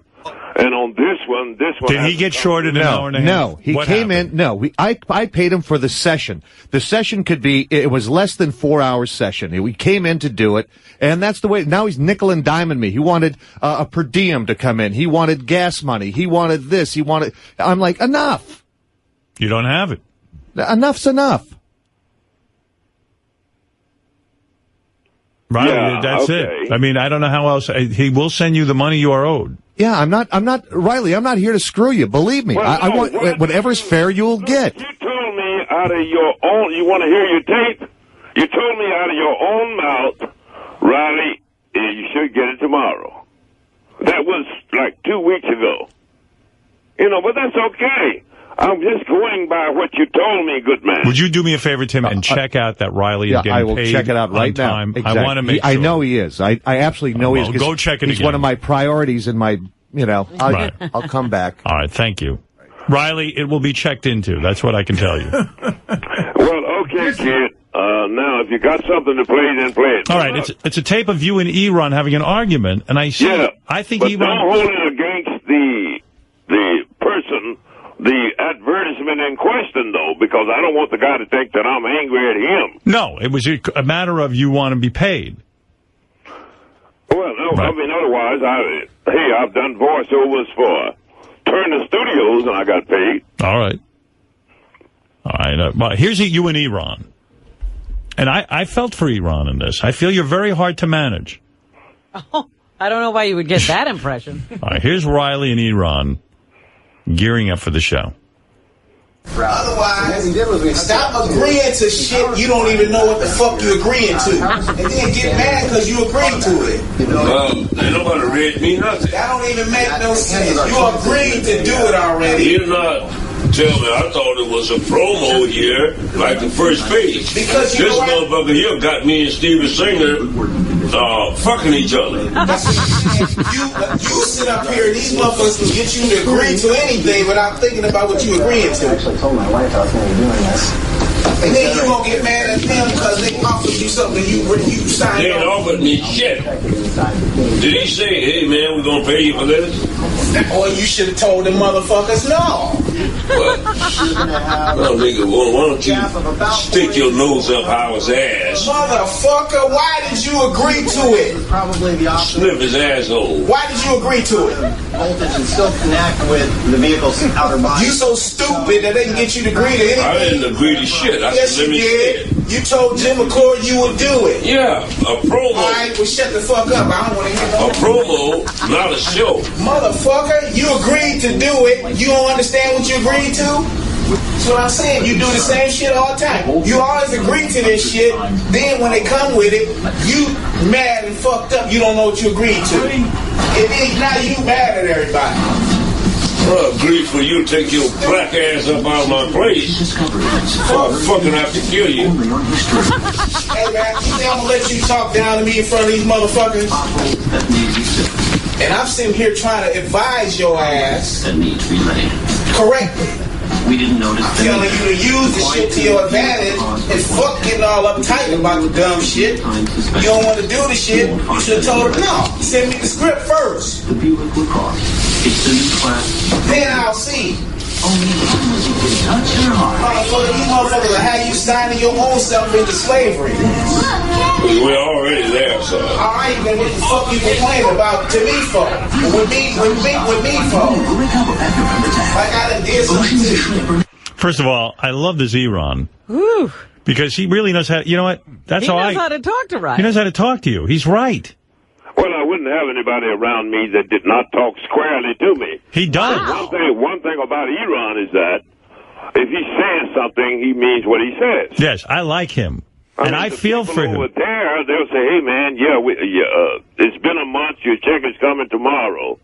And then it's 2 fucking weeks later. Things like this. I mean, I can't get my head around people who have high positions who lie through their teeth just for the hell of it for $200. Well, then, Riley, like this. I told you before, really, this job causes you too much pain. Well, I mean, otherwise, look, son, you've caused me pain since you were born. All right. As far as that is concerned. I don't know how I did that. This job causes very little pain. You understand? Well, I should think that if you want a person to do a full page and a half ad, that probably you'd call him long enough to email it to him. But Iran said to you, why do you agree to this? And then you yell at Iran. How do you agree or not agree when you are under the impression that you're just doing a little promo? Instead of you get sent a page as to how you and the guy's been married for the last 40 goddamn years or something. Yeah, but Iran said you knew what you were getting into. Well, no, he didn't. Oh, he didn't. Yeah. He's not listening. Poor Iran. He didn't tell me it's going to be 10 minutes before showtime. All right, listen to me. That's okay. But listen, that show is causing you too much pain. I thought it'd be a fun little vehicle for you to promote your website and your ideas. Well, but I think it's causing you too much pain. Get rid of it. That's what I'm saying. Why in the fuck didn't you if you wanted to fire me, man. I don't want to fire you, but you should. This lying ass shit. You should quit. That even Iran said it. He said enough already. Iran's telling you. Listen, if you're look, son. You're too angry about it. Look, Howard. There's absolutely no way any of you could ever drive a wedge between me and Iran, per se. No, nobody's trying to do that. Iran's the only one. Iran's the only one who can talk to you and get through to you. No, do you think that's the first argument we ever had? No. I've been knowing Iran. No, I think Iran's the only one who can get through to you. Decade and a half. Iran's the brains of the outfit. You should not have taken it, but how in the hell fuck did I know what I was going to not take? Because I hadn't saw it. But I don't mind. In fact, Steven Singer's not a bad guy. No, he's not. He's a good guy. But listen, we understand. You're not angry at Steven Singer. I understand now, what are you trying to spoil the waters between me and that good man for? I'm not. I'm trying to tell you. I know it's not. It's not. You were upset that it was any advertisement. Next time, somebody called me and said, "Hey man, it's going to be 2 months before we pay you for this," I'll be satisfied. You see what I mean? Listen to me. Listen to me. Listen to me. If I could only get through to you the way Iran does, I would be proud of myself. Well, you got to talk to him in his language. Listen, motherfucker. Yeah, I'm not a total idiot. All right, listen to me. This job, I'm talking about whatever this is here, doing this radio show once a week.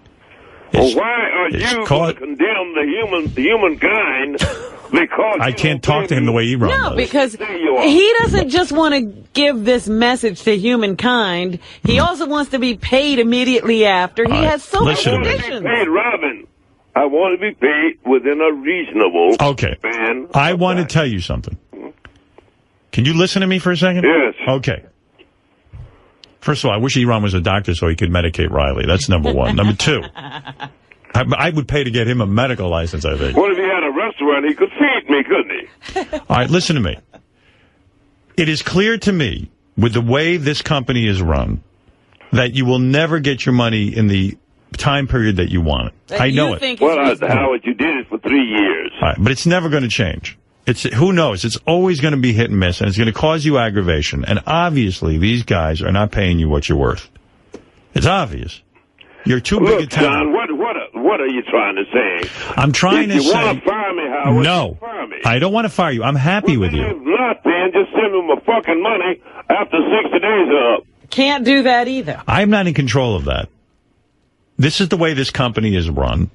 Well, Tim didn't tell me that. Well, I'm telling it to you. I figured it out. I don't know why you haven't. You're smarter than me. Tim is up to something. See, that's the problem with Riley. If Tim says it'll be there within a week, Riley actually thinks Tim has the check and is going to send it out. That's not what's happening. It so doesn't work that all way. he has to do is say, have the check. What? I don't know exactly when it's coming out, but they don't have to pay you for 60 days. Then I be expecting, if he had not said it should be there tomorrow. Well, that's what he's saying to you. Okay, now I understand that, Howard. That's all he had to say in the first place. All right, good. All right. So this is what he's saying. Can you live with that? Darling, I've got to live with that, but I hope we don't start that shit on our regular show. Understood.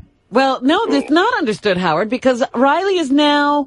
I was just trying to get off the phone. No, see, this is the problem. See, you will say this, and he's thinking it's going to go back to the way all right, Robin's right. Well, it'll never change. It won't change. Been signed, and therefore I want to be paid on a regular schedule like you do your donut man. You signed a new contract? Of course. Oh, then you should be getting regular paycheck. That's right. Well, that's I can't talk to you, Robin, because you're too bad about running your mouth. Alabama, well, you would understand that. All right, Riley, I think it's straightened out, but I'm not sure. Oh, yeah. It's as straight as any crooked arrow. It's as straight as it ever was. Just somebody tell me something that's true up there. All right, well, I've told you the truth. No one knows what you're talking about or what I'm talking about. Howard, I understand. All right. Thank you, Riley. What they owe me, oh, my goodness, you tipped that. Riley, when is your next show? Promote that. Tuesday night, midnight people, and I believe, according to Tim, we'll probably do a Thanksgiving special. Yes. That is a day before Thanksgiving or something of that nature. That's what I heard. They're going to... You know what? I almost want to go to Riley's for Thanksgiving. Well, that's what we're thinking. Once you get a decent meal, and I won't stick a hose up your butt. Hey, I'm curious, how much money... Something else, but... Hey, Riley, I'm curious. How much money are you giving John Hines' daughter for the bat mitzvah? Oh, my goodness. Well, I don't want to say anything untowards about these marvelous people. I think they're hard workers, man. Yes. And by the way, yes, I've heard a rumor that Tim had decided to put the microphones over at Riley's house for Thanksgiving. Who will be at your house for Thanksgiving so we can know what we're going to be listening to that day? Well, I mean, that's me, the wife, Iran, my driver, several neighbors, and whoever pops in and out, because I generally cook an entire turkey and all the trimmings. So it will be a very Riley Christmas. Thanksgiving. A very Riley. Yes. All right, Riley. Oh, I can't wait. Looking forward to that. I'm looking forward to the follow-up call when you don't get paid for that either. Motherfuckers. No shit. You guys take care, man. All right, take care, Riley. All the best. All right, Riley. Happy Thanksgiving. Yes, yeah, Riley. take care, man. Thank you. It never ends. There he is, Riley. We love him. I wanted to and tell poor him. Iran. I wanted to tell him that we appreciate him doing the Thanksgiving show for free. That is nice. I should have told him that. I'm sure we'll be accused of that, too. All right, we got to take a break. We'll be back right after these words. Hey, did you hear Riley Martin's direct plea to the audience? No. Riley did a show last night, and now he's just telling the audience to send, send hook him up. money? Yeah. It's unbelievable. You know what? Why doesn't he become an evangelist?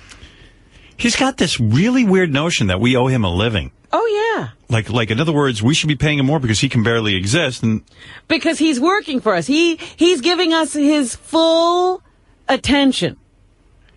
Now, you got to hear this. This is Riley's latest thing. Listen to me. I love you dearly. All over the place. Many of you have been good and faithful to me. But I have found that at the rate I'm getting paid, I simply cannot meet subsistence bills such as rent, utilities, etc., etc. I simply can't meet it. So I figure at the rate that I'm going, within a matter of a few months, there'll be no more Riley Martin show simply because I'll have to leave here. Isn't it funny that the one thing he does that actually generates any kind of money, he would have to leave? All the other bullshit he does all day, he wouldn't leave. But nobody ever gave him a full-time job. That was not the intent of this show. Nobody ever told him to leave whatever other money-making schemes he was participating in once he got this hour show once a week. It's just funny to me. The one thing that's paying him money, I say he'll never leave. I say we could cut his salary in half and he wouldn't leave. I mean, we're the only thing keeping him afloat. It was the worst thing you could have possibly done for him. Giving him a show? Yeah. It's ruined him. Yes. Go somewhere where it's cheaper and all of this, and the company may not agree. You can help me in two ways. Those of you who have symbols, add to your symbols. Get the book, the written or talking book. How many more symbols do we need? Get the T-shirts, the bobbleheads, etc., etc. The bobbleheads? Do these things if you can. Extend yourself a bit. I might want the bobblehead. If you say, I'm feeling sorry for this guy, and I want to help him a little bit, or what have you, then write this down. You got a pencil? Write this down. Pencil. Go to www.black eye, like if I get hit in the eye, black eye, one word, 7, the number 7 at Verizon.net. Black eye 7 at Verizon.net. He even has like the worst email address. Like Verizon.net, Black Eye, www. www. I don't even know what that is. Is that a website? I don't know.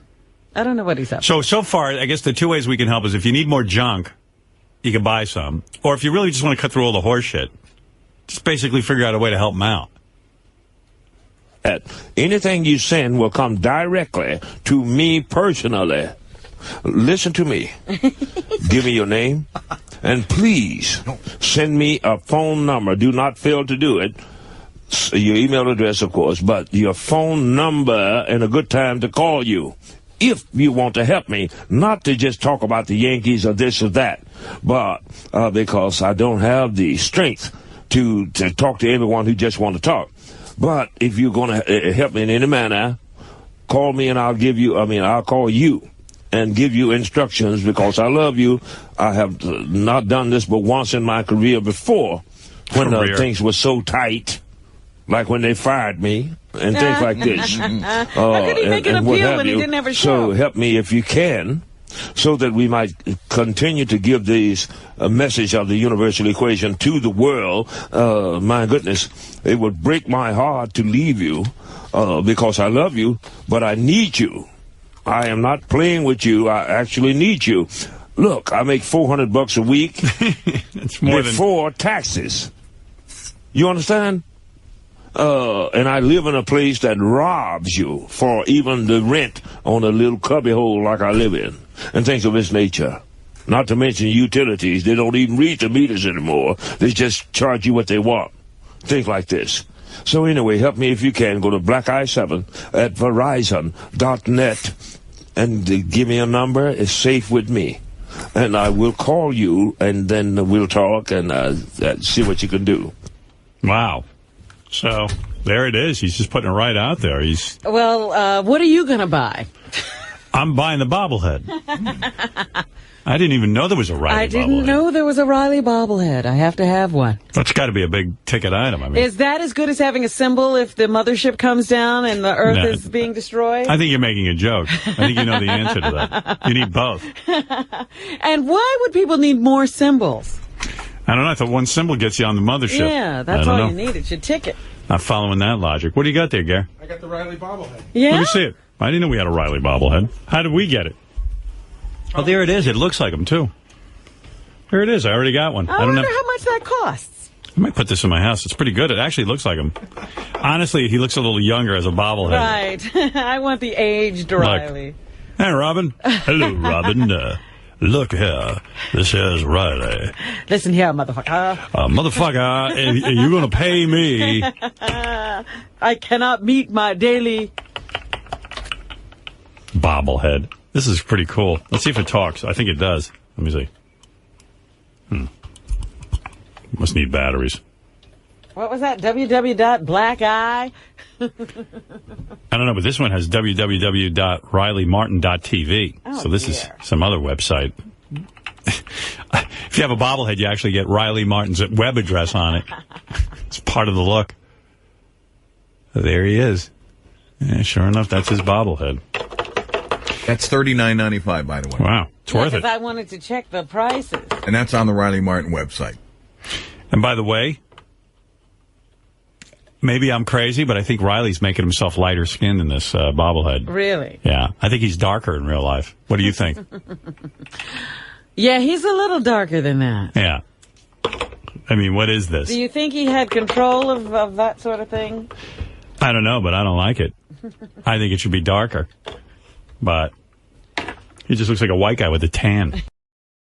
Now something really special, which I think is great. You know, we have sponsors on our show, and we're very appreciative of them. And some of them are just overly generous and beautiful people. And one of the guys I'm thinking about specifically is the guy who owns Pro Flowers. Not only is he a huge fan of our show, and thank God he's a huge fan of our show, because no other sponsor would have put up for this. So he says to our sales department, you know, I would like to do something nice around Mother's Day. If any of the Whack Pack, he says, he mentioned specific people in the Whack Pack, including Riley Martin. He said if any of them would like to send flowers out to some people, maybe their wives or their mother, I'd be happy to do it for free. Mm-hmm. Which was very nice. What a nice gesture. So he said to Gary, could you give me their phone numbers? And we got nervous giving out their phone numbers to a nice advertiser because, you know, who knows what could happen. He listens to the show and he still wanted to talk to the Whack Pack. Yeah, he was just like, I think it'll be fun. It'll be a cute promotion, this kind of thing. I'll take care of it. We said, you know, we'd rather supervise that. Yes. So one of the Whack Packers was Riley, as you know, Riley Martin. And, you know, Riley's always beefing. He doesn't get enough money around here. So they call him up rather nicely, and they say, Riley, would you like free flowers for your wife or someone in your family? Well, for Mother's Day. He went berserk. And so I think it was... Who asked him that question? Who was smart enough to just throw their little, their BlackBerry on and tape it? Jim McClure. Jim McClure did it? Okay. Yeah, Jim McClure quickly... So the quality of this is not good, but I just want you to imagine what this... Thank God the sponsor understood the show, because... He was just trying to get. He was just trying to say. Just the sponsor saying, "Hey, Mother's Day's coming. Do you want to celebrate? I'll give you a gift." Right. So listen what happened. He just threw his tape recorder on real quick. It's not a timbre of my love for you. I can put you on top of the fucking world. You understand? But Riley, isn't it the thought that counts? Yeah, of course it's the thought that counts. I tried to eat some thoughts. You know, Ross, we do have the chocolate-covered Sherry's berries we could send to Riley. He can eat those. Yeah. So I'll make sure, in addition to the flowers, Riley, we get you some chocolate-covered berries. Yeah, well, don't play with me. I mean, I love you, man. But if you want to fight, why don't you call Richard and Sal? No. You know, otherwise, Jesus Christ here. What the fuck is up on this whole constabulary? In the sense that you got a nugget of gold and you're fucking it. Not you. I'm talking about that crew. Though I do not consider Jim McClure among them because he is an honorable man. But what I'm saying is that do something. Hey Riley, we know you're having a rough time. We know you can't even pay for your fucking medicine since you got a knee replacement. And you got no insurance at Sirius. They ain't doing shit. You understand? You got nothing but a chump-ass check that is going to keep you on the brink of a malnutrition. Even though I may hold some of the secret of the fucking universe, in the sense that if I love you, then much of the world will also. You know what I mean? Does that mean you don't want the flowers? We thought it'd be nice to let you send some flowers for free, but if you're not interested, I understand, I suppose. Kid, I'd love to have the flowers for my wife, Joy, who is a trooper. Anybody who stayed with me all these years, even as highly educated and beautiful as she is, then deserves some flowers. Nonetheless, if you have in the back of your mind that we want Riley to do a commercial for us, or something of that nature, no, Riley. Then act in kind. Riley, it's no commercial. It's just free flowers. That's all it is. Okay, I'll accept the free sending flowers, and no, okay. You raised everything I said before now. Except for my love for Kim. Thank you, Riley. I appreciate that. That's funny. The guy was just trying to give some free flowers. He got the Riley lecture on. Yeah, well, Riley's always looking for, the scam. He's going to be used. They're going to give him free flowers and make him do a commercial. Right. It's unbelievable. Hey, Riley. Hello, Howard. I was listening to your show last week. Were you high as a kite? No, Howard. I was okay. I thought I was okay. You must have been crocked. Oh, he was wasted. I mean, he was barely making sense. Maybe there's an alien inside him. I don't know. At those moments. Riley, did you listen to the playback of your show? Yeah, this Sunday, you mean? Yeah, this past Sunday. Yeah, I did, Howard. You didn't think you were particularly... Yeah, I was dragging a little bit, kid, but I'm an old man and I have pain and shit like that at times. What were you drinking? No, I really wasn't drinking at the time. Riley, I got to play some clips of Riley. Riley, like if you listen to yourself now, you realize like you're articulate and sharp and crisp, and you realize you were slurring. Yeah, listen to this. Well, it's early in the morning, son, and on top of that, as you know, later in the day he becomes less coherent. Yeah, as you know, I have a couple of operations, and sometimes I'm not on top of it because I got medication and shit. Medication. That's pretty powerful medication. I had a Jim Beam-ectomy. Medication. I say, I had some Jim Beam. Well, Howard, let me break your fucking leg, and you'll need some too. Yeah, but I won't sound incoherent. Hey, Howard. Wait, I got to play some. I got to hear you Sunday night. All right, this is from Riley's show Sunday night. Here we go. Here he's. I want to see if you even know what he's talking about. Right. This is just the intro to the show. Don't tell me. Welcome to the Riley Martin Show. Welcome to the Riley Martin Show. Look, we have a special treat for you. Now, I don't know. If I ask him where he's been, then he'd probably have to kill me or attempt to do so. I speak of none other than the great Kevin, the Firehawk Kraft. Now, when he pulled up, I didn't see him pull up. I did not. And, I'm pretty flubber. It's just, and it got more and more rambling. Wait, listen.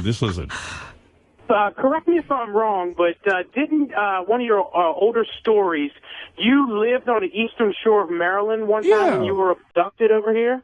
Yes, I was. Where on the eastern shore were you abducted? Yeah, I was, oh, Jesus Christ. Where's the song in Central Eastern? Where's the place? Oh, man. It's a town, Central Eastern Shore, Maryland. Oh, jeez. It's in the book. And then, I'm getting brain locked here, but it's in the book. Get the book, man. Go to Rodamon.com. What did you remember where you were abducted? Where was it now, Raleigh? Do you know? Salisbury. You remember it now. Salisbury. And, hey, Howard. Wait. One more clip, please. One more clip. All right. This is from Riley Sunday night. This is Riley talking about how the Earth was formed. All right. It heated up more when it became as big as 500 billion worlds, 300 billion worlds. The density was so great, even as the greatness of the density of the deep ocean. I mean, if you want to compare it, until it became a fusion reactor at 100 million degrees. The atoms fused, the hydrogen atoms fused, and it wanted to escape, and there was a big bang. Nobody was there to hear it. Nobody.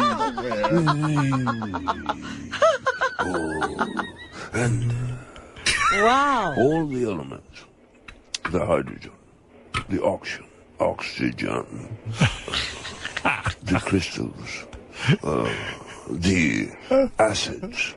Serious information. In balls, many became stars. Others what is it, JD? I was going to say, this is just a minute and a half of an 11-minute rambling. Yeah, wow. Right. Yeah, this is an excerpt of this. Dude, what were you fucking smoking? In 11 minutes, you must have brought us all the way up to today. I like when Riley asked for a raise. All we have to do is play this tape. That was giving you a rundown on the start of everything, son. Wow. Everything in this particular galaxy, anyway. But anyway, want to hear Riley flirting with with a female caller? Sure. Hold on, man. We're just digging you. Yeah, what I'm saying is that I'm on iPhone. Yeah, all right. We'll get to that. All right. My comment tonight, instead of a question, is so serious. Listen up. Give me more Riley Martin. Thank you, my darling. There it is. Thank you. I've been trying to get him to do that for years, and they talking about Tim said, well, I got nothing against black people. Well, in fact, I think every white person should own at least one. Here's what I say to that, Riley. Wake up, white people. Right. Tim said he ain't got nothing against black people. He think every white person should own at least one. Well, like that. This 2-hour program tonight couldn't have come at a better time, and I need more Riley Martin programming because I need my fixes. My schedule is all effed up, and I'm suffering. My darling. My darling. Yes. Remember, kindred spirits. You may not hear me all the time. Mm-hmm. Please know that my love and my spirit is with you, watching over you. And the feeling is mutual. I can't tell you how much I love you, Riley. That's right. Well, then buy my shit, huh, motherfucker. And if I happen to accidentally, touch one of your legs or something like that, it's not because Elon, no, I kind of space out at times. Like, if my dear. If I accidentally shove my dick in your ass. You understand. You understand. Yeah. But you have to admit, Howard, it's very entertaining. Which is, I can't say the same about you, but I do love you. Thank you. That's a compliment. All right, so Riley, you guys calling in because he's on an iPhone app. What's it cost? Go to the App Store, man. And what happens? Riley Martin. And what happens when I get the app? What do I get? Well, you're going to hear some of my famous sayings, and knowing my dulcet and genteel personality, I am inclined to get a bit disgruntled. What's it cost? At times. What's it cost? $1, I think, is $1. 99 cents. All right. So you can hear Riley upset. You can hear Riley talk about the beginning of the universe and all. I might have to get that app. Yeah, you got to get that. Go to App Store, and it's Riley Martin, man. And you can go to my website, RileyMartin.com, and it'll be on Wayfair Exchange. All right, thank you. Yeah. Okay, all I right, appreciate that, kids. No problem. And really, you guys, why don't you go back on vacation for the next 3 months like you usually do? Well, we plan on it. I'll have an opportunity to maybe get an extra show. There you go. All right, Riley. We're always thinking of you. Absolutely. Thank you. Take care. Hello? Friend Martin. Hello? We would love to speak with you. Have we your permission? What do you want? We have heard of your greatness. Who is this? Zog. Magog. Zog. Friend Martin. Yes. These things you have learned, 'tis best you cease to reveal them. Who is this? We are your friends. We are Zishia. You're who? Release me, friend Martin. And what are you trying to say? I bade you, do not have telepathic intercourse with these beings. What are you talking about? What beings? The Targzicians. You understand? I don't understand anything that you're saying. Release me. Release me. Release me. Just imagine if this was a real phone call. It is real. Hello? Shall not bode well with you. Look, what kind of games are you playing? Release me. Say what? Release me. What? Release me.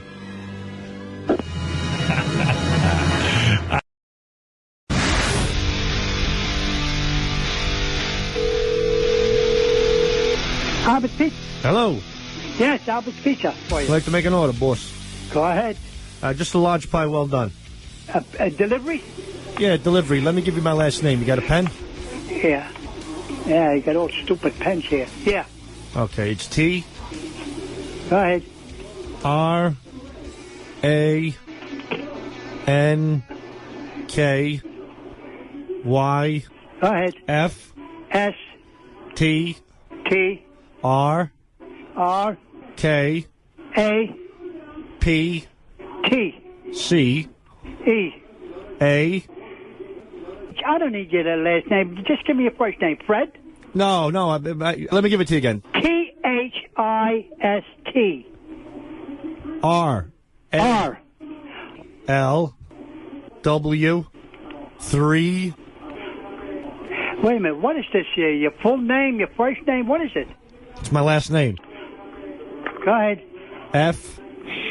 Z. Go ahead. N. And? Yeah, E. E. C. A. All right. How do you say it? I'm going to say it at the end. Let me get it out. Now, how do you say your name? I don't want to say this is confusing me here. Just tell me what name you're going to use. Oh, hold on. I got 2 X's, 3 P's, an R. Just tell me what your last name is. I'm trying to tell you. Are you writing it down or what? Hey, this guy here. Hello? You got some name, boy. Forget it. Oh, hold on. I just got 3 more letters. Go ahead. O. O. O. O or L? O, as in, oh, man, are you fucking stupid.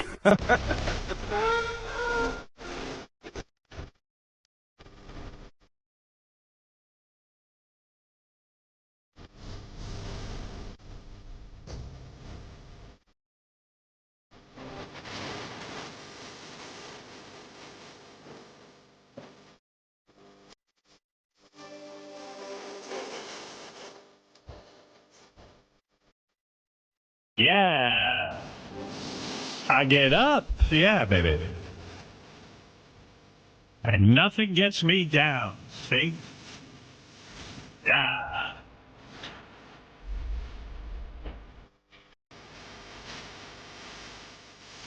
I was sitting here during the commercials listening to Riley Martin's show last night.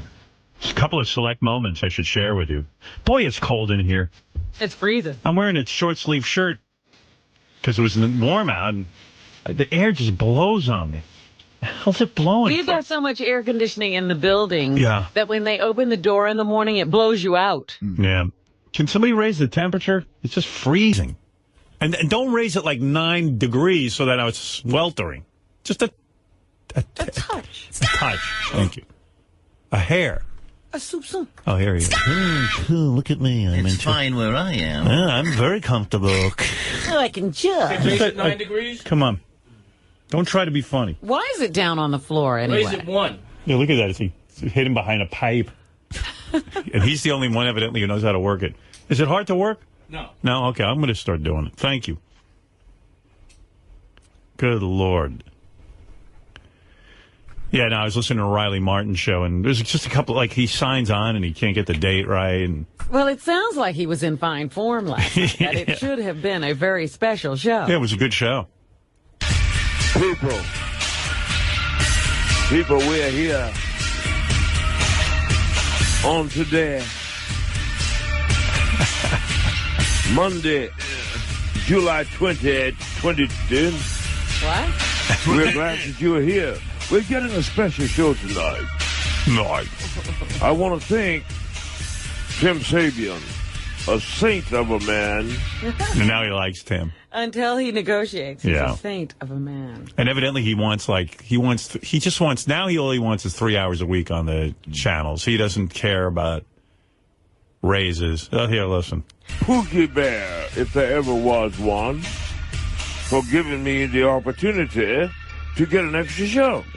Now, I would love to have, if I could get 3 hours a week out of Sirius, then I would not, I promise you now, I would not bother you anymore about any raises whatsoever between now and mid-2012. 2012. We're only here till 2011. Right. Yeah. How's he going to be here till 2012? Yeah. He's already negotiating 2012. I just need 3 hours a week. Mid-2012. Tim, if you can engineer this for the duration. He was just, by the end of the show, he was completely fucking out of his mind. He was shouting out. It made no sense. It was a good show. One of the listeners tried to get him charged up about us, but he wasn't even going there. He was too mellow even to deal with that. No, he was like, hey, I listened to your opening rant. You know, you got me so fired up. And you said that Howard Robin loves you. Artie might really love you, but Howard and Robin, they make a joke out of you every morning, and it's not right. You provide a valuable message to us listeners of Sirius every night, you know. And it's not right what they're doing to you. Well, he's a joke-type guy, and I don't hold that against him. You know what I mean? All I know is that Howard is basically a stupor cromonger.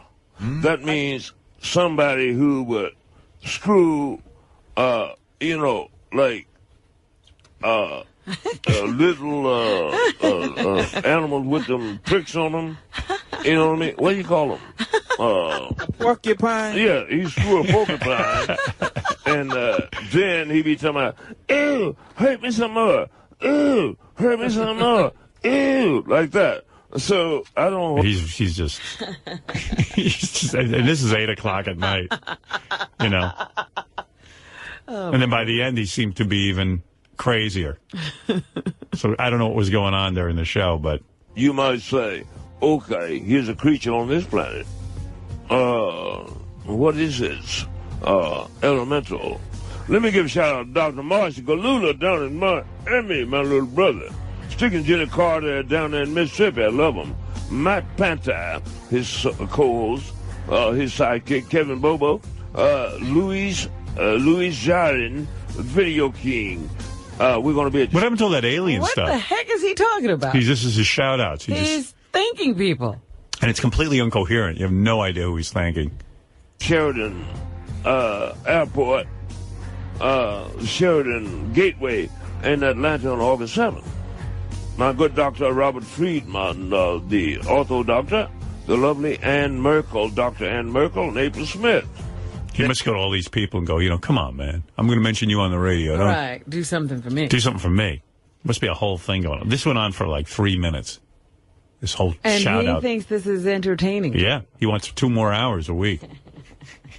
Barely get through this hour. Beautiful and smart. Go figure. Dr. Avalone, Dr. Ferranti. Got a lot of doctors involved with him. I see that he could use a lot of doctors. Yeah. Victor, Vicky, and Yarvison, and the lovely Miss Baldish in Philipsburg, New Jersey. Carlin, Eva Wallen, take out Las Vegas, Nevada. Gary Parshiak. This is some show. Pretty soon the whole show will be this. I just want to thank Gary Parshiak. I just hear like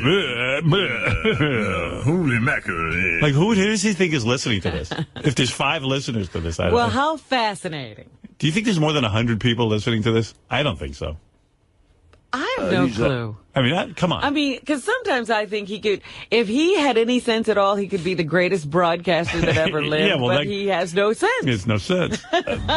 Yes, after all these years of giving him a show, he still has no feel for it. He learned nothing. Guitar teacher in Des Plaines, Illinois. He's gotten worse. Family. I think he just said he has a guitar teacher. Oh, God. No, he didn't say Dick Woodward out in Ramona, California. Todd Pee Wee Jenkins out on the road. Andre and his lovely mom Vivian out Tarboro, North Carolina. Clifford and Helene Green, the lovely Helene. I just figured out what he's doing. He's actually mentioning everyone who listens. Right. Each person gets a special hello. Green, in whom I love. I get a feeling these people don't even listen. Is it really worth sitting through a whole hour of this? Why do they even know Riley? That's my Macon, Georgia. You feel like everyone must shun him. It seems to indicate he actually knows people. Partner, lovely mom Grace, Renee, Kelly, and Shauna Bode down in Glen Ellen, Illinois. She makes Renee's. Some guy called in last night and said he felt bad for Riley and he was personally going to buy 3 of those symbols. And Riley's like, yes, thank you. It's raw chocolate, all natural with honey. It's beautiful. She sends it to me. All right, you get the idea. This went on all night. Raw chocolate? Yeah. He's thanking raw chocolate. Yeah, I love it. Ed Sheridan, the elder and the younger. All right, High Pitch Eric is here. I see Riley's on the phone. This might get you off the hook, JD. Oh, thank God. Riley sent me some sort of letter yesterday. Did I bring it in? I probably forgot it. Let me see. Is it negotiation time again? Oh, no, I brought it. Wait. This is some, hold on. You got to hear this letter. All full of misspellings. We should test Riley's IQ, too. That's the next round. Can you imagine somebody trapped in a room testing Riley? Look, man. Look at here. Look at her, man. I didn't bring in Riley's letter, but... I thought Riley would be incredibly smart with all of his, understanding of the universe. Somebody gave me, a friend of mine gave me a tape of a comedian friend of hers. She thinks this should be on the show. I should give this to Gary. It was actually a pretty funny tape. Yeah? He's been on the Tonight Show and stuff. His name is Sebastian Maniscalco. Oh, God. Maniscalco. I would change the name. I'll tell Gary to watch it. Maniscalco. Yeah, nobody seems to be able to say it either. Anyway, he seemed pretty funny. But Riley wrote me this letter about how he's decided that he will re-up his contract for 2 more years, which, of course, like he's That's completely... beyond you. He's completely missing the fact that if I'm not here, no one's signing him to anything. He's willing to re-up his contract for 2 years. Under what conditions? He wants 2 weeks paid vacation. Oh, God. His whole life is a vacation. Yeah, I know. And he wants to know if he has my support in his negotiation. Oh, he's so funny. Mm. You're so funny, Riley. You there? Yeah. Robin. Good morning. My darling. Okay, if you don't love me, let me know now. Do you love me? I love you. I love you. Good morning. Hi. Bitch. George. Yes. I've always loved you. You're it's mutual. a primo actor. And, yeah, Riley gets most of his bullshit from Star Trek. Yes. He's all about the prime directive. Not in, that other way, but I'm talking about I've always loved you. Hey, but Riley, all your alien bullshit, a lot of it comes from Star Trek, right? I mean, like, that prime directive thing you've worked into your horseshit. Because you write fiction doesn't mean that you're always wrong. Oh. Son, motherfuckers have tapped into the nexus on different occasions. Okay. Yeah, a lot of times when you listen to Riley's show, and it sort of sounds like one of those retreads of a Star Trek episode. You know, the target. Remember the one with the lizard guy fought Shatner? Absolutely. That's sort of the mainstay of Riley's Targitian. I told you what the mothership was. The reptilians. And the Cassini-Huygens started taking pictures of it in 2004, 20 years after I said it. So I don't want to listen to no cheap-ass Jew. Oh. There we go. I knew we'd reduce down to that.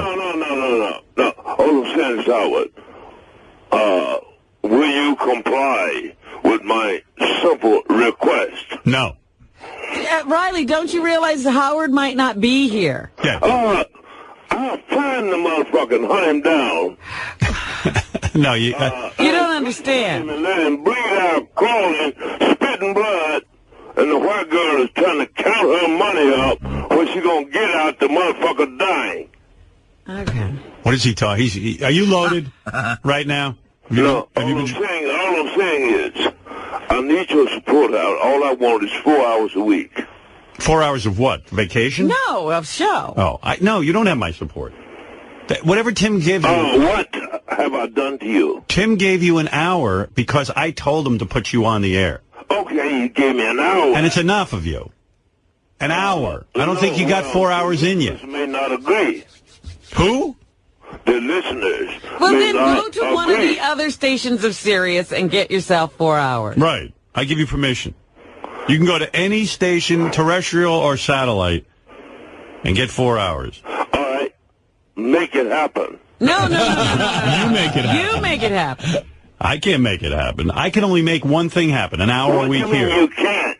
I can only make one thing happen. That you get an hour here a week.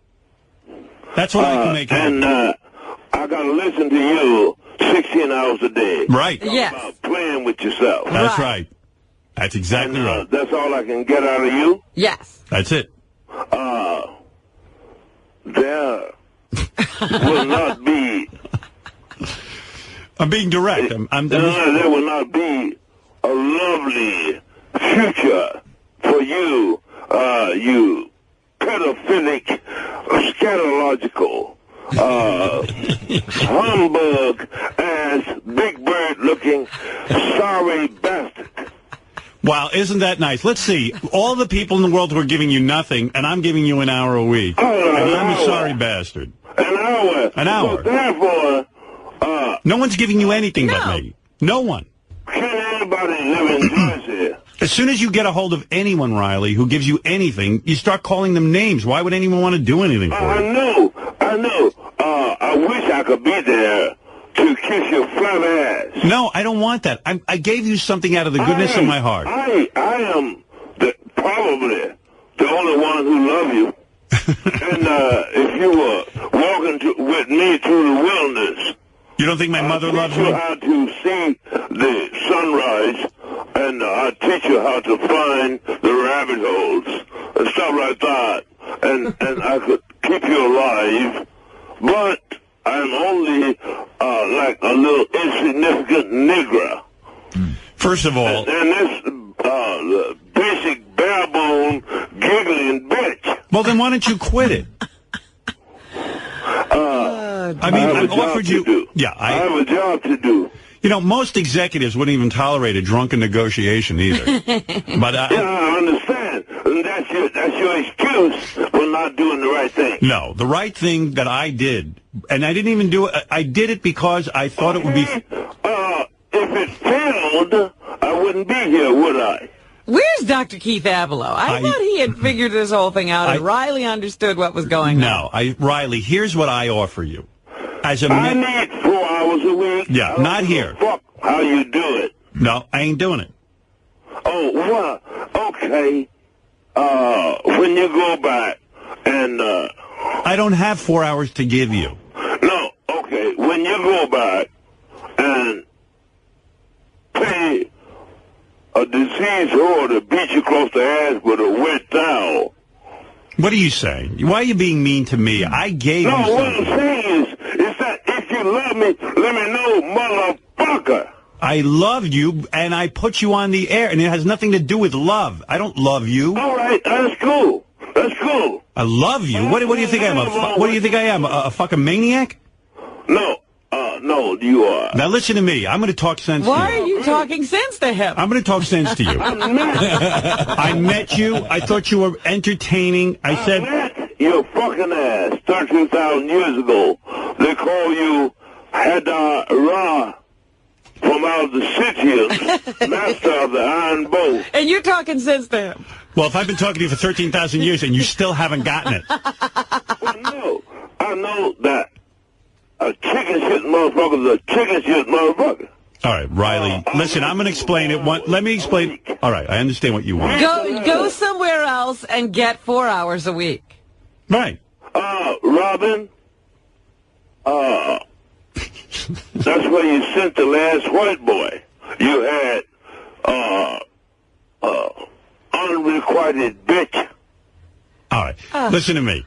And stop insulting Robin. What's that got to do with you getting 4 hours? You feel that you unrequited bitch. You feel that you deserve 4 hours. You say that you can get other people to do this. For 4 hours a week. What? All right, let me just explain it one last time. One last time, Riley. Howard, I'm asking you. All right, Riley, Riley, listen to me.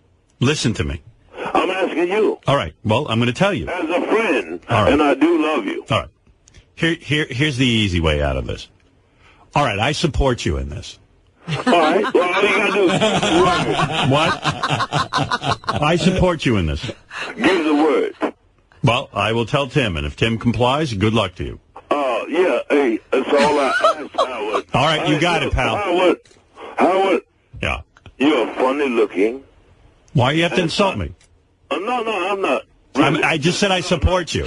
I mean, you look odd. I think they should give you 24 hours. Oh, God, you're really now. All I want is 4 hours a week. Well, they should give you more. I support you. 2 weeks vacation. Right. Yeah, right. Oh, well, I know I can get 2 weeks vacation if you motherfuckers get 3 months vacation. Wow. All I'm saying is, Howard, is that, look, kid, you're a great man. Thank you. And always have been. You have changed a great portion of the world's existence. Yeah. Thank you. Yeah, I mean, and leave it at that. Yeah, I'll leave it at that. All right, Riley. Have a good day. And your head up. Then, thank you. All I want to say in passing is, Robin, that I love you. Love to glom on to your tits. Oh, and Howard, fuck you. All right. Well, thank you. Are you with me, though? Of course. Of course. I support you in your move for 2 weeks 100%. vacation and 4 hours a week. Thank you. Oh, yeah, do me that. You got it. I will got love it. you forever. I support and you. Big howdy of you. All right. So I support you. I hope you get it. Do it. Well, I can't do it. Yeah, you can. Motherfucker. You were almost out. It's not up to me. All right. Counsel him right, George. Thank you. Thank you very much. Oh, what happened? Hello? Yes, can I speak with Riley, please? Yes, who's calling? Riley, this is Meatzorp. I'm a Targzician from the Blumpkin Galaxy. What are you laughing for? Have you been drinking? Who are you? We've had a meeting, Riley, and we've decided that you're maybe not the best representative of us aliens. Do you understand that you are wasting my valuable time with this, asinine bullshit? Is this Riley Martin? I am Bukakian from planet Sphincter. I know who you are and what you are, and you are wasting my time. Riley, can you hear me? I am Harry Tate from the planet Bolzakar. You have stomach problems. Sometimes there's blood in your stool from alcoholic imbibing. Keep talking, I'm stroking my hydrogen rod. I love your voice. And various other things. Nonetheless,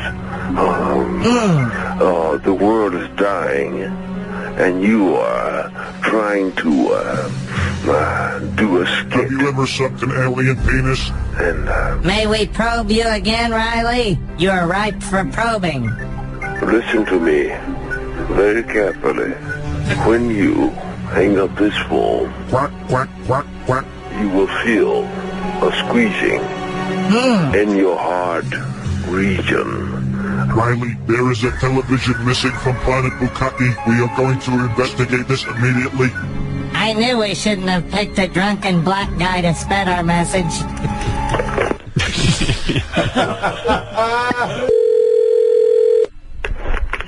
Hello? Hello, is this,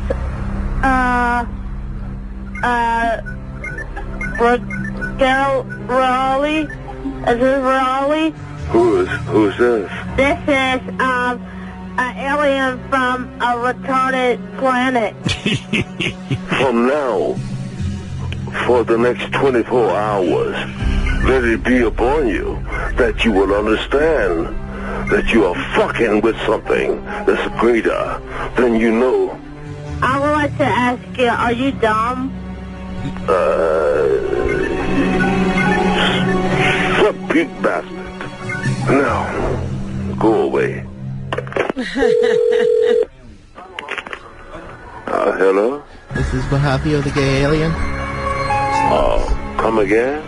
This is Bahavio the gay alien. Can't hear you. I gave you the anal probing last year. Hey, man. You're fucking, toast. You fucking idiot. Yeah. Remember that? The gay alien who probed Riley? Yeah. I remember that. Well, there you go. Yeah. He tries. And JD's future career plans were discussed. But before we get to that, we got Tim here really quick. Tim, Gary said that when you heard these Riley negotiations going on with Howard, that meant bad news for Tim Sabian. It's like unleashing a tsunami. He will call me every day now and stating the fact that Howard, reaffirms and stands behind him, so he will do whatever he can. So he'll be calling in different stages of drunkenness and food poisoning. So, yeah. But Tim's right. See, now what the problem is, Riley has the Howard stamp of approval. Yeah, what do you do? I mean, how are you going to handle this, Tim? I'm going to record the phone calls and hand them to Gary so he can use them on the show. Has he called you already today? Not yet. He will. He's probably suffering from a major case of food poisoning. Once he gets over the food poisoning, what do you expect him to say, and how are you going to handle it? I hear him out, and then once he starts, swearing at me and calling me this, that, and the other thing, I just say, hey, Riley, it's enough, and I hang up. And what are the demands this time? Then he'll call back and he'll apologize, and so it's the same routine over and over again. Does he call you a cheap Jew? Oh, absolutely. Are you Jewish? No. I was just curious. No. Is there any chance you'll give in to any of his demands? No. It is what it is, and I've told him that for 4.5 years now. It is what it is. So take it or leave it. And we'll put them on when we can. When we have the opportunity to present the 4-hour Riley Martin show, then we'll use them as such. But it is what it is. I like what he's down to, by the way. He started at like $1 million, and now he's just down to 2 weeks paid vacation. Is he the most difficult talent to deal with? I'm sure a lot of people try to renegotiate, like the Howard 100. He's the most unreasonable person I've ever dealt with. He is just... He doesn't understand the business. He doesn't understand what his place is. He doesn't understand how to negotiate, and he doesn't understand, what opportunity he has in front of him. And he's just relentless. So if he gets a 4-hour, it's not the 4 hours he wants. He wants to be paid hourly, I assume, for those 4 hours. The bottom line is he wants the money. He wants more money. He wants to make enough money to cover his bills, and who doesn't, but that's not what the job is. This is something that he can come on once a week, do his show for an hour, talk about aliens and whatever he wants to talk about. If Riley has a book to sell and he promotes his book on the show, is that an issue? We need to discuss it beforehand, because you give him an inch, he'll take. Well, I know where Tim's going with that. Riley, he can sell his symbols and sell his books, and then he's just started selling anything he can get his hands on, which is out of control. But he does have opportunities. Anybody who has a popular show can say, go to my website and, buy my book and my symbols and all that stuff. And how he hasn't been able to turn that into money, I haven't figured out yet. So, Tim, with Riley, when Howard gives I endorse that, does your skin crawl? Like, what? I went to Gary, says he just unleashed a tsunami on me, because that's what will happen. He will just be relentless and just keep hammering away, and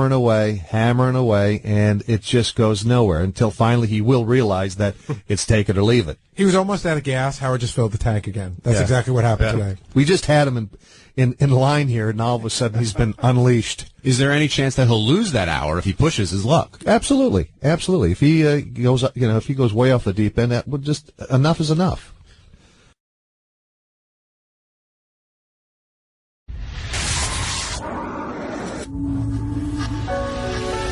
From the world above, across the gulf of space, minds immeasurably superior to ours. From the world beyond, regarded this earth with envious eyes. Howard 101 brings you envious eyes. Riley Martin. In 1953 in northeastern Arkansas, I had seen lights above the river for 3 nights running. Call 888-STERN-101 with your questions. The Riley Martin Show on Howard 101. Hey, hello, people. Special edition tonight. Welcome to the Riley Martin Show. We're glad that you're here. At this time, I know tomorrow I'm cooking my turkey. Let us all be thankful for what we've got. Let's say a little prayer, please, for the young people in our armed services all over the world. Say a prayer for America and all of its people. Many are suffering. And also for all of the people on this planet. And lastly, say a little prayer for our dear Mother Earth herself, who is also suffering to endure what she's going through at this time. But we want to wish you all, and I'm sure the Sirius and XM crew, all wishing you the very happiest of Thanksgivings and lots of love and stuff. Yeah, welcome to the Riley Martin Show. Back in the studio, we have the world's greatest technician, seriously smooth, quite brilliant young man, of many, many faces and talents. I speak of none other than Matt Little Nicky Scarfo Nicosia. And he's not with us tonight in the studio. We're going to have another screener, I believe. I don't know his name yet. But John the Hammer, happy Thanksgiving to you and your family. John the Hammer Hanalak. And do mention to the quite brilliant engineer and musical genius, John the Jamboy Curver. Here in the home site, as usual, we have a young man who has honored us by coming out early tonight to be with us on this auspicious occasion. I speak of none other than the great 00 El Regon. And shout out to the lovely Michelle. And of course, by my side, as usual, is the one and only, the inimitable and quite brilliant, blood of my blood, friend of my friend, son of my son. I speak of none other than the great Eric Eron Macaulay. I like midnight shows. I love 7 p.m. Eastern shows. Yeah, definitely. Prime time. Yes, now, they ought to do this all the time. Yes, indeed. But, you know, Tim, happy Thanksgiving and all that. And be so kind as to be thinking in terms of prime time. Okay, Tim? So, anyway, the great Jim McClure. Jim, shout out to you and your lovely family. Happy Thanksgiving and all that. But I could go on and on, but everybody, happy Thanksgiving. Welcome to the Rodman Show. Eron, how you doing, man? I'm doing fine, Riley. People call the Spaceman tonight, the Space Cowboy, the one and only Riley Martin, with questions at 888-STREAM101. You can also email us at RileyMartin@SiriusXM.com. Okay, I have several emails here, and I have my own questions, but the board has people that want to talk to you, so I'm going to let the callers have at you. Jesus. All right. Turn them loose. All right, here they go. First call, this is Michael in San Diego, Riley. Hello, Michael. Happy Thanksgiving, Riley. Happy Thanksgiving, Mike. So I was listening to your last show, and you were mentioning about the USOs and how they live under the water's surface. Yes. Depth, I think 3 to 6 miles. Yes. And a caller called in and asked about the humans going down there, I believe, and you said, "Oh yeah, no problem." My question was, what? No, humans cannot easily go down there. What? You see what I mean? Otherwise, not even our nuclear submarines can dive that deep. In fact, in the ocean, we perhaps we know about 3% of it. 97% we've never really been in or know what's going down, but humans cannot go down that deep. However, they have sent on several occasions, there's 2 or 3 in the world that has remote vehicles that has been able to dive down, to the Mariel, crevice and all that. But no, we don't know very much about it, and we cannot maneuver down there at all, really. Mm-hmm. Yeah, I have another question. Okay. So I have the professor at my school. He's actually working on a pill that would actually equalize the pressure of the water down there. Yeah. His name's Professor Hubert Farnsworth, and it's actually a suppository. Would you think a suppository pill would actually be able to equalize that pressure so that a human would be able to Well, that would depend. First of all, you have to develop the materials, that could withstand the pressure itself. So no, a nuke sub can't do it. We don't have anything yet that can actually do that. Plus, you've got to factor in the nitrogen factor. At that type of pressure, the nitrogen will take precedence over the oxygen in the bloodstream. And if you went down 6-7 miles, say, unless you have some miracle something, it's going to take you days to re-emerge while being, on pure oxygen and things like that. But no, I cannot foresee any particular medicinal thing that would enable a human to withstand that pressure, not in the foreseeable future. However, I'm always willing to accept when some new innovation is coming in. We are living in a time geniuses and wizards. This is why we shouldn't have to be worried about foreign oil and things like that, because we have the power to run our instruments and all of that without so much fossil fuel and all that. Really, it's only greed that is propelling the economy of the world, not the inability to change it. You see what I mean? All right. Thanks for that Yeah, call. thanks for that call. That's a good one. All right. Next call. This is John in North Carolina. Hello, John. Riley Martin! Hey, how are you, John? Man, I'm doing all right. I'm a first-time caller. I hear you all the time on Howard Stern. Cool. I hear you. So I was going to say happy Thanksgiving, a happy extraterrestrial Thanksgiving, and I wanted to find out what type of booze that you drink on Thanksgiving, because I want to get some. No, my staple is Miller Lite beer. That's basically all I drink. Man. My stomach will not. No, my stomach will not stand. So you're a redneck. Yeah. My stomach will not stand good sipping whiskey. You know what I mean? And most other kinds of beer. That's all right. I got some peach brandy down here we made. Yeah, well, I could, probably sip a little brandy like that. Well, I can get your address, I'll send you some. Okay, send me an email and I'll call you. What's your email address?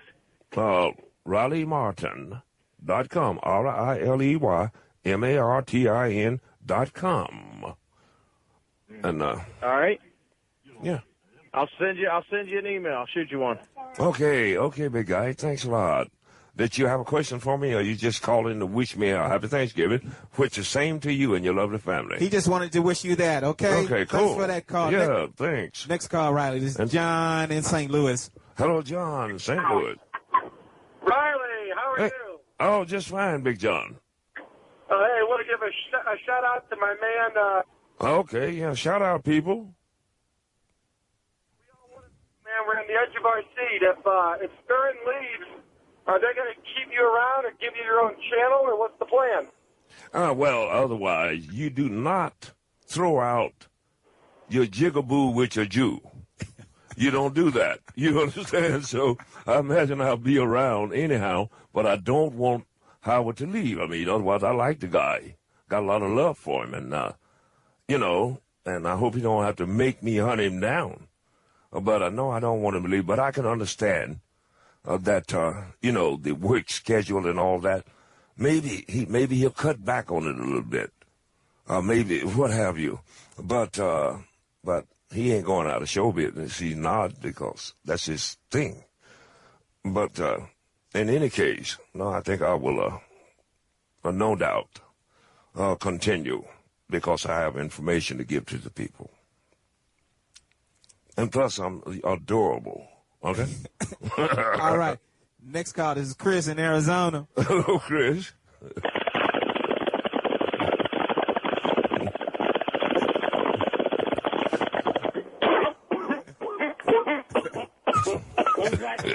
Mr. Martin and Happy Thanksgiving. Happy Thanksgiving, Chris. And all the folks. Thank everybody for putting you on at a good time of day. Yeah. I'm happy. And you don't have to worry about Howard, because Howard and Robin already said that they're going to take you guys wherever they go. So you are. Well, that wouldn't be hard to do with what Tim Saban is paying me. I'll follow the mailman down the road. You know what I mean? But better deal. Yeah. And I wanted to ask about the Newtonians. What kind of environmental conditions do they normally live on when they travel to like other places? What do they need to survive on? Okay, I saw Neptunians. They live on, I believe, for food, they more or less use seafood, protein and stuff like that. You know what I mean? Mushed fish and all that. However, even aboard the great mothership, anytime I saw Neptunians, they had a life support system like the helmet, the backpack and all that on walking around, because they need humidity. That means the water in their atmosphere at sea level would drown you or me. but they need that and what have you. And so it's a high humidity atmosphere that they live in on their home planet. And plus, it is a high gravity planet. I mean, if you are, right now, you weigh 180, there you'd probably weigh 300 or 4. And so it would be difficult for you at sea level on their planet. And certainly you could not long endure because your lungs would fill up with water. But even aboard the Great Mothership, when they come out, where the biped sapiens, that's like me and the Biavians, and even the insects and all that, then they have to have on special gear. Yeah, good question, Chris. Thank you, Mr. Martin, and I hope everybody has a good Turkey Day. Oh, yeah, definitely. I'm cooking tomorrow, and I've been doing that all the time, and I love to cook. That's my therapy, is cooking and everything. And my dear loving wife, heavens forbid you should allow her in your kitchen for an extended period of time. Thanks for that call, Chris. Okay, these Neptunians, you said they live beneath the ocean floor, correct? Yeah, on this planet. On this planet. The basis, yeah. And you consider them as fish, right? Well, I consider that they are more fish-like than not. Well, now, I wouldn't say just, it's not a smart carp, but they never separated from the waters like we did. But even now, Iran, when you are in your mother's womb, you are breathing more or less water or liquid for 9 months. So therefore, it's not too far-fetched to understand that they are still of that caliber. You see what I mean? Yes. Mm-hmm. Okay, then real briefly. Okay. You said they work with dolphins. What exactly do they do with dolphins? Well, it's like they speak the dolphin language. They have decoded it, digitized it, and they are able to literally hold conversations with dolphins and say, hey, go over there near the beach and come back and tell me what Iran's doing. Okay. And now go back over there and tell him to get his hand off that girl. Just stuff like that. Because she married. They are able to digitize, and they can more or less call the dolphin, send them places, but they don't necessarily utilize the dolphins all the time, but they can. Got it. Plus, they don't have to worry about fish because they can call the fish. Mm. Yeah. Next call, this is Mark in Ohio. Hello, Mark. Hello, Martin, mi amigo. How are you today? Oh, pretty good, Mark. Well, first and foremost, I want to congratulate you on the 7 o'clock spot. Great to hear you on prime time.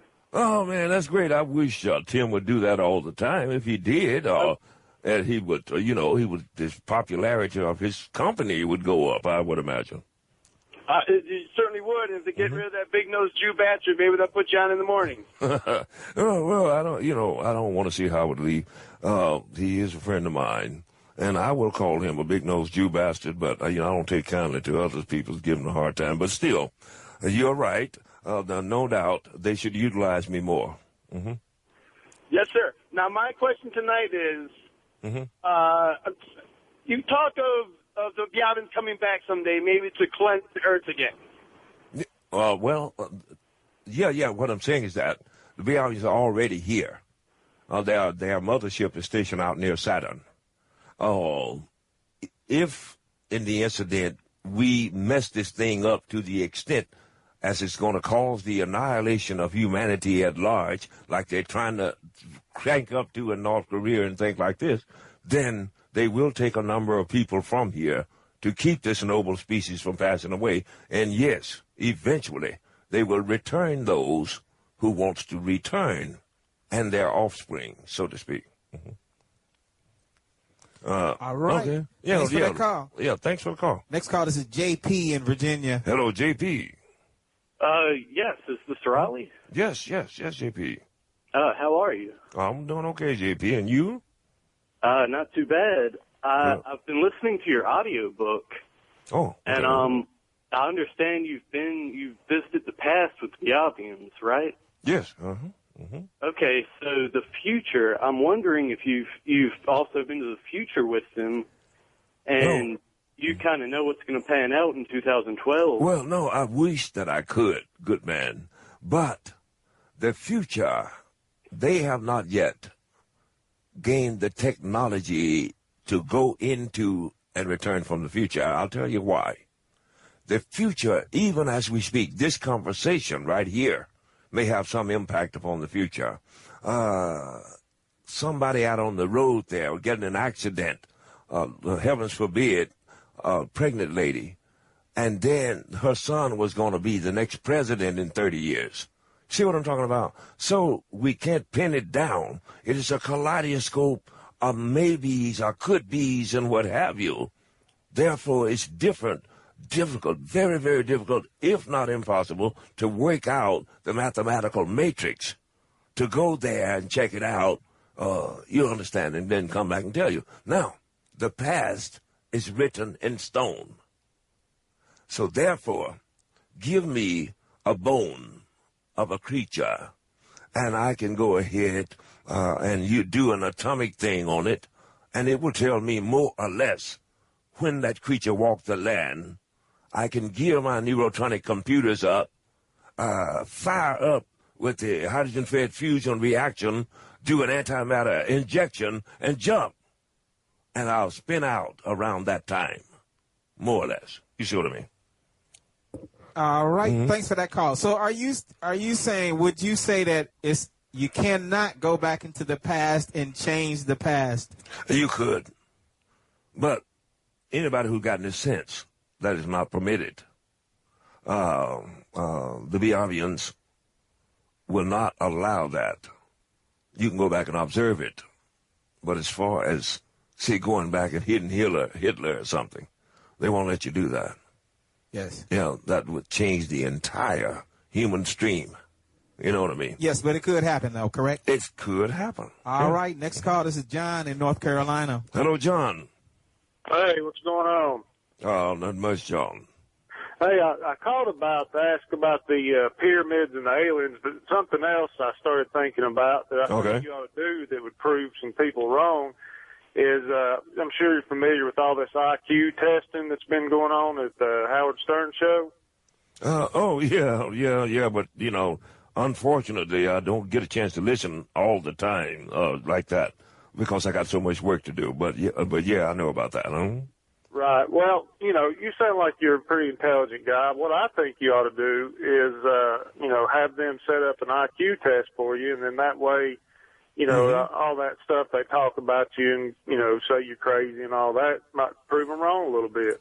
Well, certainly it would, but that would be doing too much like right.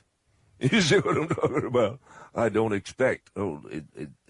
Their thing is to get people so they can goof on them in one way or the other. But yes, well, that's a good idea. I'll put that proposal to my good friend Tim Xavier. Thanks for the suggestion. Thanks for that call, John. Yeah, John. That's my dad's name, John. Next call. This is David in Phoenix. Hello, David in Phoenix. Oh, Quatanzin one. Oh, Quatanzin one, David. Riley, my question is, or it's actually, I just want to get your take on this. I do not believe in God. Never have. Well, I was in church for a long time, and I just, you know, after reading the Bible and seeing how the earth was created, there's no possible way that there's a God. It's never, ever been proven that there is a God.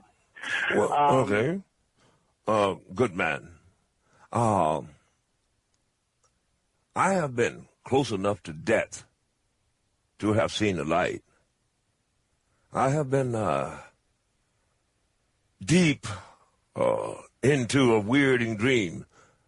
And I tell you truly, I have seen the unseeable in the babbling of a brook, the jumping of a fish, the shape of a cloud, the rising of the sun, the laughter of a child, the beauty of a woman.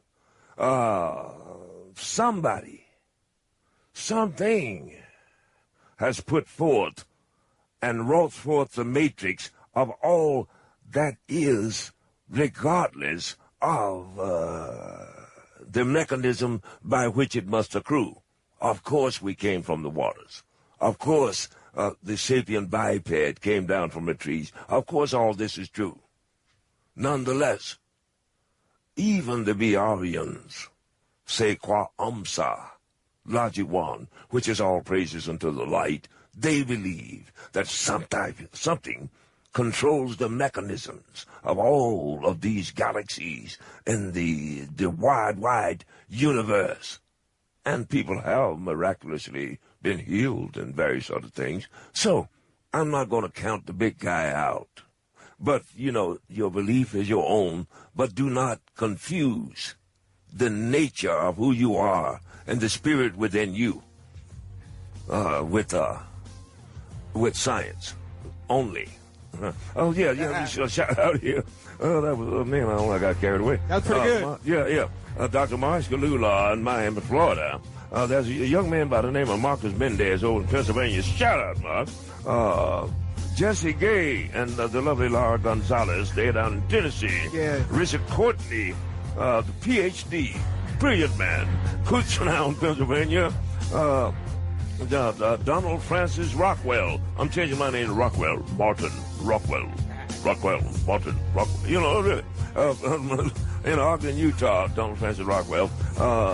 Milan and Nick Jajic. Tom Ludwig in Homer Glen, Illinois. William Billy Thomas in Lake Elsinore, California. Matthews and Norma, his mom Norma. Gene Camp in Oroville, Ohio. Raymond Shields in Indianapolis, Indiana. He's on the road. 7 Lucero. Greg Waterman out in Hollywood. Norman Yee in Honolulu, Hawaii. Hello, Norm. Go to the Nuclear Clown. No, just say Nuclear Clown on YouTube and see some things. I'm on there. Dan Dawson in Ilberton, Ontario, Canada. Richard Horowitz, Matawan, New Jersey. The great Floyd Kochowski, a good friend of mine, and Zach, and the lovely Devona down in Kingsford, Michigan. Paul and Steve Kosunich in Gibsontown, Pennsylvania. Keith Stannis and Jessica Switz in Wadsworth, Ohio. Chris Angel, the illusionist mystic. You see him on TV. Matt Panta and Sheila, the lovely Sheila. Then down in Dawsonville, Georgia. Terrence Robinson and Linda Doyle in Stroud, Oklahoma. Karen Faith Lehman in West Bend, Wisconsin. Jason Brandon Witt in Ogden, Utah, the great one. Bishan Brown and in Sayreville, New Jersey. Okay, stay with us now. We shall return short. Riley Martin. In 1953 in northeastern Arkansas, I had seen lights above the river for 3 nights running. Call 888-STERN-101 with your questions. The Riley Martin Show on Howard 101. You are on the verge of destroying the entire universe. Call 888-STERN-101 and make contact. The Riley Martin Show. Howard 101. Yes, indeed. Thank you for staying with us. We're back. Once again, we want to wish you all happy Thanksgiving for staying with the Riley Martin Show. I understand that even as Big John, I dubbed him the Hammer, Hunterlack, is not in the studio tonight. We do have another young man there. He's an intern. His name is David. I'm going to dub him King David. Because when you stop to think about it, David, when he slew Goliath, was only an intern. Yes, indeed. Welcome back to the Riley Martin Show. Talk to me, Ron. People, email us with questions. Yeah. At RileyMartin@SiriusXM.com. Right, and Deron, please, let me cut in there. All right. People, if you want to get your symbols and your books and all that before Christmas and all that and any other thing, please go to RileyMartin.com. Riley, RileyMartin. I want you to also go to if you got the iPhone and all that, go to the App Store by I, Riley Martin. Thirdly, if you want to get my lecture from down in Atlanta, go to the Cosmic, you got to put the word "the" in, thecosmiclegend.com, thecosmiclegend.com, engineered by the great Matt Panta. Yes, back to you, Iran. And Riley Martin is on the iPhone. Go to the App Store and buy I, Riley Martin. Yes, indeed. All right, people, don't forget you can listen anytime online at Sirius.com. Just click on the Listen Online tab. And a quick question, Riley. People, this question has arisen. Okay. People want to know how they can get on your shout-out list. Oh, well, people, I would love to put every American, Australian, England, and Chinese, and everybody else on my shout-out list, but you got to buy something. You got to get your book. You got to get your symbol. Actually, only those who get the symbol, because if you get a book and it comes from headquarters, I may not necessarily get your name and all that. But if you get your symbol, you will revolve around, and I will put you on my shout-out list. But you realize I have a finite amount of time, because Tim, in all of his inimitable grace, has only given me 1 hour once a week on the air, which dearly curtails, my time factor. But get your symbol, and I will certainly try my very best to put you on my shout-out list, because I really do love you, all of you. I just can't call everybody's name. Okay, people, I will get to some of these emails, but we're going to stick with the calls. But before we get to the calls, real quick here, you're talking about traveling back to the past and even into the future. I believe in the past you have said that the Biavians did send a probe into the future, and I want to know by what mechanism did they do this, and then what's the principle of it? How would they do it? It is essentially the same way that they come from BRB here or go from here to there. They will use the 7 levels, which is light LNS, 186,000 miles a second, light natural speed, and then gradient up to ion, then tachyon, then muon, then quark, then top quark, and then on the 7th level they will interface with dark matter. The difference being that when they interface with dark matter going to the future, they will give an induction of antimatter, which causes the probe to jump ahead through dimensional time warps and all of this type of stuff. They have not yet been able to send organic material in that manner, nor, I am told, have they ever been able to retrieve a probe from the future and what have you. So that's in a nutshell, kind of. But, of course, there's more to it than that, Okay. I think I got the basic of that. Okay. All right, right back to the calls. This will be James in Texas. Hello, James. Hey, Riley, how you doing tonight? Oh, pretty good, James. Man, it's an honor to talk to you. I've been listening to you for, I guess, from the first day you got on the radio. Oh, great. Give my love to you. You're my hero, man. You're my hero, because I got to tell you, man. I think I've had some things going on with me ever since I've been a little boy, and it progressively got worse. It seems like every 3 years, about every 3 years to the day, I started waking up in the middle of the night and was more or less paralyzed. I couldn't move, but I was awake. And it started off with a bunch of dark figures in the room. And as much as I wanted to move, I couldn't. And it was a pretty scary situation. I was, it was really weird. Unable to move, but fully aware of what was going on around me. Did they scare you? I mean, is it a scary experience? Yeah, it was frightening. Because I knew I was in the room with somebody, but as it progressed through many, many years, about every 3 years it happens, and it just happened again last week. But I woke up, couldn't move, and then, again, the dark figures were all around me, And then I was in a room that was lit up, bright light, very bright lit room. And I was surrounded by seemed to be a bunch of beings or something along those lines that were translucent. They were not like jellyfish or anything like that, but I could see through them. But they had a pink and a purple and a weird hue to them that you could see through them. What in the world is that? What's going on? Well, they are now. I believe that when some extraterrestrials will go down and beam a person up, they will literally beam up more or less the essence of that person, like his neurosyntaxes and all this. To you, you'll feel that you are awakened, that you are there in the flesh and all of this, but they may not have literally taken you physically. Now, if it's been a terrifying experience, all I can tell you is, good man, and I do not know who they are, but all I can tell you is this.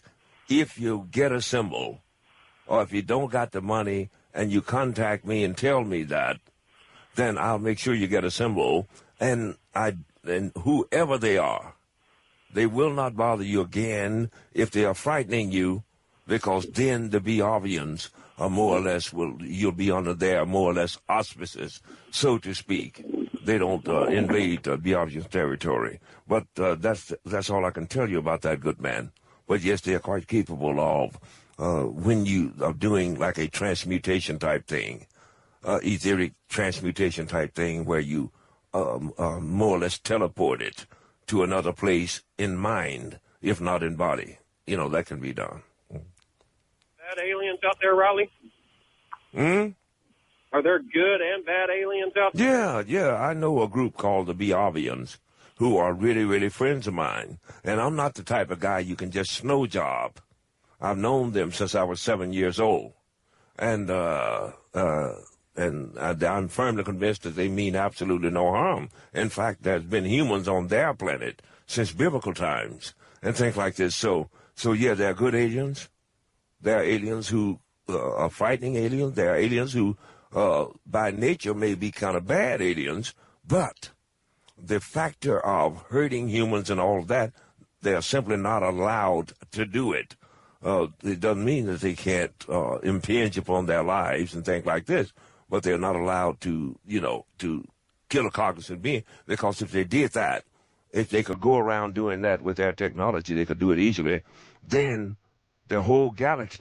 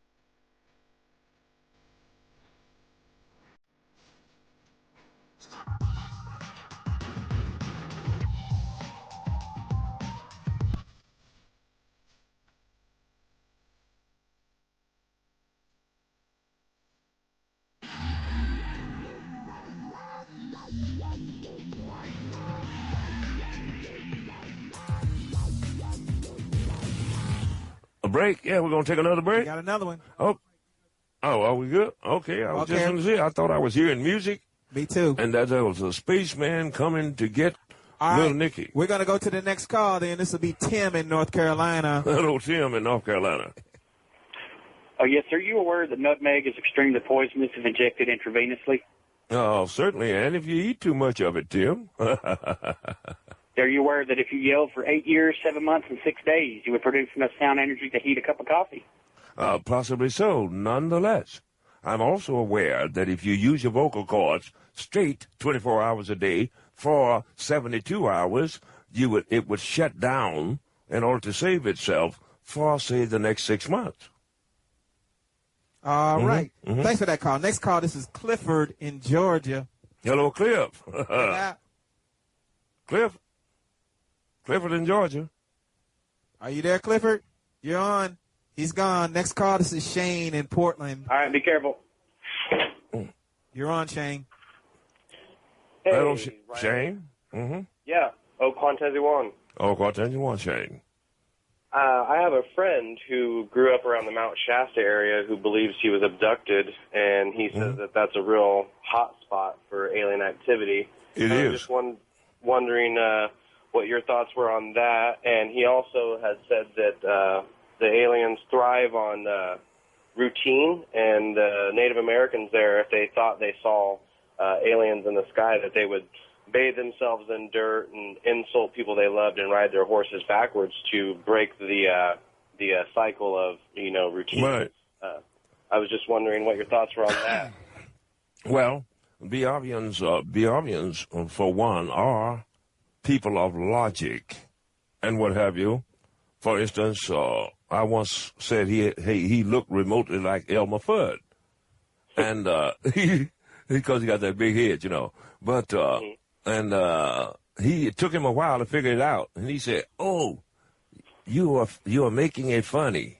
It's like so that could hold some merit. You know what I'm talking about. And yes, I do believe there is perhaps a subterranean base around Mount Shasta, within Mount Shasta, around Mount Shasta, because one time I was looking at a global map that they had up on floating in the air screen, and I saw different places, and one blue light was in Northern California. So yes, that's probably definitely a hot spot. Plus, I'm also aware that there is a dimensional corridor, say like it is in the Bermuda Triangle, where they can come into and go out of more easily than they could by generating their own. Yeah. So I actually have seen that portal. My friend took me camping up on Mount Shasta, and we could see a perfect circle of stars I've never seen in the sky before. Yeah. And I have one more quick question if you have time. Okay. Do you know if LSD is of this planet, or is that from another place? Because it seems to be a pretty powerful substance that actually has like energy of life in it, and I just wonder what your thoughts were on that. Well, okay. Now, LSD, essentially lysergic acid diethylamide, you can find it. It's not necessarily from outer space, so you can find it in naturally in Earth things. Say, for instance, in certain grains and what have you like that. Back during the Middle Ages, people, when they bread soured and it came up on the bread more or less like a mold, like that, and they would eat that kind of soured bread or that, and then they'd go nuts and think like this. Whole villages at times and what have you. So no, I don't think it is of space origins, and I would not advise the uninitiated to go messing with it, because if you don't use the right measure, you can leave on a trip and not come back. You know what I mean? All right. Thanks for that call. Next call, this is John in Texas. Hello, John in Texas. Hello, Riley. All right. I had a couple questions for you. I'm one of the people, I do believe in extraterrestrials. I think you'd have to be pretty egotistical to look into the night sky and see all these stars with, planetary systems about them and think that we're the only ones that are populated. Yeah, that's right. I was there in Phoenix when the Phoenix Lights happened in '97 that they tried to explain off with military flares.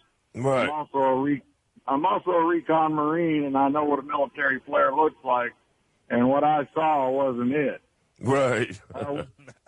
One of my questions for you was, every time I listen to your show, I get a dozen more questions from the other callers, but the first question is, y'all were talking about alien hotspots. What makes them gravitate towards one area as opposed to another? Well, there are actually. See, when we look into the night sky, all we see is the sky or what have you. However, due to the electromagnetic pull of the Earth and the crossing of what they call ley lines and what have you, there are certain places, I don't know if it's due to the metallurgic compostures in that given area, but they tend to converge there, and the electromagnetic current, while dancing, tends to more or less stay in that area, with variable exceptions, move around a little bit, but it generally stays at a given place. Not a lot of them around, but you find one in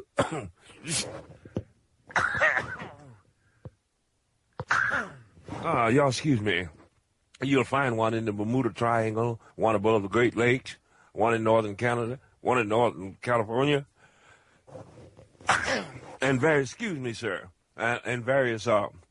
other places around. They just do exist. They are more or less corridors. And people have entered them and not got back, and things like this. But yes, I cannot tell you what are the mathematical principles of why it is there, or even how it really works. But I do know that they are there. You see what I mean? My other question was, they're building this device in, I want to say, Switzerland, and I know it's crossing borders with one or two other countries in that area to recreate the Big Bang. Mm-hmm. And scientists have warned that conducting this experiment, there is a possibility that they could create a black hole right here on Earth, which, of course, would end all life. Right. Well, if indeed we were able to smash the atoms to the extent of creating the microcosm of, say, a universal order or something of that nature, yes, it would be dangerous. However, what they have thus far been able to create is a fusion reaction that lasted possibly about 100,000th of a second. So we don't have anything to fear about them doing that in the in the future. Now, there is another technology that works upon the electromagnetic principle that was created by Nikola Tesla back in the earlier part of the 20th century. That was out there in Arizona, somewhere out there. He built a tower that ultimately he had to destroy because it was tending to draw a hole into the sky and things like this. So theoretically, it could happen, but no, from the way they're doing it, we are a long, long, long way from doing something that could conceivably, be of danger to us. Put it like that. That's my guess. Mm-hmm. Got my 5-year-old son here with me. We're traveling my mother's for Thanksgiving. Oh, great! And he can hear the radio over on his part of the car. Right. What's his name? I know your answer to this, but his name's Gabriel, and he wanted to ask you if aliens were real. Yes, Gabriel. Aliens are real. And you can find them talked about even in the good book and various other things, Gabriel. And I want you to, Gabriel, save the world. But don't blow your horn too quick, Gabriel, because I know you can do it. Lead us out of this mess that we are in, Gabriel. And shout out to you, good man. And be careful out there on the road now. Yes, thanks for that call. All right, next call. This is Greg in Connecticut. Hello, Greg. I've been a lifelong fan. You're just amazing. I mean, it's such a shame what they pay you. It really is. Oh, thank you. Thanks, Greg. Maybe they'll wise up. Mm-hmm. Oh, sorry to cut you off. My question is, have you ever heard of this guy named Phil Schneider? Phil Schneider. The name sounds familiar. Do you know? He was the guy that... He's the guy talking about how he was in a secret military installation base, and there was Green Berets and Black Berets, and I guess an alien gray did something, motioned over his stomach, and some kind of laser or something came out, and a part of his hand was sliced. Have you ever heard of this guy? I've heard of him. I haven't been exposed to his work and all of this. Nonetheless, I can tell you this. Even as we speak, somewhere and various different secret installations. Experimentations are going on. I do know that our government and some others have actual alien bodies. Now, live bodies, I don't know. But maybe they are trying to engineer them. You see what I mean? And what have you. Let me do a shout out here. People, it's been good. Dr. Marsh Galuda, the great, down in Miami, Florida. My little brother, Michael Blundek Sr., down in Vero Beach, Florida. The great Russell, and his daughter Jennifer Babcock up in Maine, Massachusetts, Chicopee, Massachusetts. Jacobs Woodstock to Jacobs in Oakville, Ontario, Canada, and all the crew. The great Mike and Diane Boyd, and Jamal and Lulu Lawson out there. Stickers in a car on the road. Todd Pee Wee Cheekin on the road. Pee Wee! Yes, indeed. Billy in San Diego and his family. Darren Foley, Darren Foley in Chicago. Gary Posiak in Des Plaines, Illinois. Clifford Green, his lovely family. Miss Ellie. And also Maurice Watkins and his lovely family out there. We are gone, people. Happy Thanksgiving. Peace and love, everybody. Peace and love.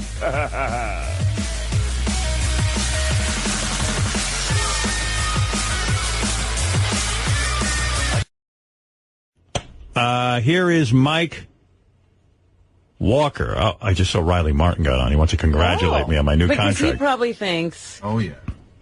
He will have a renegotiation, and maybe he'll get a week-long show. Riley. Hey, Howard. Uh-oh. Yes. Hey, hey, congratulations, kid. I mean, otherwise, I'm glad you're staying. Well, yeah, I mean, it also means if you want to continue doing your show, you'll have the opportunity, I guess. Well, I appreciate that, Howard, definitely. And I would hope that after 4 years that you would say something on my behalf as to where we can get a decent salary over here. I put my foot down to this Mel Karmazin boy. I went in there and I said... You ought to do what Howard did. Yeah, I'm going to tell you what I did. I went over to Mel and I said, Mel, I want a good contract. You've got to do the same thing. I think you have to go right to him. Yeah, well, that's exactly what I would wish to do. You know, I don't like hanging around people's buildings and having security throwing me out and things of this nature, because that's not the way to do it. However, I do want to meet and talk to the nice people. Yeah, I think you should go right. I don't think you should waste your time with Tim anymore. I think you should go right to Mel.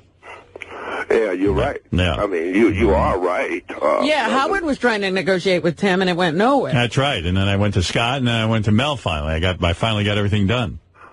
Well, of course, but one thing is sure. If you would make your sentiments known, it might pave the way a little easier for me. You should even go to You should go to Mel's parents. Yeah, right. That's right. And I said to Mel during this negotiation, I said, listen, forget Robin and Fred and Gary and the whole crew. I said, you got to take care of Riley. Yeah, I need to go to you're right, to Papa Karmazin and also to Papa Stern. Not me. Yeah. Well, I told Mel he's got to meet with Riley. And he threw me right out of his office. Yeah. Almost lost your deal. Yeah, Riley, don't get all excited. I mean, I don't think it means anything for you. Yeah, well, I mean, I never did in the first place, son. Nonetheless, it's the show. People love the show. Therefore, say a word for me, if you will. I certainly will. Thank you, Riley, and thank you for the... Yes, of course. Okay, how will I know you said that? Right. I don't know how you'll know. Yeah, this is what I'm saying. I'm pretty sure I'm a phony. I'm pretty sure I'm lying right now. Well, I mean, my goodness, son, 4 years you haven't got me either more time or at least a decent salary. Right. What I mean is... I think it's time you might want to leave. Yeah, well, I mean, possibly so. Right. Nonetheless. I will put in a good word. I will put in a good word. I promise. I will. Okay. This is the thing that happens now. Riley is misled. No, I'm going to say something to Tim. I'm going to say, here's a good word, my man Riley. Well, geez, That's man, I'm not looking to... Riley, here, listen to me. Riley. You know, I mean, what I need is Riley. Salary. Listen to me, Riley. You got to understand something. And I didn't want to get into this. It's already after 10 o'clock, and I still haven't even gotten... I understand. Right, let me just put it to you this way. Listen, I don't mean to rain on your parade. The idea of giving you a show was a fun little thing that I thought you would enjoy. My ass, man. The show, people love the show. I know that they do, though none of you dirty bastards have ever given me my numbers or anything else. I think they do enjoy the show. I wouldn't have you on here. I think you're a nice guy. I thought this would help you sell your trinkets and tchotchkes. All I need is what you pay your yard man. What I'm saying is that I want to live here at least. I'll pay you what I pay my yard man if you clean my yard. Well, I'd make more money, wouldn't I? But listen to me. Mm-hmm. And you're not letting me finish. Okay. I like you very much. I think you're a nice man. I like you too, Howard. All right. But listen, you're not a radio guy in the traditional sense. Well, geez, man, what do I have to do? Go to Broadway or some kind of shit? In a sense, in order to be with you idiots? Yes. That's true. In order to be with those idiots. Yeah, I mean, in a way, you got to go out and prove yourself and get an audience and all that. You don't think I have an audience? I think you have something of an audience, and I think that you are a good guy, and I like giving you a little opportunity, but it's never going to grow into something huge. Not here. Well, geez, Howard. It's just not right. I'm being up front with you. I'm keeping it real. I'm sure that if I started off with bringing whores off the street, I'd probably be zippy dude to a guy like you. All right, listen. I love you, Riley. I'm going to say hello to Tim for you, okay? Hey, I appreciate that. All right, you got it. Okay, thanks. I mean, are you and I thanks. What? Son of a bitch. I don't know what he wants from me. I keep telling him, I don't want to mislead him. I said to him, it's a little gig. It's a shtick. It's very dangerous to mislead him. I know. I said to him, I said the right thing. It's a novelty show. I'm trying to tell him. He has never gotten that. He thought this was the beginning of something big. Of him being a major star. Listen, I love the guy. I think he's a sweetheart. But if he really wants to make it in radio, I think he's got to take the show to terrestrial radio. I told him that. We said that earlier today. If you want to do something in radio, start in radio. This is just a practice gig for Riley, as far as I'm concerned. He comes in, he gets a little bit of practice on the radio. He can meet with the public. He can sell his website items and all of that. And I said to him, he's got to get out there now and break free of me and get out there on terrestrial radio. But he doesn't like when I say that. He gets angry with me. Well, it's been a couple of years of him living in the delusion that this is his job and his career. Riley Martin, who has his own show right here on Howard 101. Riley Martin in 2011. Happy New Year, Riley. Happy New Year, Howard and Robin. Hi there. Hey, while you guys were off having marvelous time, eating copious amounts of brilliant food and having a lot of time, there was no such scenario in the house of Riley. Tim called. Meanwhile, we ate cake. You ate ants. No, I didn't even eat that. What Tim called me and said, Riley, you're going to be preempted for 2 weeks for the, Howard Stern history. I said, well, that's Marby. And then he said, but you're not going to get paid. Right. And so over the holidays, while you guys were opening toys, and he was with the little Timlets opening toys, and the copious amounts of food and all that, me and my grandchildren were looking at each other, and I gave him a potato head that was a real potato. Riley, let me. What I'm saying is, I suppose that 4 years of faithful services means nothing to you, especially he's only doing what he thinks you want him to do. Riley, listen to me. To me, I think what the problem is, if I may be so bold, and I'm not talking down to you because we're both grown men, but maybe it's time to leave. Well, my goodness, send the pink slip. No, listen. No, we don't have to fire you. We're happy with what you do. Well, hey, if I leave, then, I'll have a problem getting unemployment. Unemployment? Until I'm up and running again. Riley, listen, let me explain to you. Let me give you an answer. Okay? Well, okay, if you're okay. Let me give you an answer. Send me your leftovers. Riley. So that I could have fed my kids on Christmas. Riley, listen to me. The idea of giving you a show is a bit of a goof. Well, I'm going to be honest with you. Howard, I understand you are the one who talks about all of the important stuff having to do with the world. That's fine. Riley, would you let me explain? Yeah, but that's let me make it fine. easy for you. We love you. I think you're one of those. Look. No. You can't start that way. I don't love you. All right. Let me take that back. I don't love you. Slip, and I'll go on. Now he's gone. Riley, listen to me. Please, let me finish a sentence, if I may. You want to explain to me why my grandkids didn't get no presents? Yes. Because you sorry motherfuckers didn't pay me? No, we paid you, but you refused to get other work. That's why your grandkids don't eat. Let's start from the very beginning, because he doesn't understand. All right, Riley, here's what happened. You came on my show. You were kind of this... Look, kid. You were a way-out character. Hold it, Riley. We're talking. Let's Riley, listen. you got to listen. You got to listen. You called me for an answer. Listen to me. You came on the show as kind of this way-out character with your space stories and all that. When I got a job here, I said, hey, don't you think it'd be fun if you said to Riley, do an hour show. Let's see what he does. And you went on, and it was fun. I like listening to it. Well, let me be completely candid. I've heard it once. Well, that's I don't even listen to it.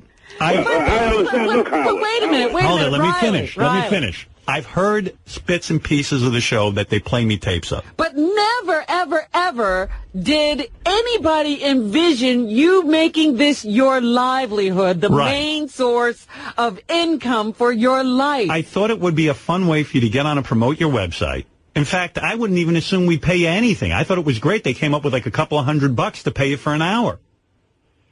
And this wasn't supposed to be a career. This wasn't supposed to be some sort of job where, you collect unemployment and it's your whole livelihood. It was an addition to your life. An addition. Listen to me. You're not listening. You're only talking.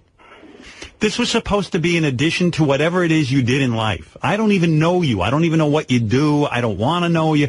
I think you're a very humorous guy. It wasn't to put you in the radio business. Yeah, your career could be in radio. I don't know if it couldn't be. If this was a stepping stone for you and you go to terrestrial radio, you go to another show or another place to do radio. Hey, Howard, my expertise is not in talking about my shitska old lady and playing with myself 24 hours a day. Right. You can put me down all you want. I gave you a shot. All I'm saying is that I gave you a shot. Information for you. I understand. It won't be water, but fire next time, you fuck. What will it be? Fire next time. Fine. He's talking about the end of the world. All I'm saying is, I can understand why Tim wouldn't pay me, because I know his prerogative, his father's prerogative, and he is paying you.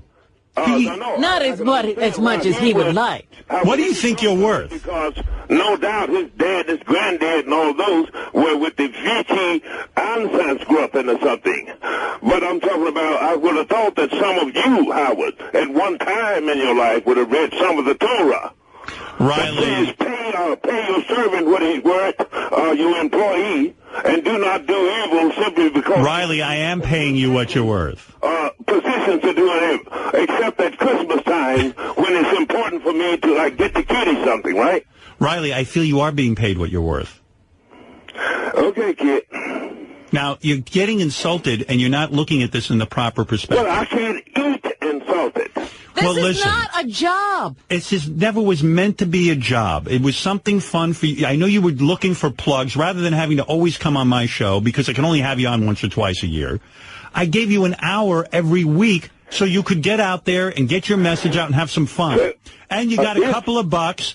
And lived up to the company's expectations of being interesting enough to stay on the air. Yes. Well, then... I guess. I don't listen to your show. I have carried my own, and the tenth has not been told. But all I'm saying is that I resent... Riley, I worked at a station... Riley, I worked at a station that paid me $96 a week. You know I never went in and complained. You know why? I worked there for 2 years. I'll tell you why I never complained. It was my training ground. And I understood that if I spent the rest of my life there, they still pay the jocks there $96 a week. It was a starter job. And I wanted to make broadcasting my career, and I knew I had to move on. Son, look, anybody who comes on there and plays with himself on the air makes more money than that. But what I'm saying is that you have something here, and you are shitting on it just like you did your Gentile servants pre-World War II Germany. You understand? Yeah, I remember those days. Those were good days. Yeah. This is what I'm saying. Listen, Riley, understand something. Riley, I have to call you out on something. You're an anti-Semite. You're an angry. You're an angry old man. You're an anti-Semitic fool. Anyone knows there are beautiful Jewish people out there. Hey, Riley, you're an anti-Semitic fool. People who made sure I had Christmas dinner in spite of you all. Well, listen, Riley, that's not the point. Riley, you should be happy there was a nice Holocaust. You wiped out all the ugly Jews. So what are you worried about? You got your peace of mind, motherfucker. I just don't know how we get back to this every time we talk. Put that stick on me. You just said you just tied in you not getting paid. You just got tied in not getting paid that the Jews deserved the Holocaust because they didn't pay their Gentile servants. You sound like Adolf Hitler. Well, this is what I'm saying. Yes, that's what you're saying. That's called anti-Semitism. Skin off of your nose. Off your nose. That you pay an employee some of what You're not an employee. And not steal. He doesn't want to hear the Robin's wine. You're not an employee. Stop looking at what we have. I'm not worried about that. And look at what you have. You're not thinking of me. You haven't. I am thinking of you. You have a wonderful opportunity that no one in their right mind would give you. You're too high. Do you hear Marianne from Brooklyn screaming she wants a show every other day? Yeah, you're thinking about this you do to this, the least among you. It's what you would be measured by. And you're going to do me like this? Yes. And then Tim's going to do it because he knows you want him to do it. No, I've tried, Riley, this is boring. It's not because you're Jewish, son. It's not. Oh, now you're not an anti-Semite. No, it's not because Robin is a white girl that happened to be born black. It is because well, what does that mean? There is certain elementals wherein a human should act on the face of the fucking planet. You understand? This was, okay. Why don't you talk till you're bored? Son. But, hey, the kids say, hey, you know, that Tim Sabian is a bad man. I said, don't hate him. He's okay. But all I'm saying... Can you imagine a very Riley Christmas where Riley doesn't have gifts for the kids and then he goes, Tim Sabian's a bad man. Of course, I bet you had gifts. It's not Riley's fault. It's Tim's fault that there's no gifts. Tim is Scrooge and Riley is Bob Cratchit. Yeah, I mean, Riley's able-bodied. Go get a job. Yeah, no, this is his job. See, and this is the problem. This is not a job. Oh, that's right. Well, he doesn't understand, but he's going to keep talking. That must mean the show is insignificant. Yes.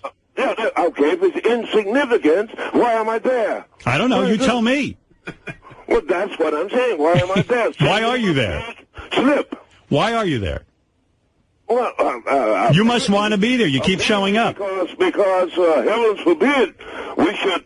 this is a great mystery. We don't know why the show... He doesn't know and we don't know. Heavens forbid, you should not take over that one stinking hour a week that's left in the doldrums of the night so that you can talk some more about playing with yourself and with your beautiful chickas. Chicas? What? How did you say that? Say that again? Chicas? Chicas. Yeah, and, you know, Robin, she's somewhere drinking more than you took from me in one bottle of wine with a brand new, barely used white boy. Yep, $800. That's what I'm saying. And all of this, but... Riley, it's not a job. It's nothing that's going to pay your bills. It's a fun little show that you get to do. Nothing to rely on. My ass. Mm-hmm. It could mean your life. The difference is if you left the show, you'd just be out $250. You're not going to replace it with any income. You don't have an income. You haven't planned for the future. Or the present. Or any of it. And you're blaming the world for your misery. So you think you guys got a real rosy future, right? No. I don't know what my future is, but I know I'm a realist. Free from why don't you give me some... free from want, free from everything. No, give me some voodoo superstition. No, I don't think I'm free from... You got such a Marvy future and all of this. All right, I'll talk to Tim. Did it ever occur to you that somebody just might know? I'll give him the answer he wants. Here, watch this. Hey, Riley, Riley, can I say something? You're making a really good point. I'll tell you what I'm going to do. I'm going to sit down with that motherfucker, Tim, and let me get a fucking answer out of him about why you don't get more money, okay? Yeah. Would you let me do it? Would you let me represent you in that way? Would you let me at least? I mean, I would. Thank you. I will go do it now. But you have said such things before. You did. Yeah, but I'm going to really get to it now. Hey, but anyway, we're glad to have you back. Thank you. The history of Howard Stern was good. Thank you, brother. I'm glad you guys had fun. And God bless you. God bless your family. And let's hope I can get... I think Riley's having much more fun than we ever do. Absolutely he is. He knows how to live life. Every day. Yep. Hey, kids, take care, man. Take care, Riley. God bless y'all. Look, how many grandkids do you have? Hey, straighten this shit out, man. Let me see what I can do. Thank you. Yeah, okay. All right, bye-bye. Oh, that'll keep him quiet for a day. Well, I had to get rid of him. You just give him the answer he wants to hear. We got to get him more money. Robin, hopefully you and I will go talk to that Jew devil Tim and see if we can't get something going. And his Timlets. You got to love Riley. It's a very Riley New Year. Let me take a break. We'll come back right after these words. Riley was in rare form last night. Anybody hear that show? What was Riley doing? What was Riley doing? Riley was... Was Riley being Riley? Riley was just Riley times 10 last night. Really? Yeah. Casey Jordan's on her way over. She's not here yet. Maybe have some time to play you these clips. I haven't even heard them. I've heard about this. Is Riley being neglected? Is he doing like a super show now in order to get attention? Riley was doing a Charlie Sheen tribute last night, I think. Hello. Once again, we are on at prime time on Tuesday because we are expecting inclement weather. Let me remind you again. He was on Monday night. He was on Monday, and he says it's Tuesday. Yes. Howard, what? The other thing that's interesting, he's usually on at midnight, but last night he was on at 7. So that's why he's saying prime time? But it's all, usually he gets, a little bit more inebriated later. Right. Yeah, I received many emails from people who accused Riley of perhaps drinking during the show or before the show.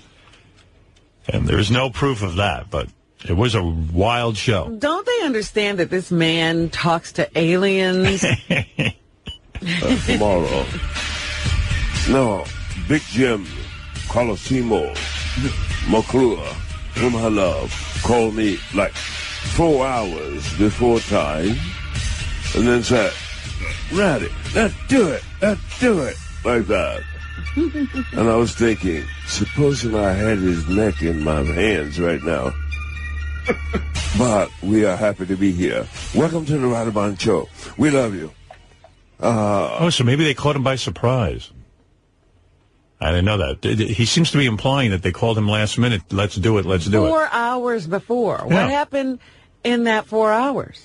Possibly he was, enjoying cocktail hour. Maybe he took some medication. Or took medication. But wait a minute. Okay, here's the deal. Yeah. Somebody calls you and says, 4 hours from now, I want you to do a radio show. You pop some medication? Well, they might have caught him just as he was popping the he might have just popped them. Right. Fred's right. The man is prepared for midnight. Oh, one of the world's greatest technicians. Also, a smoothie type guy. I speak of none other than the great technician, Matt Little Nicky Scarfo, Nicosia.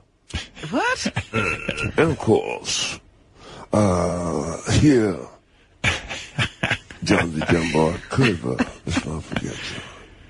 Could he be in this condition for every show? A little lower. I might have to give him a raise if he's in this condition every show. If it'll get him here. Yeah. Yes. Here at home with me, once again, is the one and only, the man who is not a shadow, though stands grievously loving.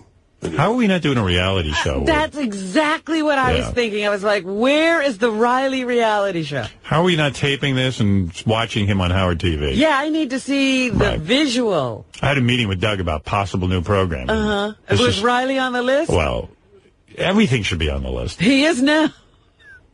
Aside of By the way, Riley I've been handed a note, 9 hours of notice that he was doing this show. Okay, so when did he pop these alleged pills? I don't know.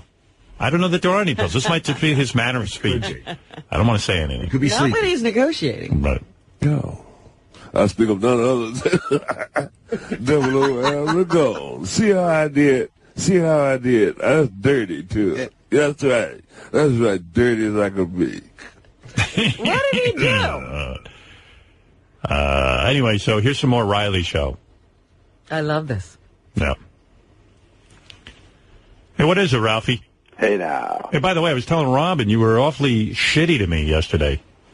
Even Beth noticed. She goes, what's with Ralph being so shitty to you and, like, having a shitty fucking attitude? I didn't think I was shitty to you. I was just in a rush because we had a lot to do. I don't know. You were all grumpy. Letterman. We had all those jackets to get through. And then Beth came in and you were asking the same questions. We just went over something. Yeah, I was asking her opinion on a jacket. I know, but let's get her in at the same time so we don't have to... Dude, what do you fucking care? Dude. What do you mean? Calm the fuck down. I'm just trying to get everything done for you. A lot to do. You got it done. I did. I just don't know how much time I have with you. You fade quickly. So I'm just trying to get a lot done, man. Relax. Trying to get a lot done. You're all stressed out, man. I don't know what's going on with you. But fucking try to be a little more pleasant toward me. I mean, I've actually been a really good guy to you. What? Better than anybody. I think I've been a good guy to you, too. Because you forget that, you're I don't know if you've been as good to him as he's been to you. Yeah, really? Trust me. If the positions were reversed, I think I'd be in big trouble. I'm a real good guy. I think I'm a good guy to you, too. All right. Well, anyway, what do you want to say? I want to say, I don't get this Piers Morgan. He's a shitty interviewer. I mean, he had you on. You did a good interview. He didn't do a good interview with you. I mean, they chopped that up. He tried to come after you. He thought he was going to make his bones with you. He was going to make a name for himself by taking you on. And it's just ridiculous. Well, I don't know. I enjoyed the interview. I don't know that he's a good interviewer or a bad interviewer. I don't even know I've only seen the one interview he did with you. Yeah. I can't judge. Right, me neither. But again, I thought he was looking for some guy who doesn't exist. He had this idea of you. Right. Because he was looking to mix it up at the very beginning. Yeah, and even before he was coming in, we're going to mix it up, Howard. We're going to do this and that. Yeah, and I turned to Ralph. I said, what is the guy talking about? I go, what do you mean? What does he mean we're going to mix it up and we're going to see who's the better interviewer? I mean, you're a pretty interesting guy. You had an interesting career. There's a lot to talk to you about. You don't have to get in a fight to be interesting. He was treating him like he was one of these characters. Yeah. Who had some kind of fake persona. I have to admit, I didn't understand the premise of when I first walked in, but then I quickly calmed him down and we got to an interview. Yeah, that's what I'm saying. You were in control of that situation. I mean, if it was up to him, he was going to try and start a fight. Hey, I got to go. Casey Jordan's here. I'm dying to talk to her. Oh, yeah. As interesting as you are, Ralph, you know Casey. You know Casey Jordan. Charlie Sheen's much more interesting. Let me give her a couple of seconds to get herself together. I'll play one more Riley clip. Yes, I'm hanging on Riley's every word. After this interview, make sure I go back to Riley because I think it's worth listening to. Can we get Riley on the phone? Not right now. No, I meant later because... I was wondering, do the people of the other Earths, do they partake in liqueurs? And if so, what do they drink on those planets? Well, there's all types of liquids. There's a flower. It is purple and pink on Biave. That traps an iridescent fly, wherein lay esoteric essences of the fly when it's broken down. Go and sip the flower one itty-bitty time until of infinity. See what I mean? Sounds delightful. Yeah. Have you partaken in that liqueur? Well, my goodness. Did I not? Were you listening when I started the show? I told you that Big Jim Colosimo McClure, whom I love, called me 4 hours before showtime. A show that I knew not of. But I hope that I should not, good man, bore you to distraction. He's a pisser. I got 3 more clips that are supposedly real good. And at the end, he rambled on for a while. It was really good, too. So... Casey Jordan ready, guys? Yes. Love to talk to her. Right now. I would just like excited. to ask Riley later what happened to make him sound this way last night. I think he didn't have enough preparation time. That's what I think. I think he was nervous. That's my theory. All right. Hey, here's Riley Martin. Riley, go ahead. Hello. Good morning. Riley, I would have gotten to you sooner, but I had to take a picture of Sal's cock. Yeah, I can dig it. Yeah. Last night, man, I was more or less kind of dreaming, and your face popped up in my dream, and I threw up a little bit in my mouth. And I said, damn, I'm missing Howard. So I said, okay, it's been over a year now. I think I need to come back in and talk to you, man. Also, while I'm at it, tell the people to go to the App Store and buy Riley Martin. Tell them to go to RileyMartin.com and click on the Android thingamabob and get that. But, yeah, I need to come in and talk to you, man. You have an app? Yeah. What do you do with it? What does it do? You go to the App Store and buy Riley Martin. Yeah, but what does it do? I mean, what is the app? You'll hear my voice. Yeah, but we can hear that on the show. What is it? You'll go there and hear my voice for your phone, whatever the hell they're doing with you. Yeah, but Riley, you're not doing a good job of selling the app because what does it do? People just don't buy apps. I mean, you got to tell them. Yeah, right. Well, because it's Riley Martin. Yeah, but what do you do with the app? In other words, let's say I get it. What does it do? Well, I mean, otherwise, if you get it and I call you, Riley Martin will be on your answering thingy, whatever the hell. I'm not getting anywhere with this. He doesn't even know what this is the worst. Obviously. This is the worst sales job I've ever heard. Somebody came to him with this idea. He has no clue what it does. Otherwise, I know it's worse, Howard. That's simply because you cheap bastards are starving me over here. Riley, you're starving you. We don't have anything to do with it. You can leave anytime you want. And go get another job. You can go get any job you want in the world. We're not starving you. Well, that's okay. Definitely. We're giving you an opportunity to sell your bullshit. Yeah, well, definitely. Well, yeah, you call it bullshit, son. Yes, I do. Well, you don't even do that bullshit anymore. All you do is shout out. It means a great deal to you, whether you know it or not. Do you understand? Where's the information? All I hear is you shouting out hellos to everybody you know. Well, I'd say maybe I'll do a little more than that if you'd sit down and listen, bitch. Yeah, bitch. Bitch. Yeah, you can't call her that. Yeah. Riley, what I'm saying is the app a ringtone? Is that what you're selling? Well, yeah, the app. Go there and find out. I'll send one of your lackeys to find out what the fuck it is.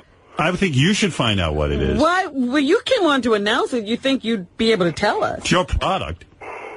Yeah. Well, my goodness. Well, you go there and you'll see me playing with my penis and saying, "Hello, I'm Howard Stern." All right, Riley, I got to go. This is making no sense. I don't understand what you're talking about. Yeah, well, otherwise, okay, kid, you go ahead and, fuck you. However. I'm glad our relationship is progressing. No, Robin. You have always dissed me and everything else. I remember one time you was in a restaurant and somebody said, Howard said, there are some colored people, and Robin said, where? Bitch. You know, Riley, you should work on your dozens because they're kind of old and weak. Yeah, possibly so. Nonetheless. Riley Martin is your baby. So what is he trying to goof on, that you have never seen black people? I don't think I'm black. Yeah, she's plenty black. Yeah, and if she knows about being black as much as you do. Yeah, if you guys say, you can quit whenever you want, look, send them a pink slip. Look, man, I'm not going to worry about it because... I told you, we don't have to fire you, but if you think you're being disadvantaged, you should go get a different job. Simple as that. You're not being held hostage. I would figure that after 4.5 years, man, that you would show me some kind of consideration. No. Zero. But what I'm saying is that otherwise, if you're getting your jollies off, you're $500 million ass man, at least, Riley. Think about Riley, forget about what I earn. Let's talk about what... I don't care. Well, you seem to be obsessed with it. I don't give a shit what you earn, man. Yes, you do. You seem to always bring up what I earn. Well, I earned that. What are you going to earn? What are you going to earn? Well, apparently I'm not going to earn very much. That's right. You cheap sons of bitch. No, it's not cheap. It's just that, listen, this is the job. This is it. You are free in America to go get any job you want. Yeah, well, I can this job's no good. You're right. I agree with you. It isn't even a job. Quit and go do something else with your life. Well, I will do that, Howard. Okay. Nonetheless. Why do you torture us? No, I'm not torturing you, babe. What do you mean torturing you? You call us names. We're not bothering you. Hey, we're the only ones who give you anything. You've been putting me down. But because you can't believe it. Ever since I met you, when I'm the one who loved you. When did I ever put you down? I love you. I say, if you had some sense, you'd be the greatest radio man ever. That's what I say about you. Well, Jesus H. You're not listening to the information. Can't you see the whole world is falling apart? It's going to shit. And this is all I've been trying to tell you. But we know that. Why do we need you to tell us? Over the years. No. We know the world's going to shit, so what do we need you for? Yeah. Well, I told you long before it happened. and now you should... So now it's here. What good did you do? Nothing. Yeah, nothing has changed. It's still going to shit. You've been out there screaming for how long? Yep. Yeah, but you're useless. I've got your redemption to get you out of here, but you don't understand yet. All right, I gotta go. You will. This is ridiculous. Yeah. All right, Riley, thank you, and good luck with your app. And we'll go to the App Store and try and get. What do we look for? Riley Martin. Yeah, Riley Martin. Riley Martin. Okay, right. Riley. And click on the Android app at RileyMartin.com. All right. Thank you. Hey, take care. Take care, Riley.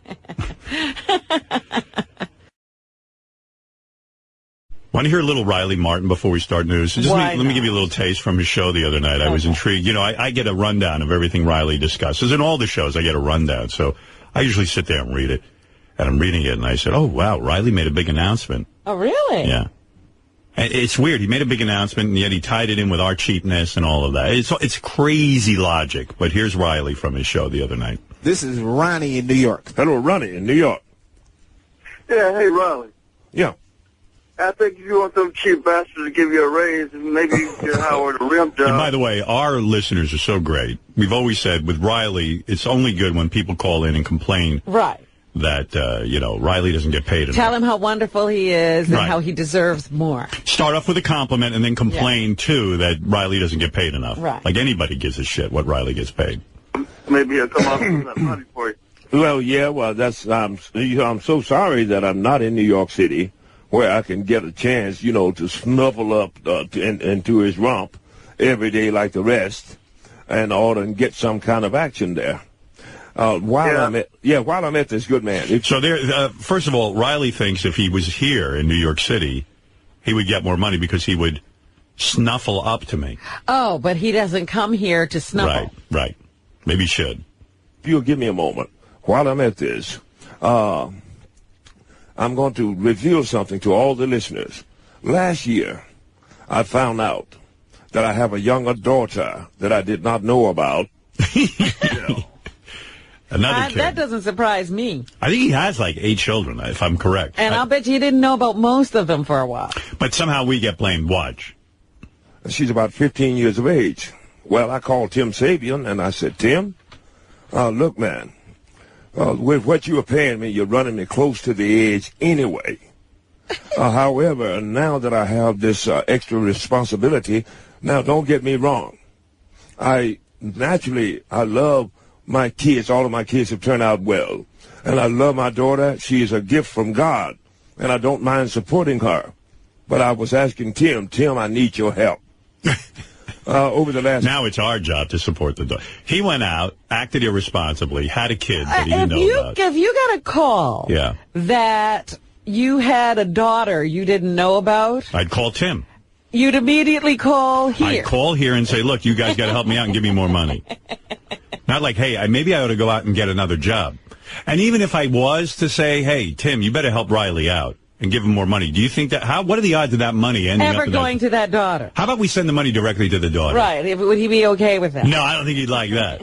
Well, look here. Hold your horses here. 4 years, you have not given me a raise. How many times can we tell him he's never going to get a raise? It's not a job. That this is just a promotional thing if he wants it. And if he doesn't want it, it's fine. He doesn't have to do it. He will not listen to that message. No. and milk has went up twice and gas too.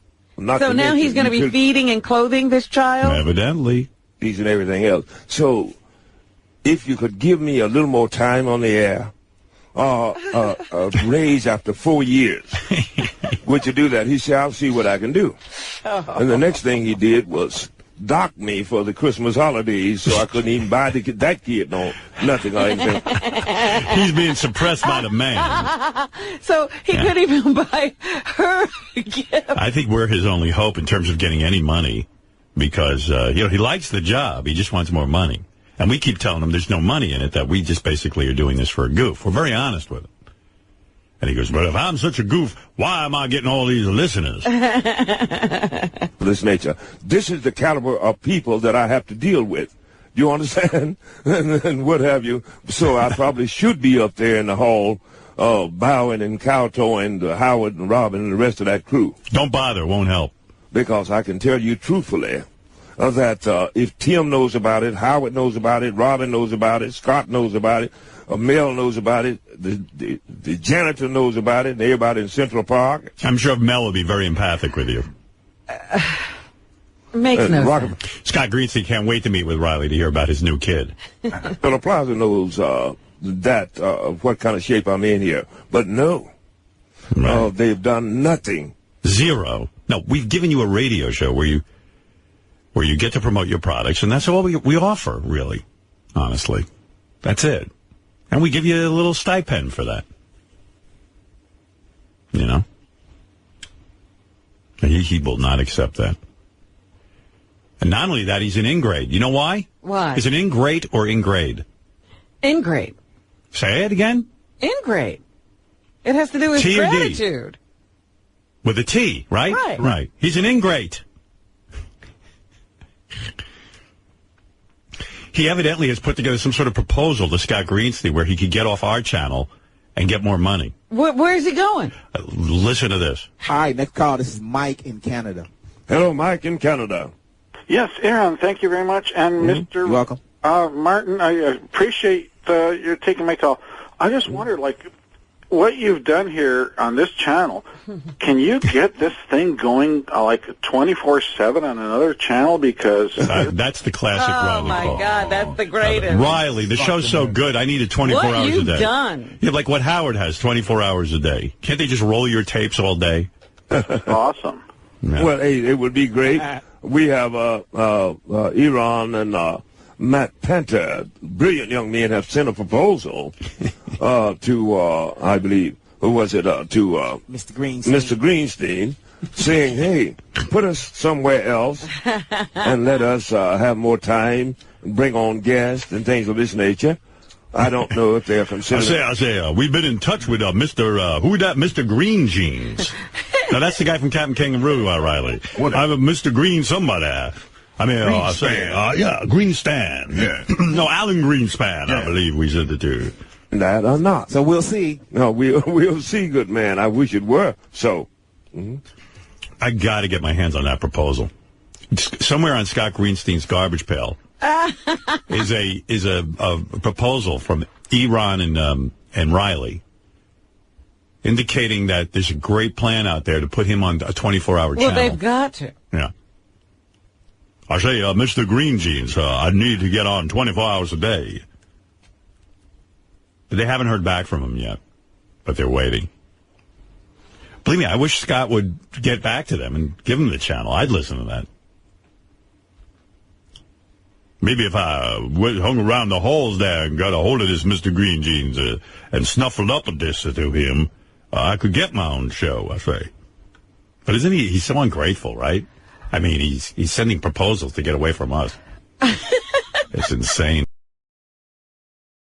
Riley Martin got in a fight on the phone with one of the callers the other night. I happened to have heard it. It was pretty good.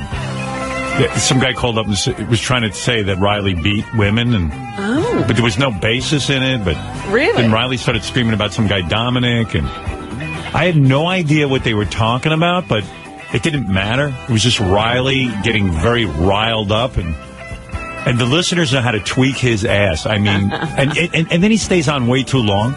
Like, you know when you get annoyed and you finally hang up on someone? Riley will not hang up. He's going to stay until he wins the argument. Yeah. It was great. You want to hear it? Okay. All right. When I hear something good, I try to bring it to you. Here's Riley Martin from his incredible show that he does here every week on Howard 101. Next call, this is Joe in Chicago. Hello, Joe in Chicago. Yeah, Riley, what's the, you have experience in this, what's the best way to slap a woman around?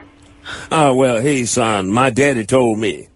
He said, look, son. Yeah, he said, son, you can take legally, a woman. you have a history of doing that. No.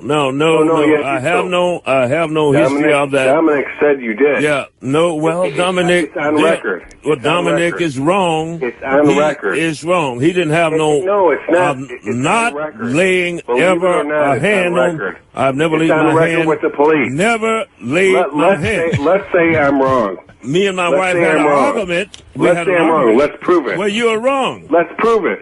Well, why don't you call the proper authorities or even get the court readout? Never. Well, what about the younger girl? What about the younger girl? What younger girl? The one that you did something with that Dominic said something about. No, he's a big authority as an attorney. Bull crap. Why don't you ask him again? No, I don't have to ask him. Why don't we ask the authorities? It's a lie, son. If anyone say I've hit a woman or anything, it is a lie. Ask Dominic, fool. Ask him. I don't have to ask Dominic. I'll ask the court. Tell him to send it to you. Well, tell him to send it to you on the web. I want to know the proper way Tell to him slap to a woman around. Send it. How are we going to slap a woman around? Tell him to send it to you. No, on the let's web. slap the woman around. You understand? Let's tell him. Let's tell him. Any man who is not a man enough Riley. that will slap a woman or harm a woman, any man Riley, come on. would end up being an idiot like you. Let's slap him around. Is it the left hand, the right hand? You are an idiot. Do I have to kick your ass? What you do is get. Do I have to get the information? Get the information. Riley. Why does he keep them on the air? I don't understand. He's a glutton for punishment.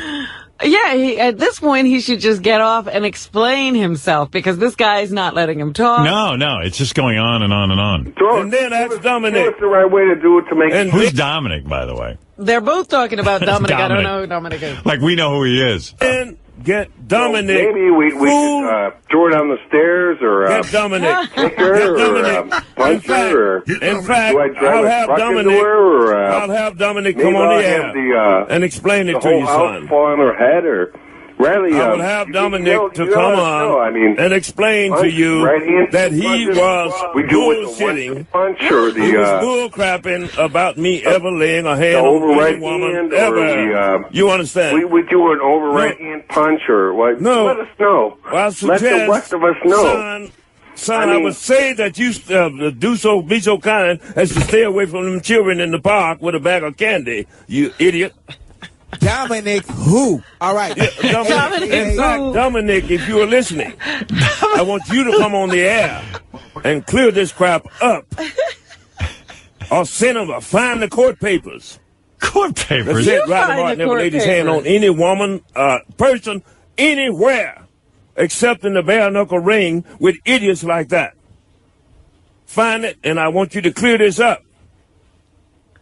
Or I will have to come and visit you. Clear it up. All right, 888 Stern 101. That is funny. Seems like Iran's still there.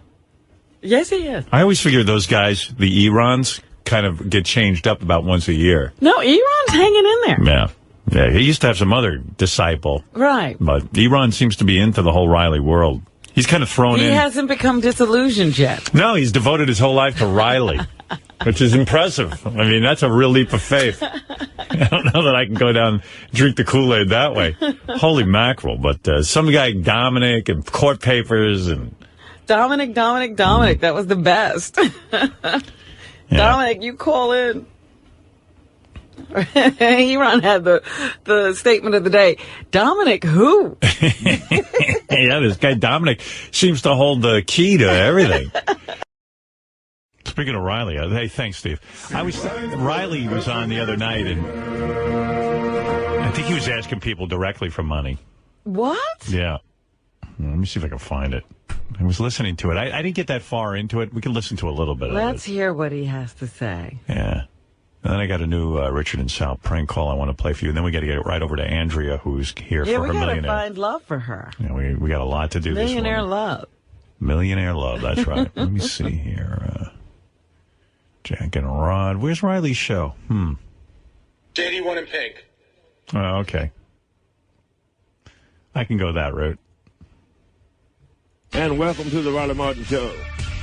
You remember at the beginning of this show, I told you people that I was going to share something with you that's personal, but I'm going to do it anyway.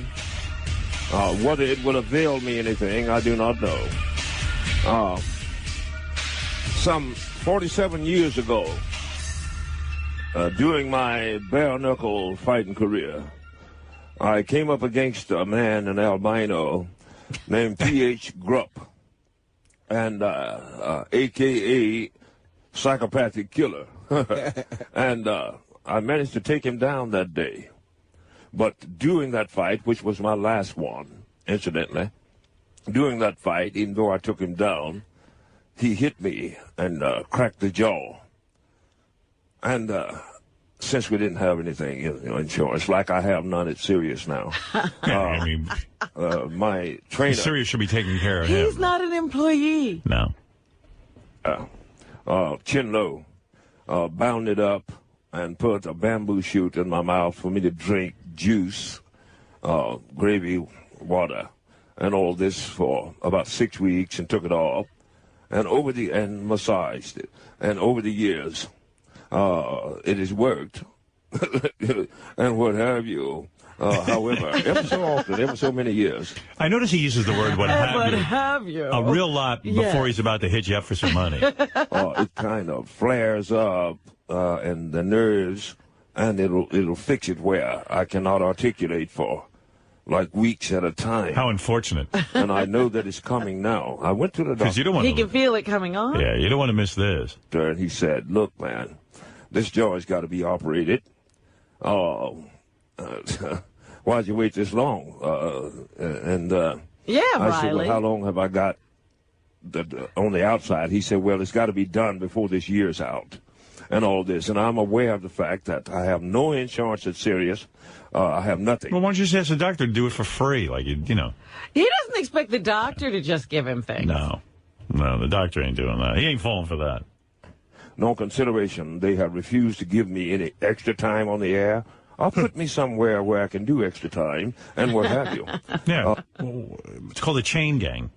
He thinks we owe him extra time on the air. Like you just get time on the air when you ask for it. It's like a civil service job or something. And thus I am trapped because He's trapped. Do have some There's no other way to make money than to be here. Insurance, as a courtesy of my wife's job. Good. And what have you, but it will not cover this because I've already been to two major operations on the leg and all that. And so, I do not expect that Stern, Sabian, or the rest of them, Robin, or any of them would actually reach out and help me. Why doesn't the doctor just help you? Do it for free. Why does he need us? Why doesn't everyone just give Riley stuff? What a strange behavior. What a strange psyche. Since they won't give me an extra hour on the air, they are selfish, petty little scaramouches. Would an extra hour take care of it? Right. Why don't we just give him money and we'll skip the extra hour? Have you? I'm going to say, no. Okay, I'm not a beggar. If no? I quit working and went on the dole, right. I would get some treatment, wouldn't I? But I've never do it. Done that and don't want to do it. Time is of the essence here. But it's got to happen and all this. Now, there are some among you out there who have, who do not have the resources, and certainly I would not impose upon you. Try and buy this. This is the greatest rap ever. This is a telephone. I love how every once in a while a word comes out in a really proper way. Yes. Impose. I would not impose on you. Symbols and books and what have you, that's fine. However, there are others among you who have been blessed and have plenty of resources who could help Riley Martin. Right. Stop being so cheap, all of you out there. Time to pony up for Riley and take care of him. Help Riley Martin. Yeah. If you wished to get over this rough spot. Now, if you so desire to extend a hand to me. I'm sure everyone's anxious to support this whole cause, right? And I cannot pay you back. Forget it, I can't pay you back. So this is not a loan. He's kidding, making that clear. All right, at least he's being honest about it. So I was thinking maybe I could get back some interest. Except for my love for you. Go to RileyMartin.com. Send me how many people do you think send him anything? I don't know. Yeah. I mean, maybe we'll find out in this week's episode. All right, I'm going to play and make a game show out of it. I guess 0. What do you guess? An email and also include a phone number there. Oh, no. I'll either email you back and eventually, hopefully, give you a personal call to thank you and all that. That would be nice. No. A personal call would be nice. No, then he has your number to personally beg. But I need can you imagine those calls? Hello, good sir. Riley Martin here. Yeah, I know I called you last week and the week before. Look, good man, I do appreciate your giving me sustenance, if you will, as you say. But I'll need more. I'll need more sustenance, my good man. Now, you have been blessed with many, many, many good things, and my man. I could imagine, and then it just keeps going and going. Right, because you've been blessed. That's why you're answering. And then eventually he just gets so pissed off at you, he's just like, listen, you cheap Jew motherfucker. Pick up that phone now, please. You are good enough to give me some money, and certainly now you cheap motherfuckers could give me more. Now you're starving me. You're right. Because this has got to happen, because after a while, like Stern wants to do, but I'm too a little probably popular, he won't have to fire me because I won't be able to go any further. But anyway. What? I'm going to leave that in your hands. He can't fire you. Or you can't fire him. I see. Because he's too popular. But if he was so popular, why wouldn't he be on more? That's a good question. Don't get your books and your symbols. The symbol is very, very important. And the books for your knowledge. And do what you can, if you will. If not, forgive me for begging you. Though I am not a beggar. And I'm not calling into the show. Such a great show, his show, isn't it? Yes, you tuned in for some entertainment. Yeah. This is it. Yeah. When am I going to hear that shit about the space people who come down here and examine us? And why aren't they helping him? Why would they help? Why can't they just take him up to the spaceship and then fix his jaw? Yeah. This is a no-brainer for them. They're so advanced. Can I ask you a question? If I do send them money, do you really think it's going to go for a jaw operation? No. Okay. Brain damage Sally or something, begging them so that they could joke it. Look at here. I'm not a beggar, but I am begging you now, okay? I wonder when he came up with this scheme, and I'm going to go in and tell him my jaw's breaking. Yeah. All that type of stuff. So, bless your hearts, and that's all I have to say now. But I need you. And back to you, Aaron. I want to point this out. There was a man, a 59-year-old man in North Carolina. He actually went out and robbed the bank for $1. That's all he wanted. Mm-hmm. And the reason that he did see? This was because he could get medical care after. Elon's going along with it. He robbed the bank for $1 so he could go to prison and get medical care. Right. Yeah. It worked. This here sounds like a plan. Hey, get my gun. Back to the calls, Riley. I believe you was a genius, Iran. Get my gun. Let's quickly rob the bank of $1 for sustenance. Thank you, Iran. I tell you, great minds do think alike. Thank you.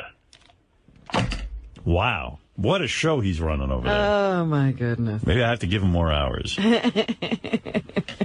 I wonder if I robbed that there bank for $2, would I get top care? I say.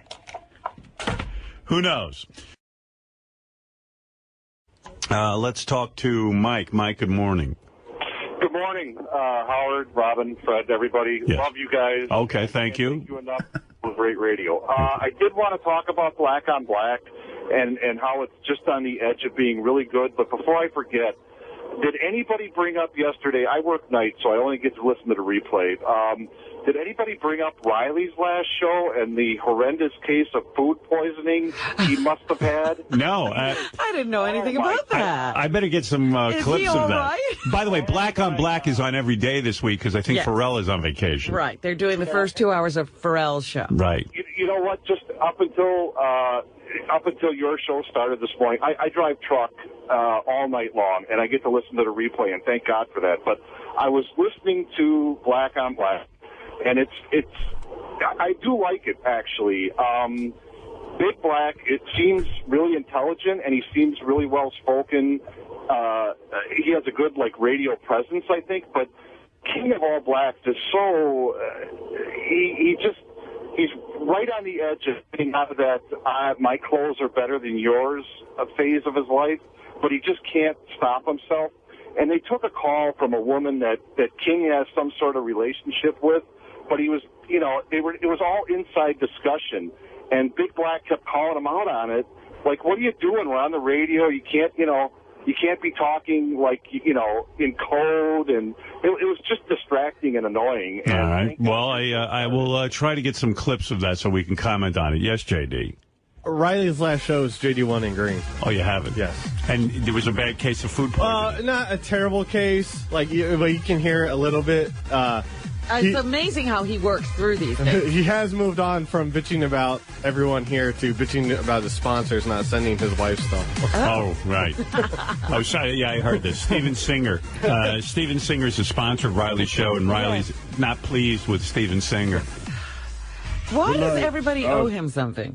Tonight, our show is being sponsored by the great Steven Singer Jewelers. Visit IHateStevenSinger.com. Wow. Today.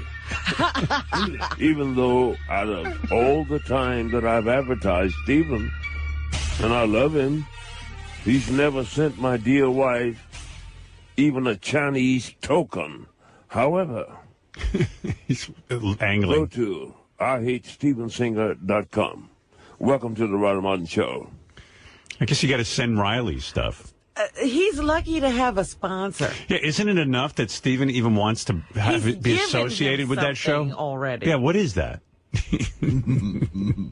I mean, what is it with this guy?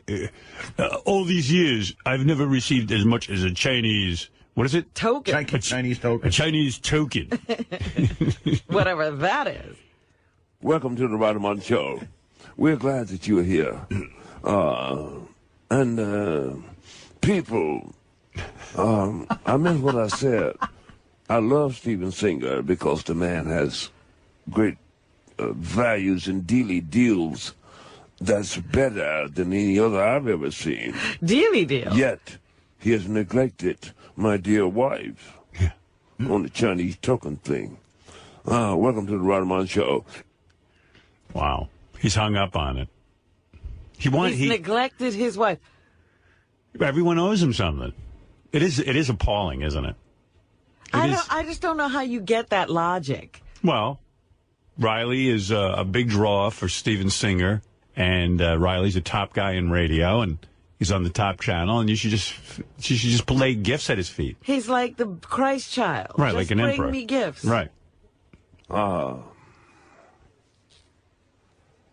This one's labeled, Riley's almost at the end of his rope. When isn't he? I think he's got very little rope left. I love when he starts out, I think he should do a whole show of just,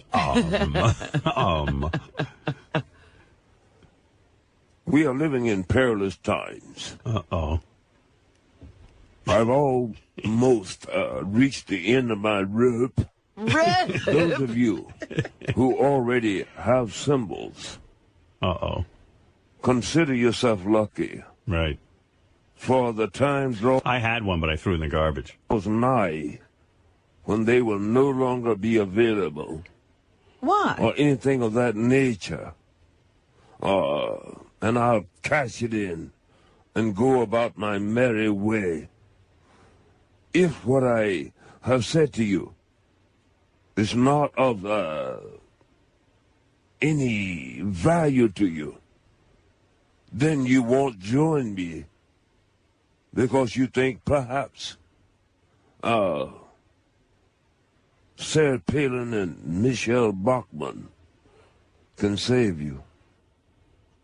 Yeah, so I guess I don't know exactly why Riley is going to stop making symbols. Yeah, he can go on his merry way, cashing something in. He's kind of just, he can't really get into it, but he's kind of letting you know he's closing down shop with those symbols. He won't be doing any more. And if he stops, he's the only one who's in touch with the Bavuvians.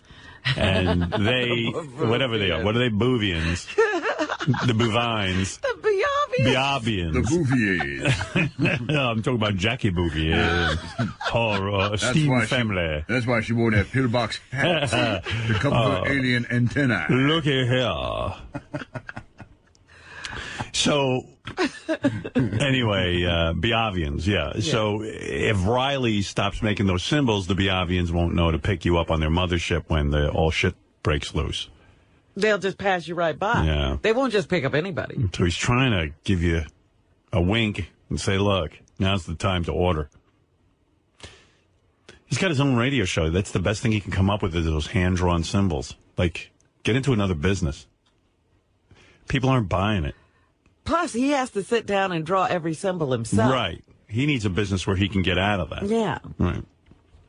Because he sketches all day with those symbols. It's the same thing over and over again.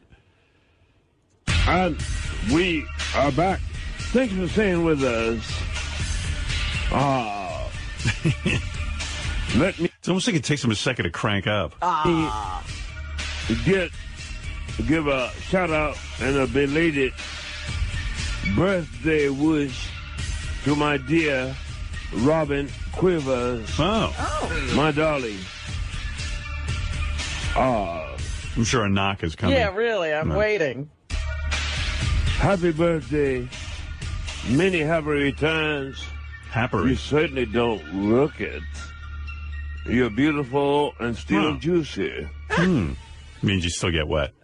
And that's guy speak. My bird Damien, the cockatoo from hell. I said, Damien, here's a picture of Robin Quivers. Wish her a happy birthday. And he looked at the picture.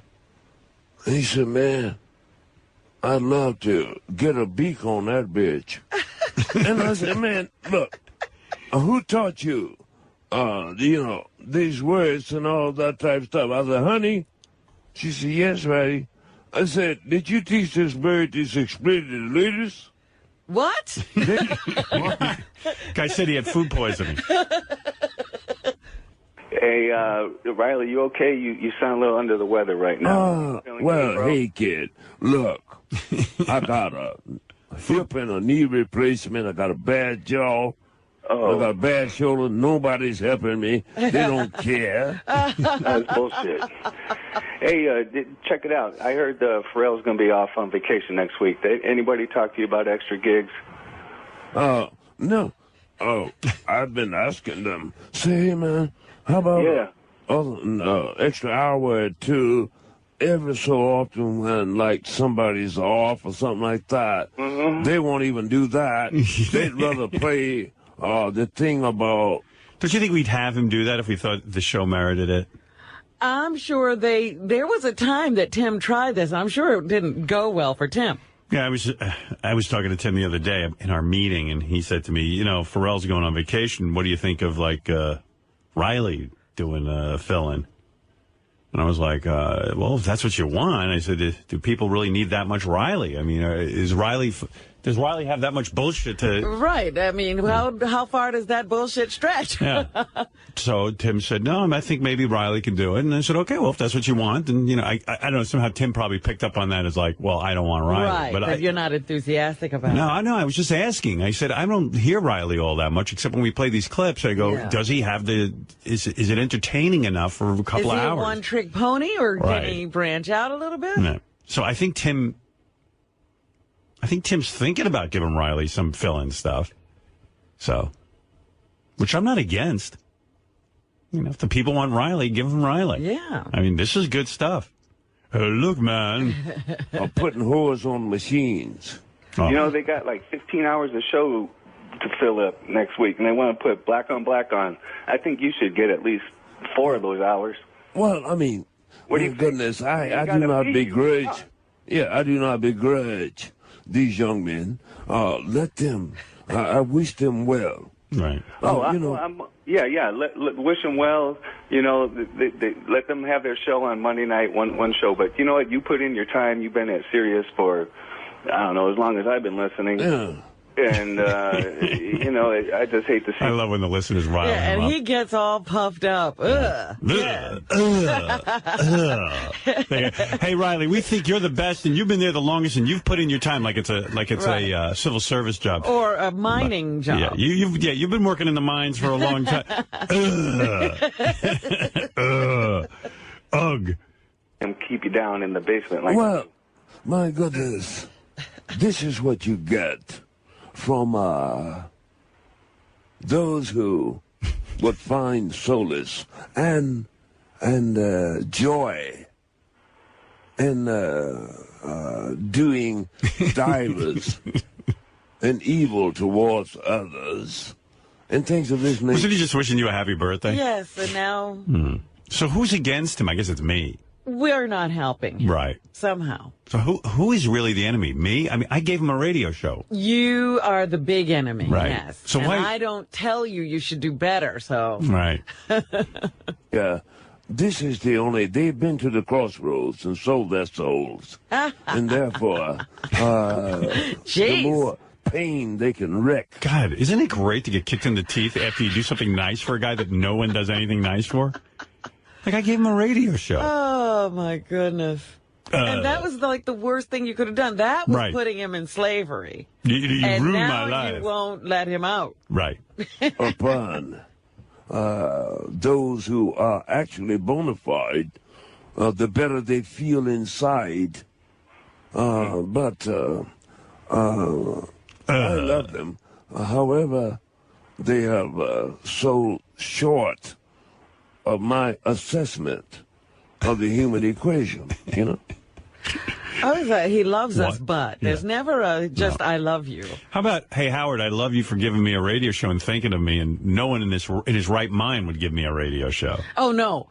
He'd have to be in his right mind to figure that. That's right.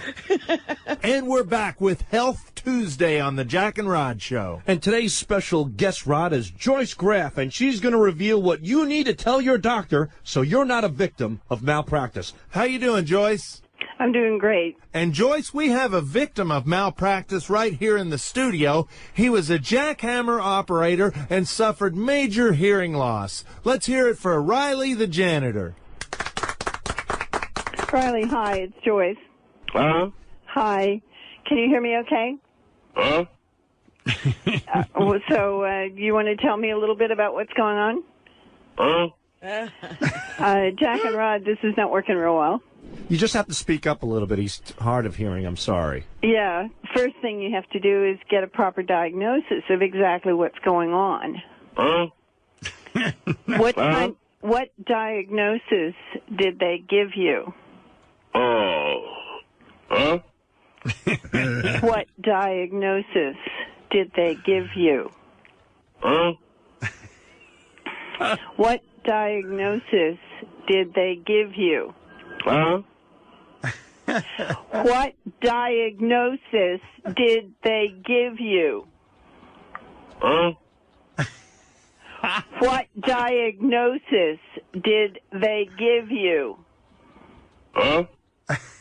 Well, coming back to the sorts of things that you need to do, you need to make sure that you understand the diagnosis that was given to you. You're talking over him. He's trying to listen to you. Well, Rod, I'm not making much progress here, so if you can repeat the question, it might be helpful. What was the question again? What diagnosis was he given?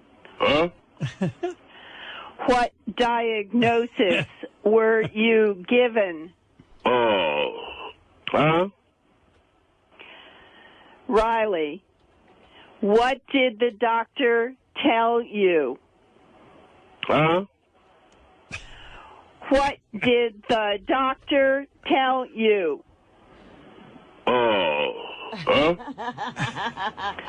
Riley, talk to me. Rod, unless you can get the question through to him, I'm going to have to hang up. He started to answer. Can you ask him, Joyce? Riley, talk to me. What did the doctor say? Riley, can you hear me?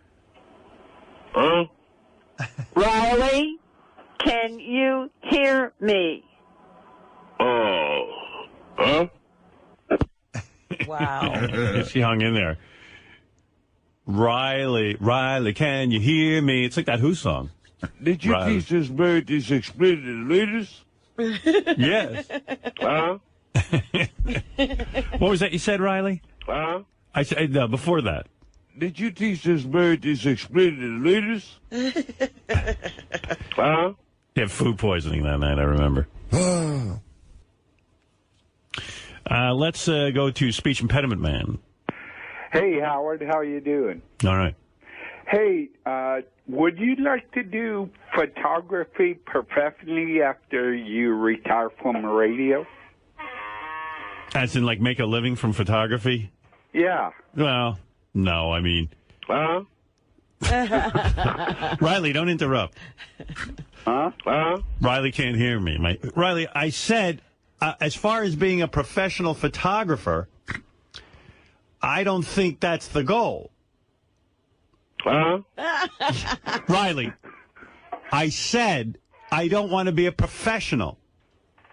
Okay, look, this is ridiculous. Riley, can you hear me? Speech impediment man, it's not funny when you do it. Right. All right, anyway. Give us some space. Give Riley some room to groove here. You're listening to The Howard Stern Show. All right. Should I get back to Riley? Because we're running behind here. All right. Rather than the whole phony phone call and the logos and the IDs, I'm right back with you. Riley Martin has been a part of our show. There's a strange thing that Riley's show now has been on the channels, I think, the longest, right, out of any of Yeah, I think it was the first one, wasn't it? Yeah, and it's weird because the show now has morphed into people just calling up and making phony phone calls to Riley. Yeah, nobody really listens to the babble about other worlds. Yeah, nobody, I think, cares about And aliens. the end of this one. I think everyone's heard that alien story a million times. So here's some samples of what's going on Riley's show. Here's Franklin in New Jersey. Hello, Franklin in New Jersey. Hey, guys, Happy New Year. Happy New Year, Franklin. Hey, I was wondering if you were going to address all these prank callers on the Howard Stern show tomorrow, if you're still going on. And I was also wondering if your New Year's resolution is to keep ripping people off and to keep sucking Iran and Matt Pence. Yeah, well, I mean, no, what I'm saying, but if that is your New Year's resolution, you keep doing that, son, but only do it with another adult, okay? Idiot. Next call. This is Gary in New Mexico. Hello, Gary in New Mexico. Yeah, I was thinking, like, for resolutions, you should really stop sucking Iran's cock. Yeah, right. And you should try to go and eat Carl Rose poop. Well, anyway, so, and it goes on all night. Mm-hmm. All right, next call. This is Roy in Texas. Hello, Roy in Texas. Hey, Riley. Hey, did you get drunk on New Year's Eve, or are you too busy drinking Iran semen? No, but you keep on doing that, son. But I'll just stick to my Miller Lite beer, okay? Idiot. Next call. This is Brad in Phoenix. Hello, Brad in Phoenix. Happy New Year, friend Riley. Happy New Year, Iran. Happy New Year, Brad. Happy New Year. I just had a question. Do the Biabians celebrate New Year's, or is it the same way that you do, by sucking a bunch of turkeys? Yeah, well, no, that's what you do. Oh, my goodness. So anyway, it's turned into quite the fun fest, that hour or so that Riley does. And anyway, here's Riley, and he has an entourage with him of about 6 people today. What? There he is. There's Riley and his gorgeous wife. Gorgeous wife. Anyone who thinks Riley can't get hot chicks is sadly mistaken. You are a beautiful, beautiful woman. You really are. And you look sane. Yeah, and you look normal and everything. I mean, hot. Wow, how does that happen? I mean, I would make love to you beautifully. I really would. I would. I would make beautiful love to you. Are you 100% human, or are you from another planet? No, I'm 100% human. You're 100% human. And when, how did Riley get such a gorgeous woman like you? Everyone thinks Riley can't get the beautiful woman. I mean, you're a beauty. Well, thank you, Howard. But right, Riley? I mean, really? Yeah. I mean, otherwise, Howard, miraculous things happen when you mess with the space cowboy. Synchronicity. Listen, a lot of people can't believe I got a beautiful woman to marry me. That's what I'm saying. That's right. That's right. That's what I'm saying. But I have to tell you, Howard, it was because of your show when you were on terrestrial radio. That's how you met Riley? 1996. Yes. Don't blame us. Yeah. No. A lot of... How did Riley court you? Yeah. I mean, it's an amazing story. Actually, I pursued him. Were you a believer in what he had to say about him being taken away by space aliens? A lot of people don't believe, you know. You believe. You believe. Oh, I did. I always did as a child. Do you still believe? Oh, yes, of course. You do. Because you couldn't be married to Riley and not buy believe, the story, right? yes. No, I always believed as a child. Even he doesn't come home at night after all this and go, you know that stuff's a bunch of... He's never... Robin, if you're keeping up with current events, you know, Science Channel and all this type of stuff, I wrote this book better than 25 years ago. The Coming of Tan. Yeah, The Coming of Tan. And they are now revealing a great deal of the things that I've already written in there, even the concepts and things of this nature, and the history of mankind colluding with extraterrestrials back down through history, all the way back to ancient Sumeria. Now, they are bringing this out now, but they didn't do this when I wrote the book. Right. Now, Joy, you're obviously a beautiful woman. You could get a lot of men. I don't think men were a problem for you. Am I correct? No. Oh, she used to model, man. I can believe it. Yeah. And your breasts and your body, I can see you in great shape. I looked her over. I mean, you look terrific. Well, I don't blame you. Is Riley a great lover physically, and has he made love to you? I mean, what do you think? Of course. He has. And at what point, you meet him, at what point does he propose? Okay, well, can I back up I want to hear the whole story. Right. Well, I'm going to, shorten it.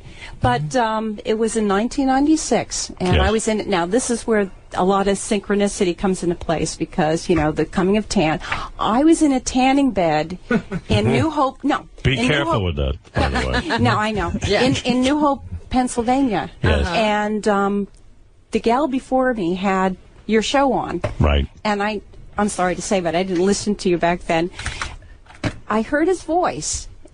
It's a commanding voice. Well, a lot of people are drawn to his voice, but it was also the subject matter.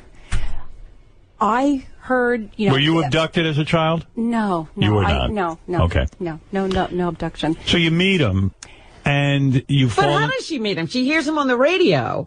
You start contacting him? The story gets a little funnier, too, because... I'd be scared to contact him. Yeah, really. What I was make you do aware. that? I thought it was actually his telephone number. It was his publisher's telephone number.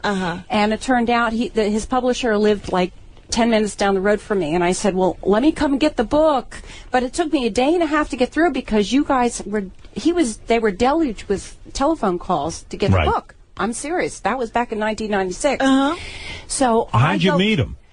Well, it was very difficult because he's a hard guy to get a hold of. It's hard to get to Riley? Yeah. Oh, yeah. I pursued him because he even wrote in his book, I can remember, page 313 of the first edition. Well, you really are in love. 300. Wow. Maybe you are a little wild. It's sad. Right.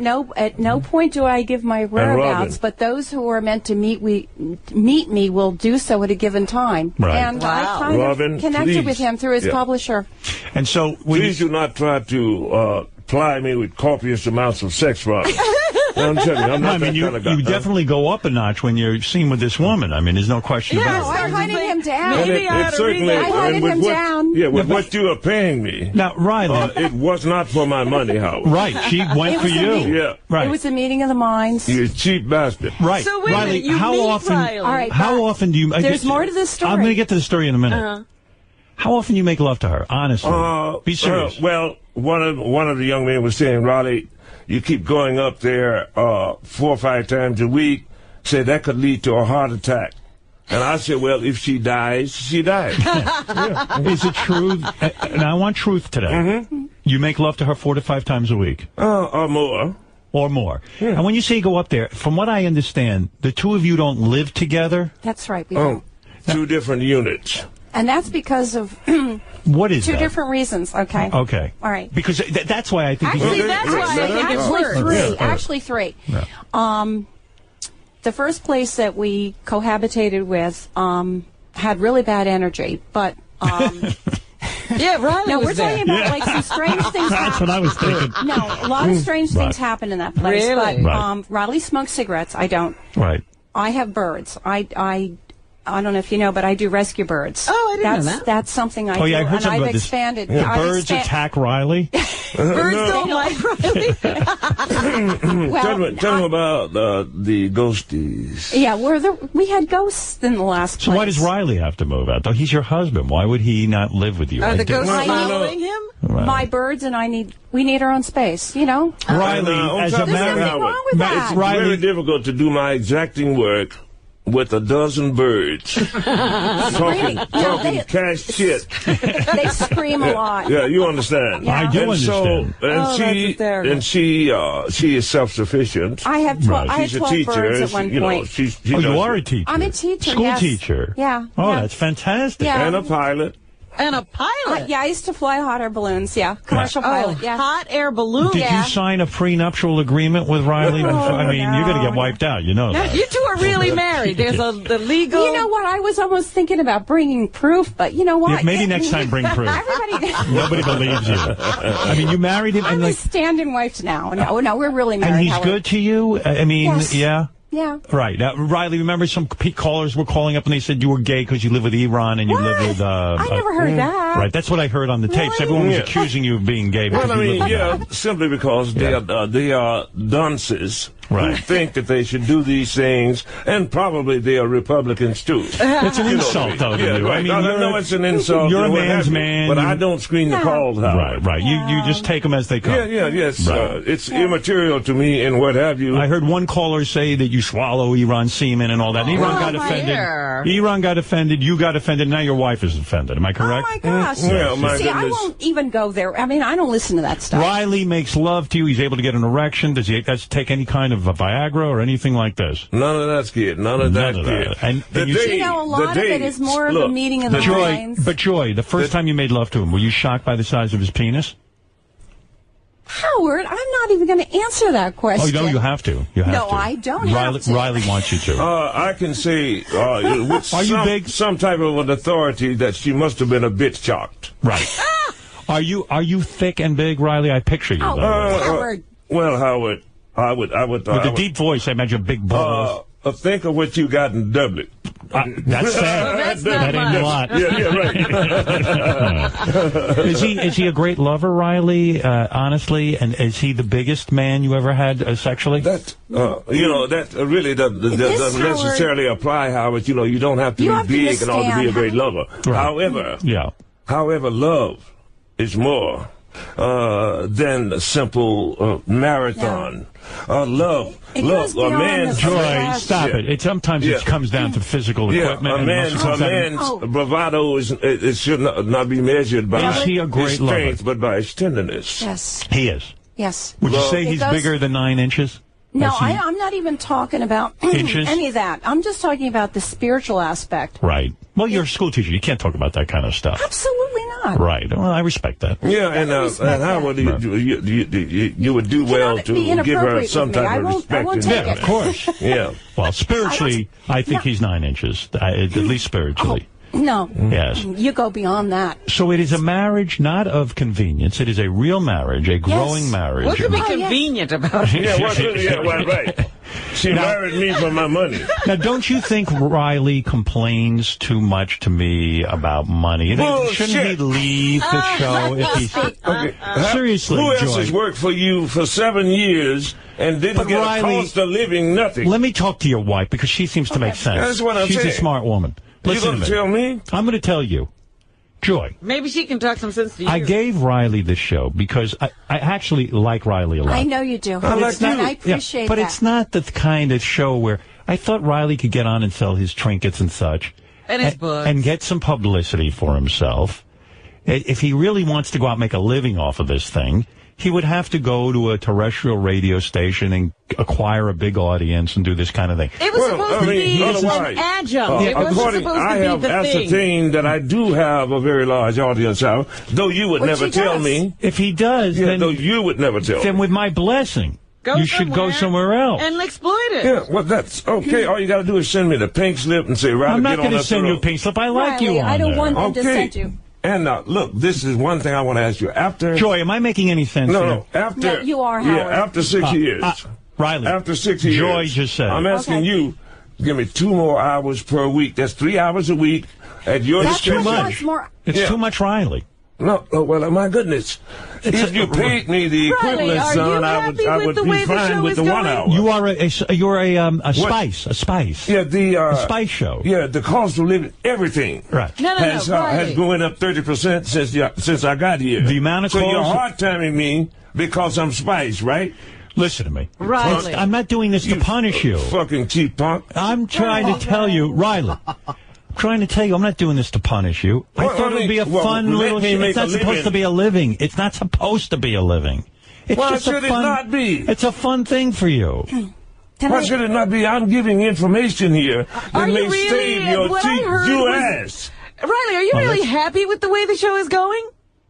Oh, I'm happy with the audience and everything, Robin. You are. Nonetheless, I would think that after all of this time, you would make it so that I could actually make a stipend that would give me a fairly decent living after all of this time, providing I meet with your approval. Joy, that's all I'm saying. I like that you are able to calm Riley down. I see you keep calling Riley, calm down, calm down. Why calm him down? I think he's fun when he's on fire, personally.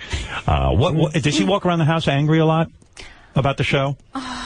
I mean, what is on Riley's mind? I don't see that part. I walk out because I don't like all that stress. How much of the day does he run around screaming about the show? There are times I see it, but I'm able to walk out the door to go to my own place. Right, thank God. Oh, you heard my bird screaming. Right. That was Damien. That's really Damien. I mean, you're a lovely, beautiful woman. I mean, you could get any guy. I mean, you are turned on by this guy. I mean, it's wild. Oh, my gosh. I haven't even heard what it was like the first time she met him. I mean, yes, you have did Riley look like... Thank you, Robin. Did you run out of the room?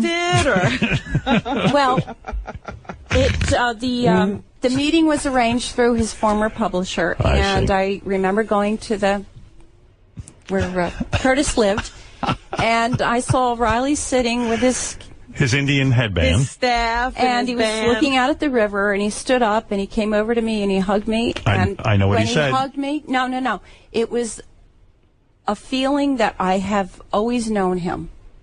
And there was when Riley hugged you, powerful feeling I've ever felt in my life. It's really? Like I felt like I've always known him. Riley, come here and hug me. Maybe that'll help. Let's see how that was if I hug you, I got to lift your wallet, you cheap bastard.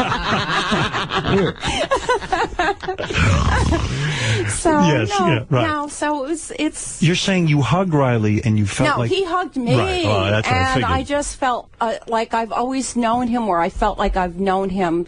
When a feeling is that powerful, I imagine it doesn't take long for him to seduce you, which I'm jealous. I mean, I can imagine making love to you is beautiful. Yeah, I mean, I guess you never left him once you I didn't. Got that hug. Oh, he wasn't letting go of her, let me tell you. She's got a job. Otherwise, she's made her bones. She's been up and down the road. I've been up and down the road with him. What does that mean? What are the bad times? What is the worst? We have slept in four-star hotel. Then we have slept in sleeping bags. Ate pork and beans from the can. Caught fish from the river. And on top of that, if some guy tried to jump me, they'd have to kick her ass too. Right. Yeah. And things like that. So she has measured out. Yeah. You understand? No. And therefore, I've grown to deeply love her. She's sweeter as the day go by, kid. Do you have to give part of your paycheck to Riley? Because, I mean, he doesn't make a great living. We know that. He complains about it all the time. We haven't worked out where it works. he takes care of his and I take care of mine. I see. Well, that's fair. Because my birds are very important to me. Well, he's like, get rid of the birds, let's eat them, and then we can have more money. Yeah, that's right. Right, eat those things. Those birds are gangsters. No, I do rescue birds. That's important to me. I've always had a love for birds. But I'm just saying, Riley probably sees it as a money drain. I mean, and Howard, I rescued 2 cats. You should approve of that. I do That's approve right, of and that. we have 2 rescue they're cats both gangsters. Right. Oh, they're gangsters, too. Right. So what it is true love, because as Riley points out, you're not after his money. He knows you really, truly love him. Absolutely. It's Look, kid, that is worth more than all the treasure and the gold on the face of the earth. Why are you screaming? Why no children? Why no children? Oh, my gosh, I'm past that age. You are? I'm almost 59. Yeah, but you married him. You were a young woman, weren't you? Yeah, but, just... You didn't want... we haven't been married that long. Yeah, you didn't want kids with him? Did you have kids, right? But, he had his own children. No, I have children. Yes, I have children. They're my children, Howard, too. For some reason... Go ahead. Women do not age when they're with me. Yeah. Right. Well, that's probably your whole alien past, I'm telling you. Yeah. That's very lucky. Yeah. Well, anyway, listen.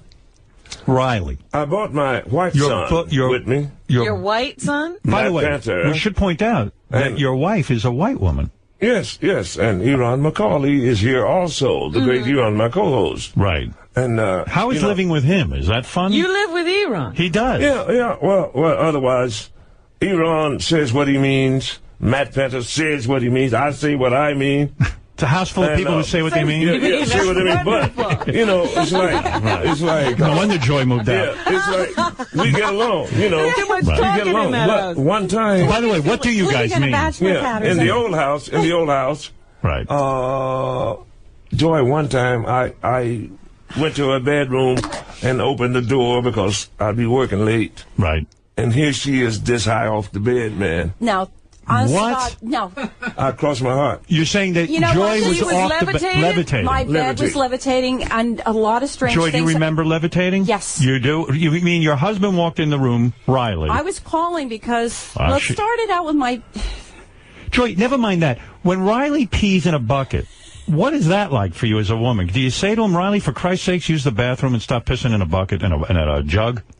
Do you ever say it to him? Seriously. Well, he's discreet about it. He is? Covers himself. But for a woman, that does not. Why do you do that? Riley. For God's sake. Son, if you ever find anybody as you get older, who loves you happen. For more than your money. Right. And I hope you have. I hope so. Then you will understand life. Right.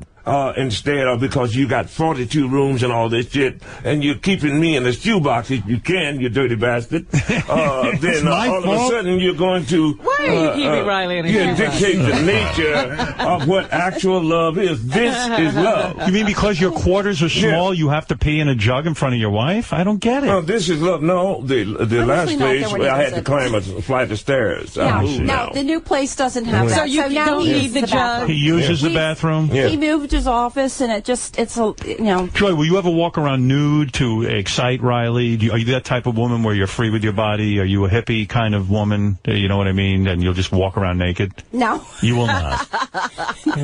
Will you ever do anything to please Riley, like go out of your way and give him what he wants, no matter what? What does Riley want? Yeah, what does Riley want? What does Riley want? What do you want, Riley? Sexually. Is there something she doesn't do that you want? No, I would say, darling, it is a fine day for me to touch the soul of your lovely spirit. Get naked. Like that. When you guys are lovers, though, is there any romance? Because you guys have been married a long time, or is it just like let's get it over with and do it, and then we're done? No. Howard, we had a lot of good times on the road. When you get to the point where making love is no longer a spiritual, a deep, loving treat, right? Then quit. Right. Good advice. Good advice. Yes, Gary. Yes. Jason was telling me an interesting story. I guess he went out to the house once, and he said he was sitting around talking with Joy and Riley, and they were walking around, and there were some pictures on the wall. And said, what are these? And Joy goes, oh, these are representations of the children that Riley has had with some of the Biabians. Oh. Her stepchildren. Who drew those? Oh, I draw it. In fact, hey, Howard, tell the listeners to go to Amazon and buy my Kindle book. Yeah, now the Coming of Tan is now on Kindle. Yeah, on Kindle. So you can get it electronically, your book. Yeah, yes, you can get it electronically now, and it's cheap. And if I go to Amazon.com, I write in the Coming of Tan, and it'll come up, and then I can order it. Just go there and say Riley Martin. Riley Martin. Yeah, it'll come up. Well, that's simple. I mean, that's it. There's a man on the phone who claims he is the real Riley Martin and wants to speak to us. Let's talk to him. Okay, Riley, go ahead. Hey, man. Hey. I gotta tell you, son. Go ahead. Your act is a piece of shit. Oh, wow. All right, well, listen. In fact, be so kind to stay the fuck out of my face forever, you sorry motherfucker. Riley, whoever you are, I'm sitting here with the real Riley, so I don't know who you are. I said I don't know who you are. I said I don't know who you are. How many times I got to say I don't know who you are? All right. Thank you, Riley. I think you're the real Riley, for whatever it's worth. Yes, Riley's book, The Coming of Tan, is now available for download on the Kindle. For more information, you go to RileyMartin.com. Right, and Howard, of course, they can always go to RileyMartin.com and get the hard copy. That's right. And what have you, RileyMartin.com. Also, they can Twitter me. How would you tweet? You tweet. You can tweet me. We'll leave that up to your wife. Use Riley L. Martin. Right. And also, there's a great deal of film of me that before I even met you on YouTube now. Really? And what is going on with your teeth? You've lost a few teeth since I last saw you. What's going on there? Are you not receiving dental care? Yes, he is. Yeah, I'm receiving dental care, but, it takes time, and you got to come up with some kind of money. It's all my fault. Everything that's going wrong is my fault. No, what I'm saying is, Howard, I should think that by now, you should make it so. Go ahead. That I can actually keep up with the cost of living or something of that nature. I'm not asking you to do anything that I'm not deserving of. Right. I believe, and truthfully believe, that I'm a valuable asset to Sirius XM. Well, I am going to go speak with Tim about this immediately. My goodness. It's really up to Tim, and I'm going to sit with him and make my recommendation. If it's up to Tim, he will never do anything.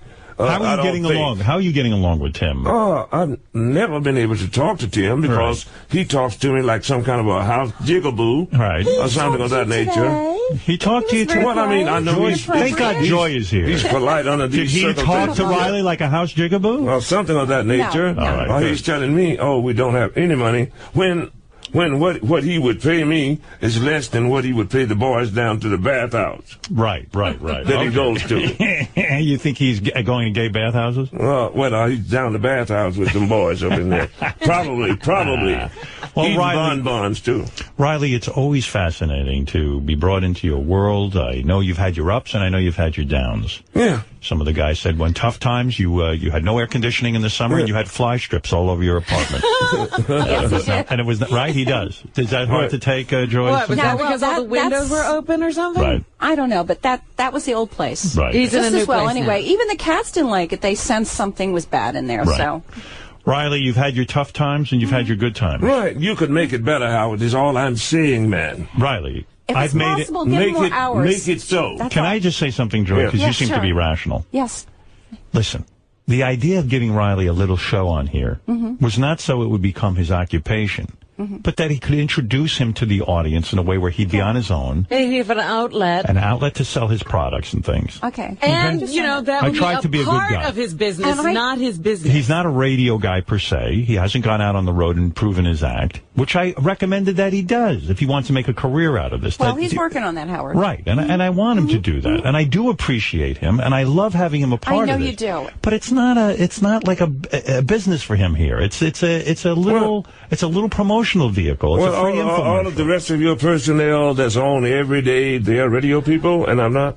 No, listen, I gave you a radio show, and you do a fine job. You do a great job. I love you. But I was hoping this would parlay into something for you. Truly he does. I'm not trying to keep you down. I'm trying to help you. Who else is giving you a radio show? Nobody on the planet. But I don't get a thank you, Joy. I get a fuck you. That's what he does. I thank you, Howard. He won't thank me. And you know what? I think I'm the buffer here for Tam and him. Like you profess to do. Yes. Then you would give me an opportunity to at least make minimum wage, you cheap bastard. No, But who else is giving you an opportunity to make anything? Otherwise, Look, Robin is it my fault? he's working late into the night. That work doesn't pay him? Robin, I have information. I have information that's implementary. That's the job he ought to quit. I have information that's implementary to the listeners, to the people of this world. And if you were not so busy rubbing snake oil on your ass No. Riley. and trying to be cutesy-poo and riding on the boat with them whiteboard bitch, and then you would be able to it always becomes racial. Yeah, check some of the information. You check some of the information and see that it's bearing fruit over the years since I wrote it. Riley, and therefore, it may be implementary for you to listen to something that I say because somebody knows something about something, Howard. But Riley, you do have a great following. I know, and I gave him that. And you know what? Work with it. And because that's it. You have to remember, you are here to get the message out. Joy, if you work for me for 7 years, which will probably shortly be terminated, if you work with me for 7 years, I would give you something.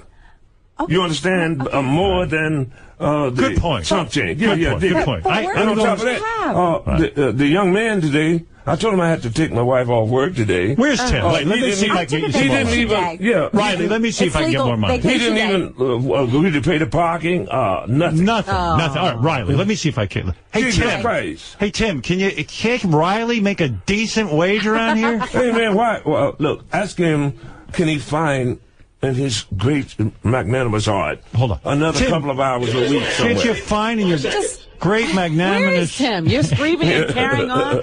He's drying off from the bathhouse. Tim, why are you so fucking cheap, man? Why are you treating him like a jigaboo? I'm saying, right. I'm just saying that after all of this time, what the fuck is wrong with you? Indeed, I have come up to measure. Has he measured up? Has he measured up for much of the garbage that you've been putting on? Right, let me handle this. Has he measured up? He's done a great job for us. He has. Yeah. Absolutely. Can we get him a few more bucks? All I have is, it's a 1-hour show, Riley, and we talked about this 1,000 times. It is what it is. We pay, a flat rate for an hour-long show. Well, give me 2, give me 3. We don't have additional hours. I don't have it. So what's so important that's greater than the Riley Martin show? You're saying knock off something else. My rerun. Not necessarily. What I'm saying is that Riley, my you're filling it up with rerun bullshit. Yeah, my reruns. But that means knocking that's why people tune in. How would I love to listen to you?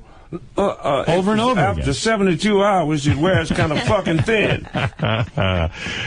People like it. I mean, I understand that. What did Joy just say? Joy, what did you just say? I missed it. Well, work with what you have. Work with. You have to do with what you have. For example, hear what Joy said? The hospital that I work at, I'm a teacher. They're closing. I have to be replaced. Why don't you go home with Tim and make sure you don't never. Now it sounds like Joy's Sounds like Joy's in love with Tim. That's what I'm saying. Let's go. You have to understand, I'm giving up driving 10 minutes and having to drive an hour and 10 minutes to my new job now because Governor Christie's closing down our hospital.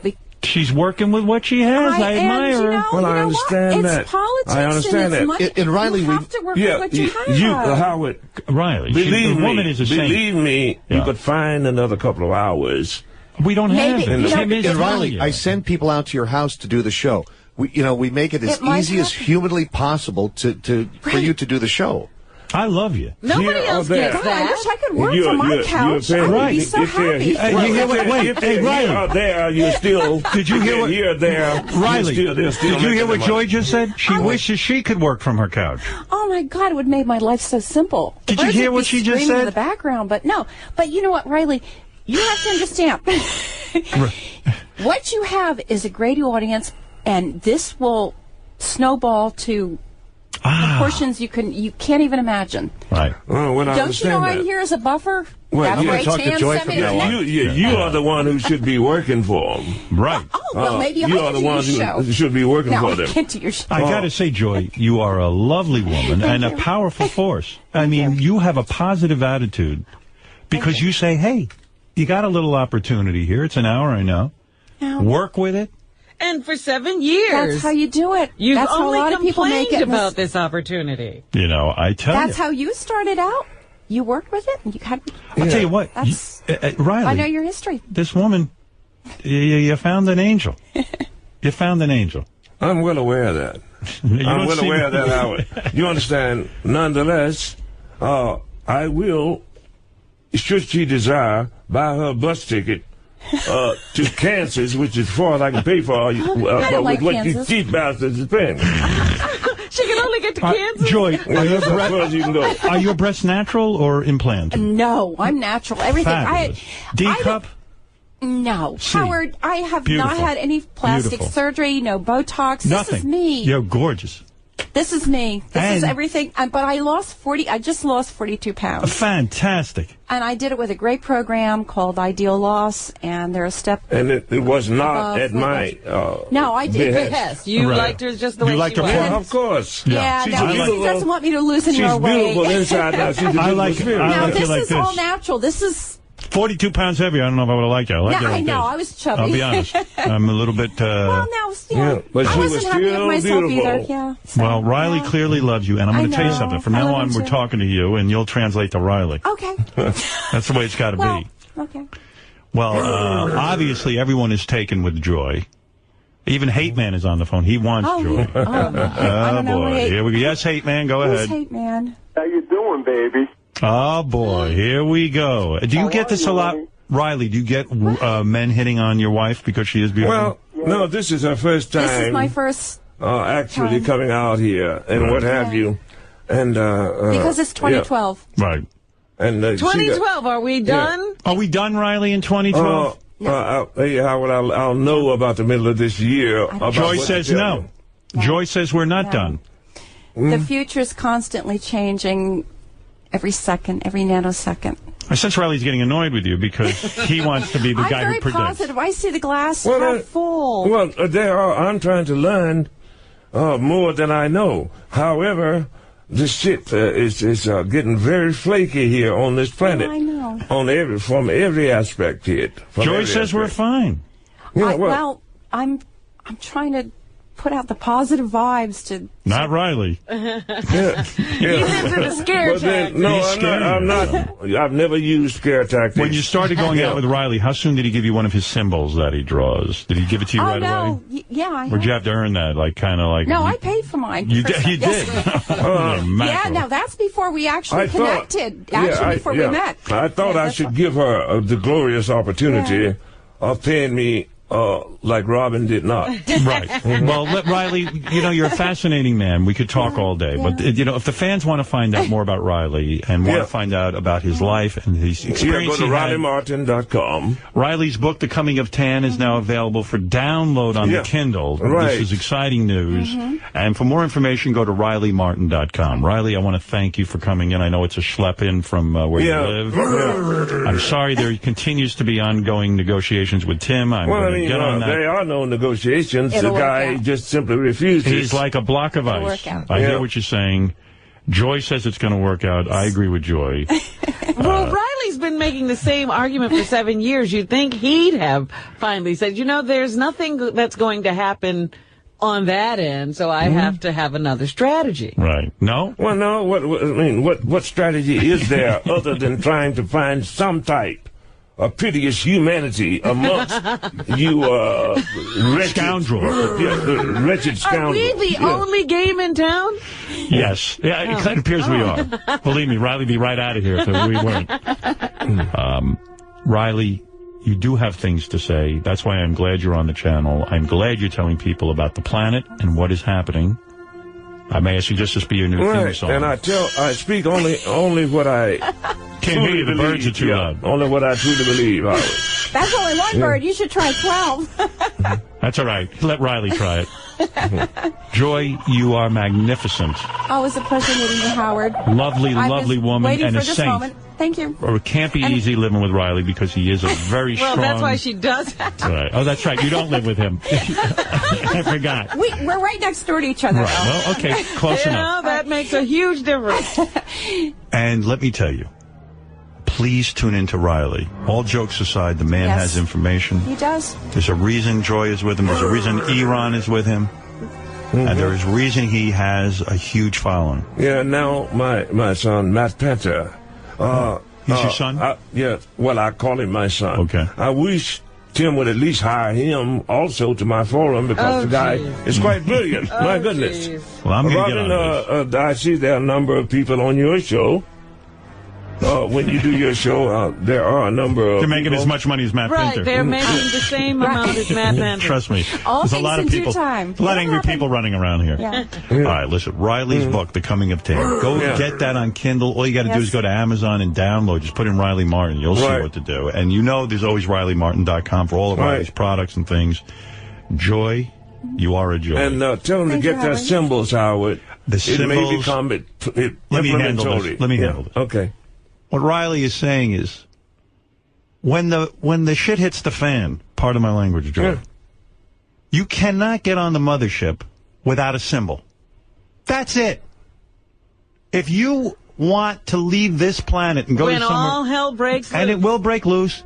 If you're not holding a symbol, it's the same as not having a ticket into the movie theater. Am I correct? Yeah, you got to have the symbol, but it's not because we wouldn't wish that everyone on Earth could come. Not everyone can come. Yeah, there's only a finite What about all those animals? You know, I'm not going to go without taking my kids. Well, you can take... And all the other people that feel the same. Did you buy a ticket for them? Did you buy a symbol for them? No. So fuck them. They're not going anywhere. The animals have to have symbols too? No, but people have bought for the animals. But you can bring one animal. Really? Yeah. Oh, you can bring an animal. One animal. So we're all maybe in the mothership with horses and elephants and... Well, no, there's going to be all of that. All you can bring is, say, a cat, a dog. Well, what about all the other stuff that left behind Well, on my Earth? goodness. You can't leave all the... Planets die.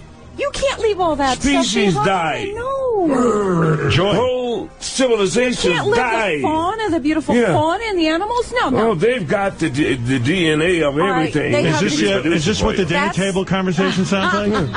Now, we Joy, Riley, 8 hours at a time. Yeah, but Joy, it's not up to Riley. Riley doesn't decide. Yeah, let's set the bomb off, but we want to save all the elephants. Shit. We're not trying to save ourselves from the inevitable Armageddon that's coming down upon us. Right, Joy, what he's saying is... One animal. 2012. If you add those numbers up, they add up to 7. The DNA. We've opened the 7th seal. Okay. What is the 7th seal? Isn't that a Demi Moore movie? Yeah, she was. Yeah, that's the end of the world. Who opened the 7th seal? That's a Demi Moore movie and the end of the world. Right, so you're saying the end of the war was coming in 2012? I'm saying that this is a time when ultimately the 7 will be lucky for us, or it will be the opening of the 7th seal towards Armageddon destruction. Don't you know? There know are so many things coming down that is not made evident to Is there a way that Joy can bring all of her birds with her and not just one? He says I have to farm them out. Yeah, farm them out to who? She can hand one to each and one to each. I won't go with my kids. Yeah. I see. And my Riley, animals. are you saying she's got to make friends with people who, at that time, don't have pets? Don't have pets. Right. Yeah. And well, then get she on can that. give them each a bird. Yeah. Why are you fighting Riley on that? He didn't make the rules.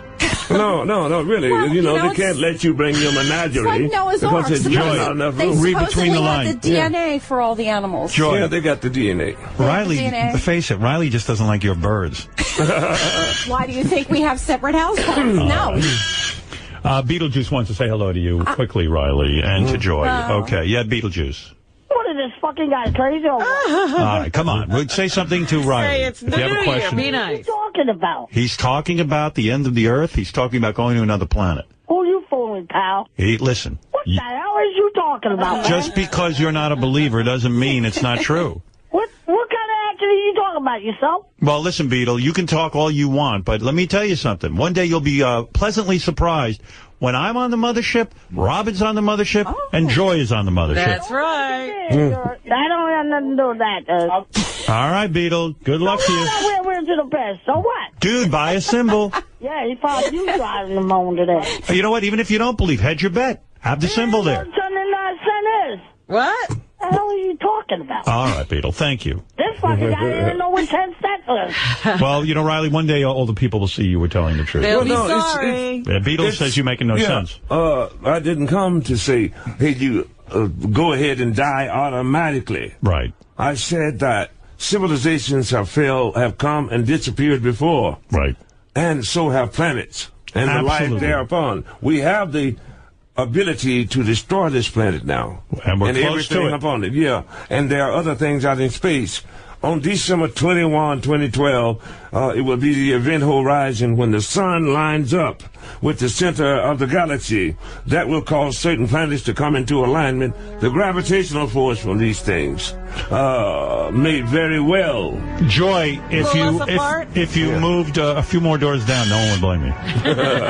Listen, Riley, God bless you. Well, you I mean have to understand, even before I met Riley, I have seen visions of this. Oh, I believe that. Before I connected with Riley, yes. I think it takes a special woman to love Riley, and you are you special. know what? When you brought up the dinner table, I would love to know what the conversation. Well, you heard a piece of it. Riley has to. We have talked for 8 hours at a time. But do you accept that Riley is an expert in this area? Because you seem to argue with him about all this stuff. No. She's not so dense as to have not checked his information over the years. I have seen physical proof of things, which I cannot discuss and about. disclose over this time. I have seen physical proof of certain things, yes. But have you ever seen Riley rise up off the bed? No, I don't. I haven't seen that. I've seen other things, but no. What have you seen that has... I can't tell you. That involve Riley? No, I just... Okay, fair enough. We'll save it for another time. Oh. Absolutely. All right. Well, Joy... he would also have to agree if I... And he knows what I'm talking about. What's she talking about? Can you let her tell us, Riley? Not right now. No. Darn. You know too much already. With your teeth right on the boat. $800 bottle of wine drinking. Starve a nigga, bitch. All right. You know what, Riley? I'm happy with my cheap red wine. Is Riley human, or is he part alien? I really think he has, that gene. I believe All right. I believe he has that gene, too. But there are millions of people walking around with that gene, but Riley's Riley, Why do you think they chose him? I have no clue. Do you know his children are all beautiful, all intelligent? Think about the genetics, the DNA. I believe it. All right, serious. listen, look. We could talk for hours. I know we could. I know, Howard. Thank you so much, Howard. Hey, and thanks for having us in, man. I loved it. And Howard. You know we love you, Riley. No, I love you too, baby. And all that stuff. Yeah, I love you too, but confused. Do not attempt to diminish me. All right. We're not diminishing you at all. I said your wife's hot. That's the highest compliment I can give you. All right. Yeah, and definitely she is. You didn't lie. Oh, she is. You did not lie. I don't even think you can handle it. And you know what? You keep working on that show, you're going to be surprised to see what happens.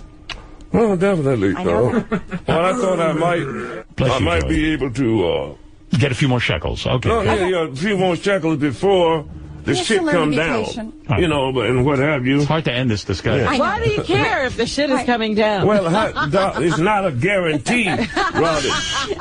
It's not a guarantee that you're going to die on schedule, Robin. Yes, Chris. Chris, you're on the air in Bullhead City, Arizona. Go ahead, Chris.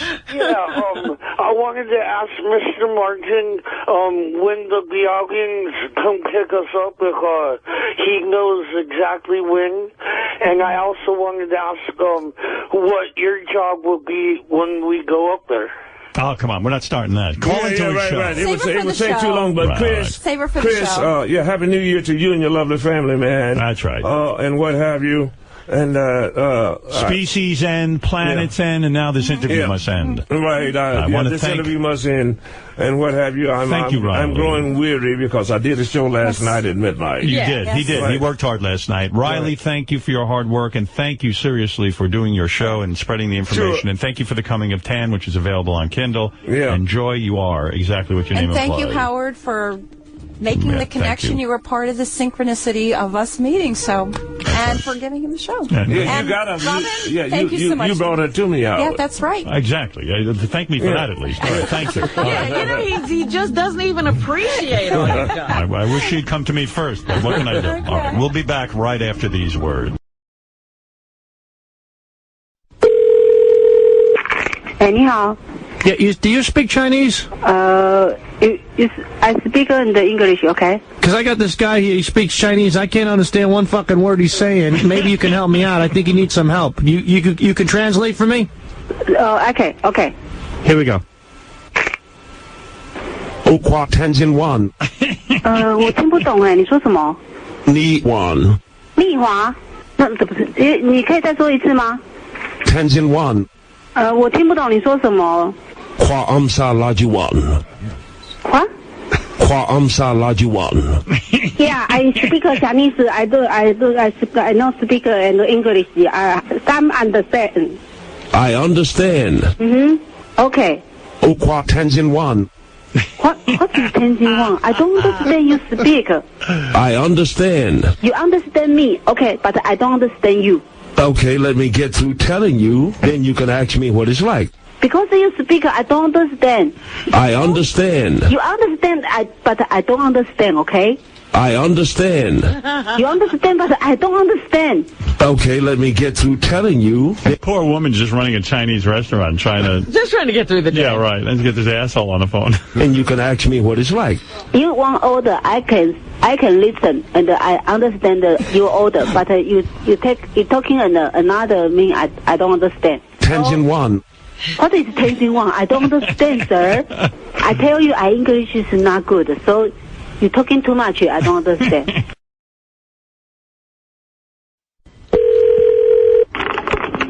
Hello? Hi, this is Riley Martin there, please? This is he. Hi, this is Dave. How you doing? Dave. Dave Letterman. Listen, I heard your show on Sirius Monday night, and I thought it was a hoot, and you're an amazing... Okay, hold him up, Dave. Yeah. This is Dave Letterman. Yes. How did you get this number? From Paul Schaefer.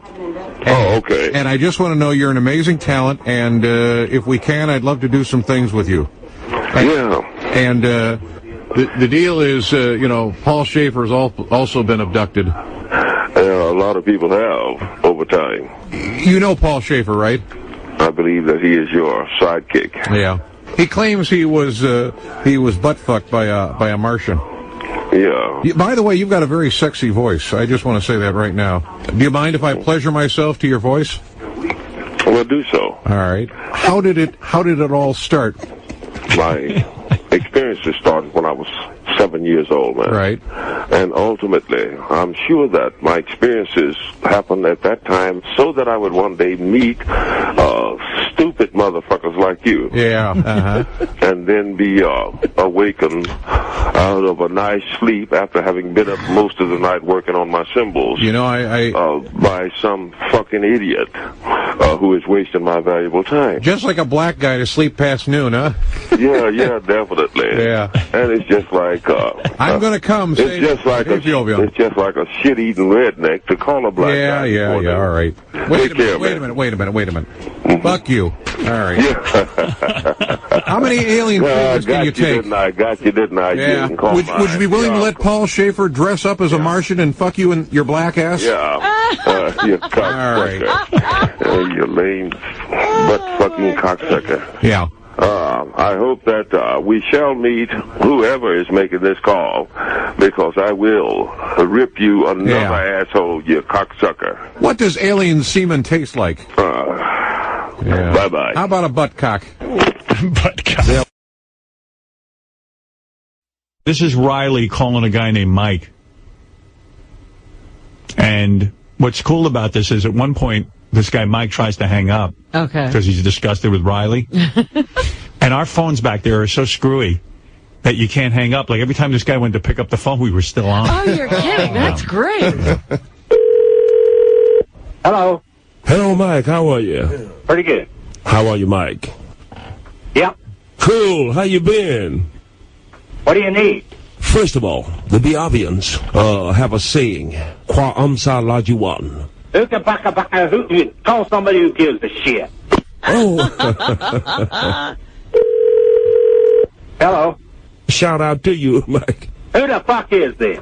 This is Riley Martin. Get the fuck off my phone. Don't you remember us, friend Martin, from there, near the Tigris Euphrates in the Nile River Valley? I don't remember shit.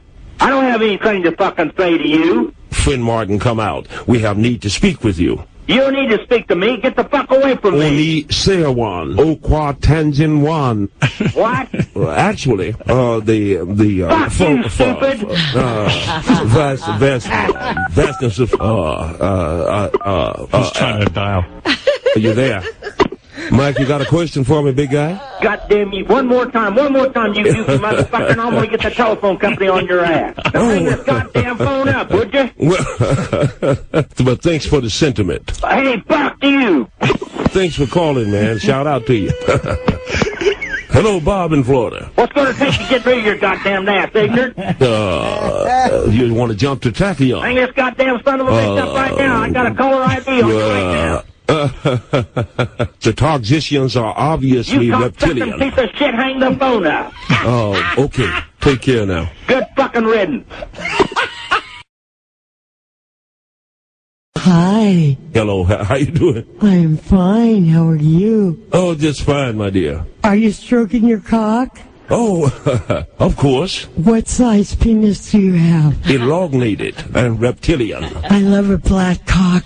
Thanks. Can I chew lightly on your wang? Well, okay, that is a good question. Yeah. Oh, thanks. I'm sucking on it. Oh, boy. Oh, yeah. Oh, yeah. Stroke those hairy testicles. Cool. Okay. Yeah. Yeah. Yeah. Yeah. Oh, my God. Oh, yeah. Oh. That was great. Thanks. Oh, you're welcome. Take care now. Okay, I will. My name is Riley Martin. I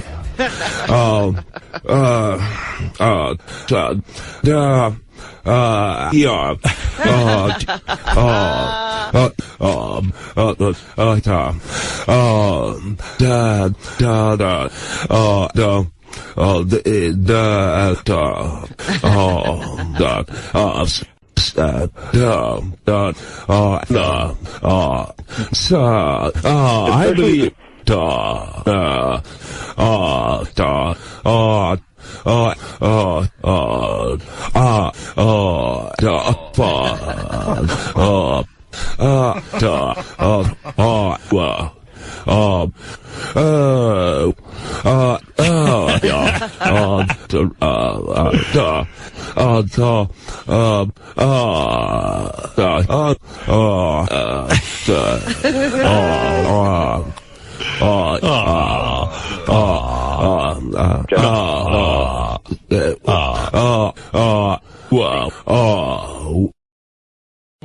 there were the Arbians.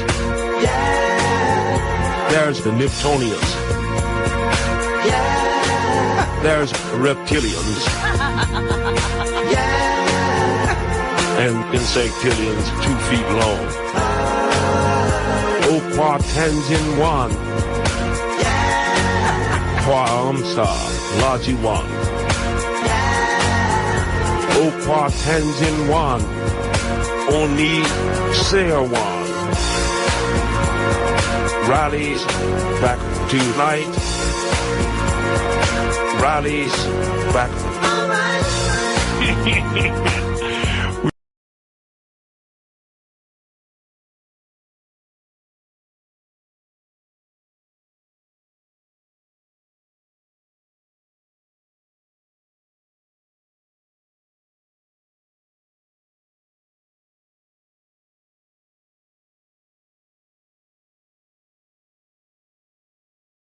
My birthday's today, and I was thinking about the Biavians earlier today, wondering if they celebrate their birthdays. And if they do, could you sing me the Biavian happy birthday song? Oh, yeah.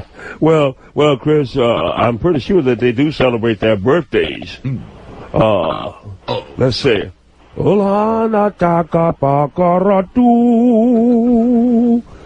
Chris? Yes. Okay, Chris. Happy birthday, man. Yeah, cool.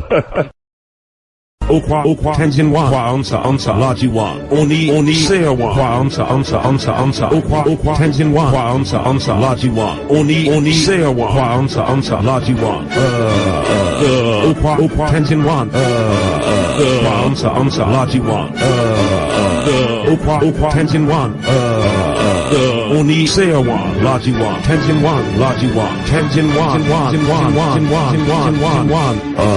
Opa Tenjin One, Amsa, Logi One, Oni Sail One, Opa Tenjin One, Amsa, Logi One, Oni Sail One, Amsa, Logi One, Opa Tenjin One, Oni Sail One, Opa Tenjin One, Amsa, Logi One, Oni Sail One,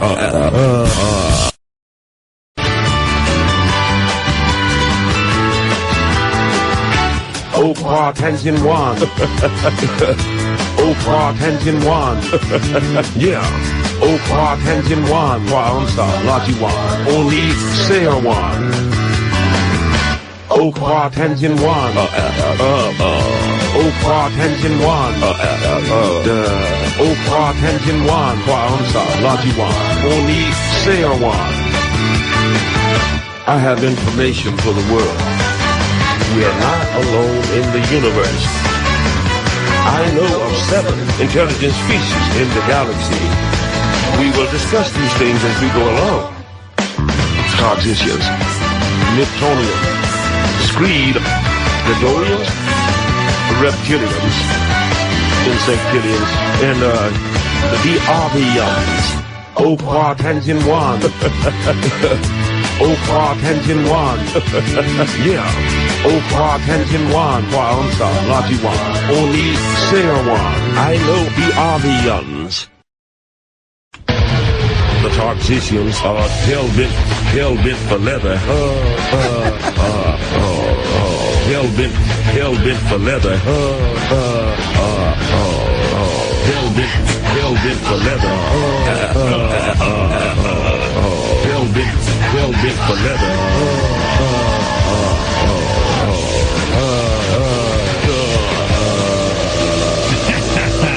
Riley Martin, baby.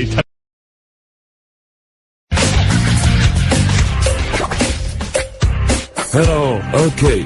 It is a doozy in the Milky Way. Amsa, large you, one. Amsa, large you, there. Oni Sail One. Tartessians are obviously reptilian. Opa Tenjin One, Sequat. Opa Tenjin One, Opa Tenjin One, Sequat. Opa Tenjin One, Opa Tenjin One, Sequat.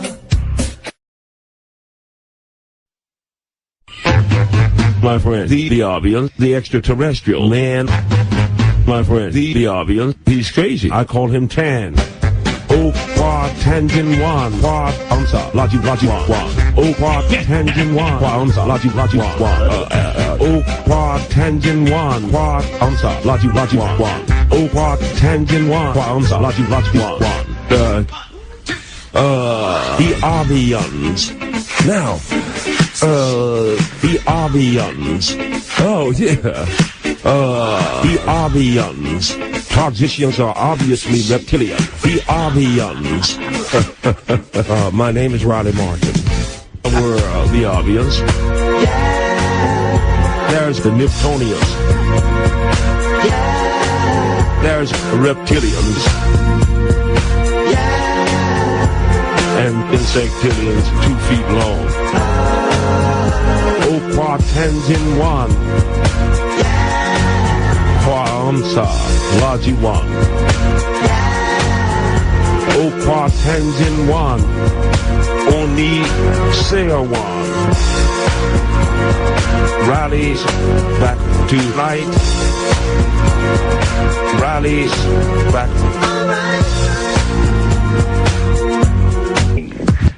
Hello, my name is Riley Martin. Hello, my name is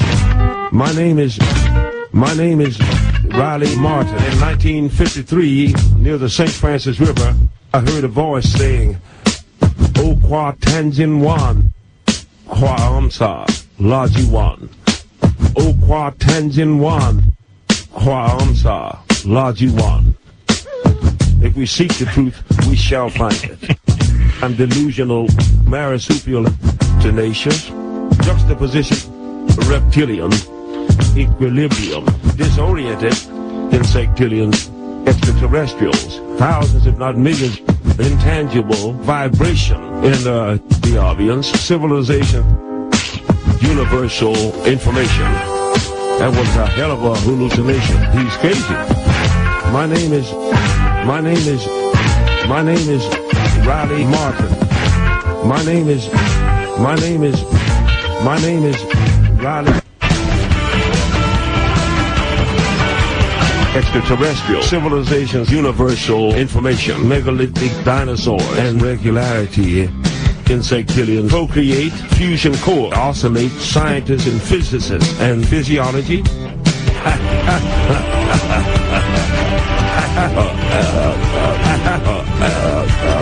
Jet propulsion, levitating, translucent, vibrating, fast breathing, procreating, electromagnetic flux. Extraterrestrial, marsupial, thermonuclear, pharmaceutical, juxtaposition, intercollusional, fusion, gigawatts. We are not alone in the galaxy.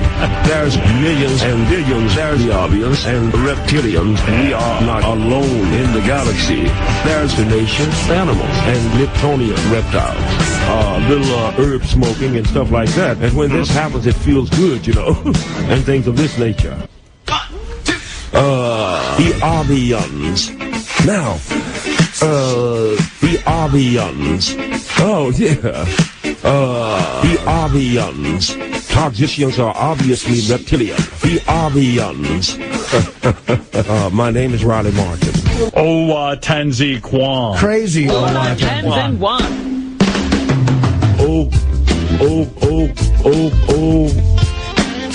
Qua Tenzin Wan. That's good stuff, man. Qua Amsa. Laji Wan. Oni Seawan. Right.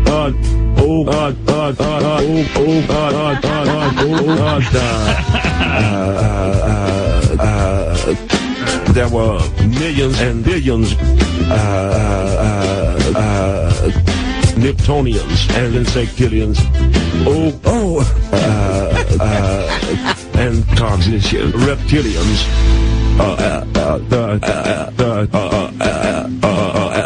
We are not alone in the galaxy. The evidence is out there. The mere fact that you are means that you always have been, and that you cannot stop being. Okwaki, Okwakwan, Seawan, the Avians.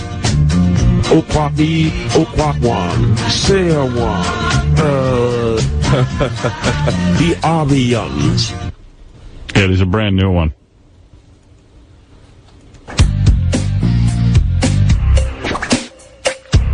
Hello, okay.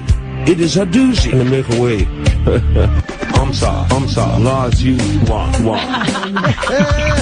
I'm sorry, large you there. Only sell one. Toxicians are obviously reptilian.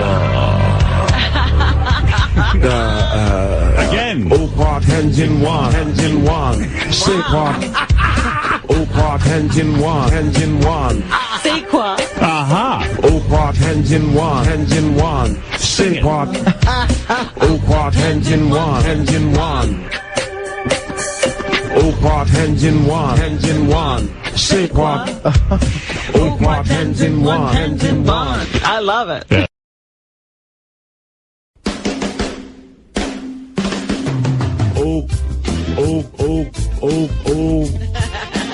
Opa Tenzin Wan. Kwa Amsa. Laji Wan. Oni Seawan.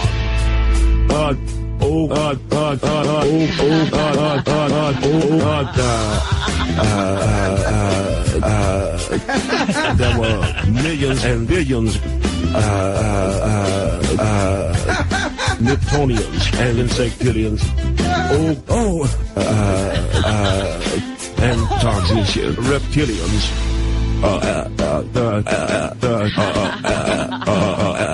We are not alone in the galaxy. The evidence is out there. The mere fact that you are means that you always have been and that you cannot stop being.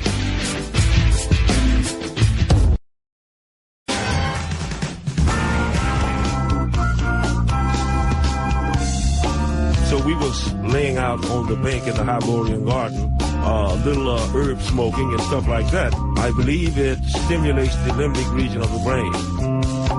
I could feel static electricity in my hair, in my clothing, and in the leaves all around. I was hit and transfixed with a blue-white light and things of this nature. There were Biavians, Toxicians, screed reptilians, aliens, insectilians, thousands if not millions. Birds of a feather flock together, hell-bent for leather, and things of this nature. You see what I mean? I heard a voice saying, "Oh, Park, Tangent One. Oh, Park, Tangent One. Oh, Park, Tangent One. Oh, Park, Tangent One.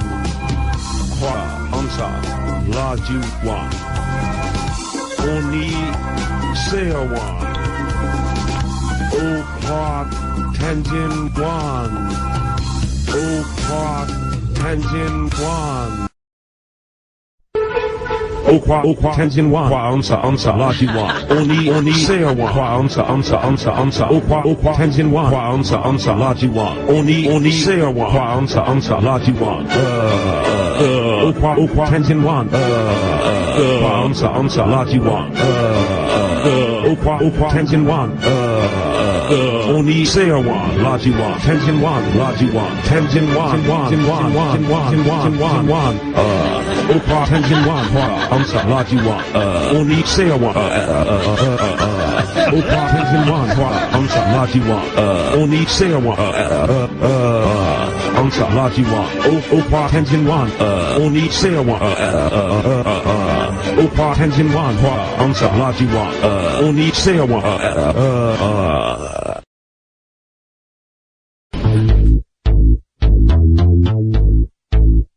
If you think that you're alone in this universe, are the guardians of this universe, you're rudely mistaken. But I ask that you look into your own heart. Human beings want to hear the truth.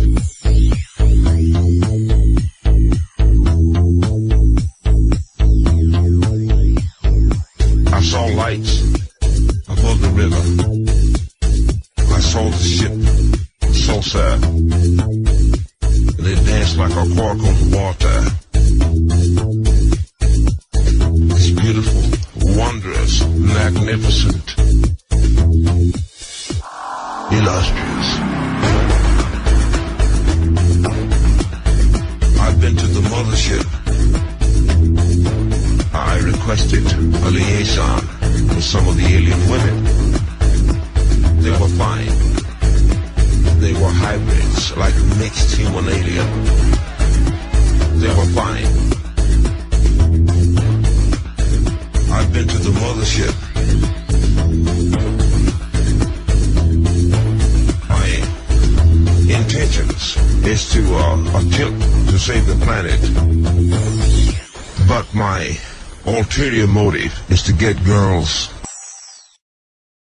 Tangent One, Tangent One, Tangent One, Tangent One, Amsa, Laji One, Amsa, Laji One, Tangent One, Tangent One, Oni, Sail One, Amsa, Laji One, Tangent One, the Avians.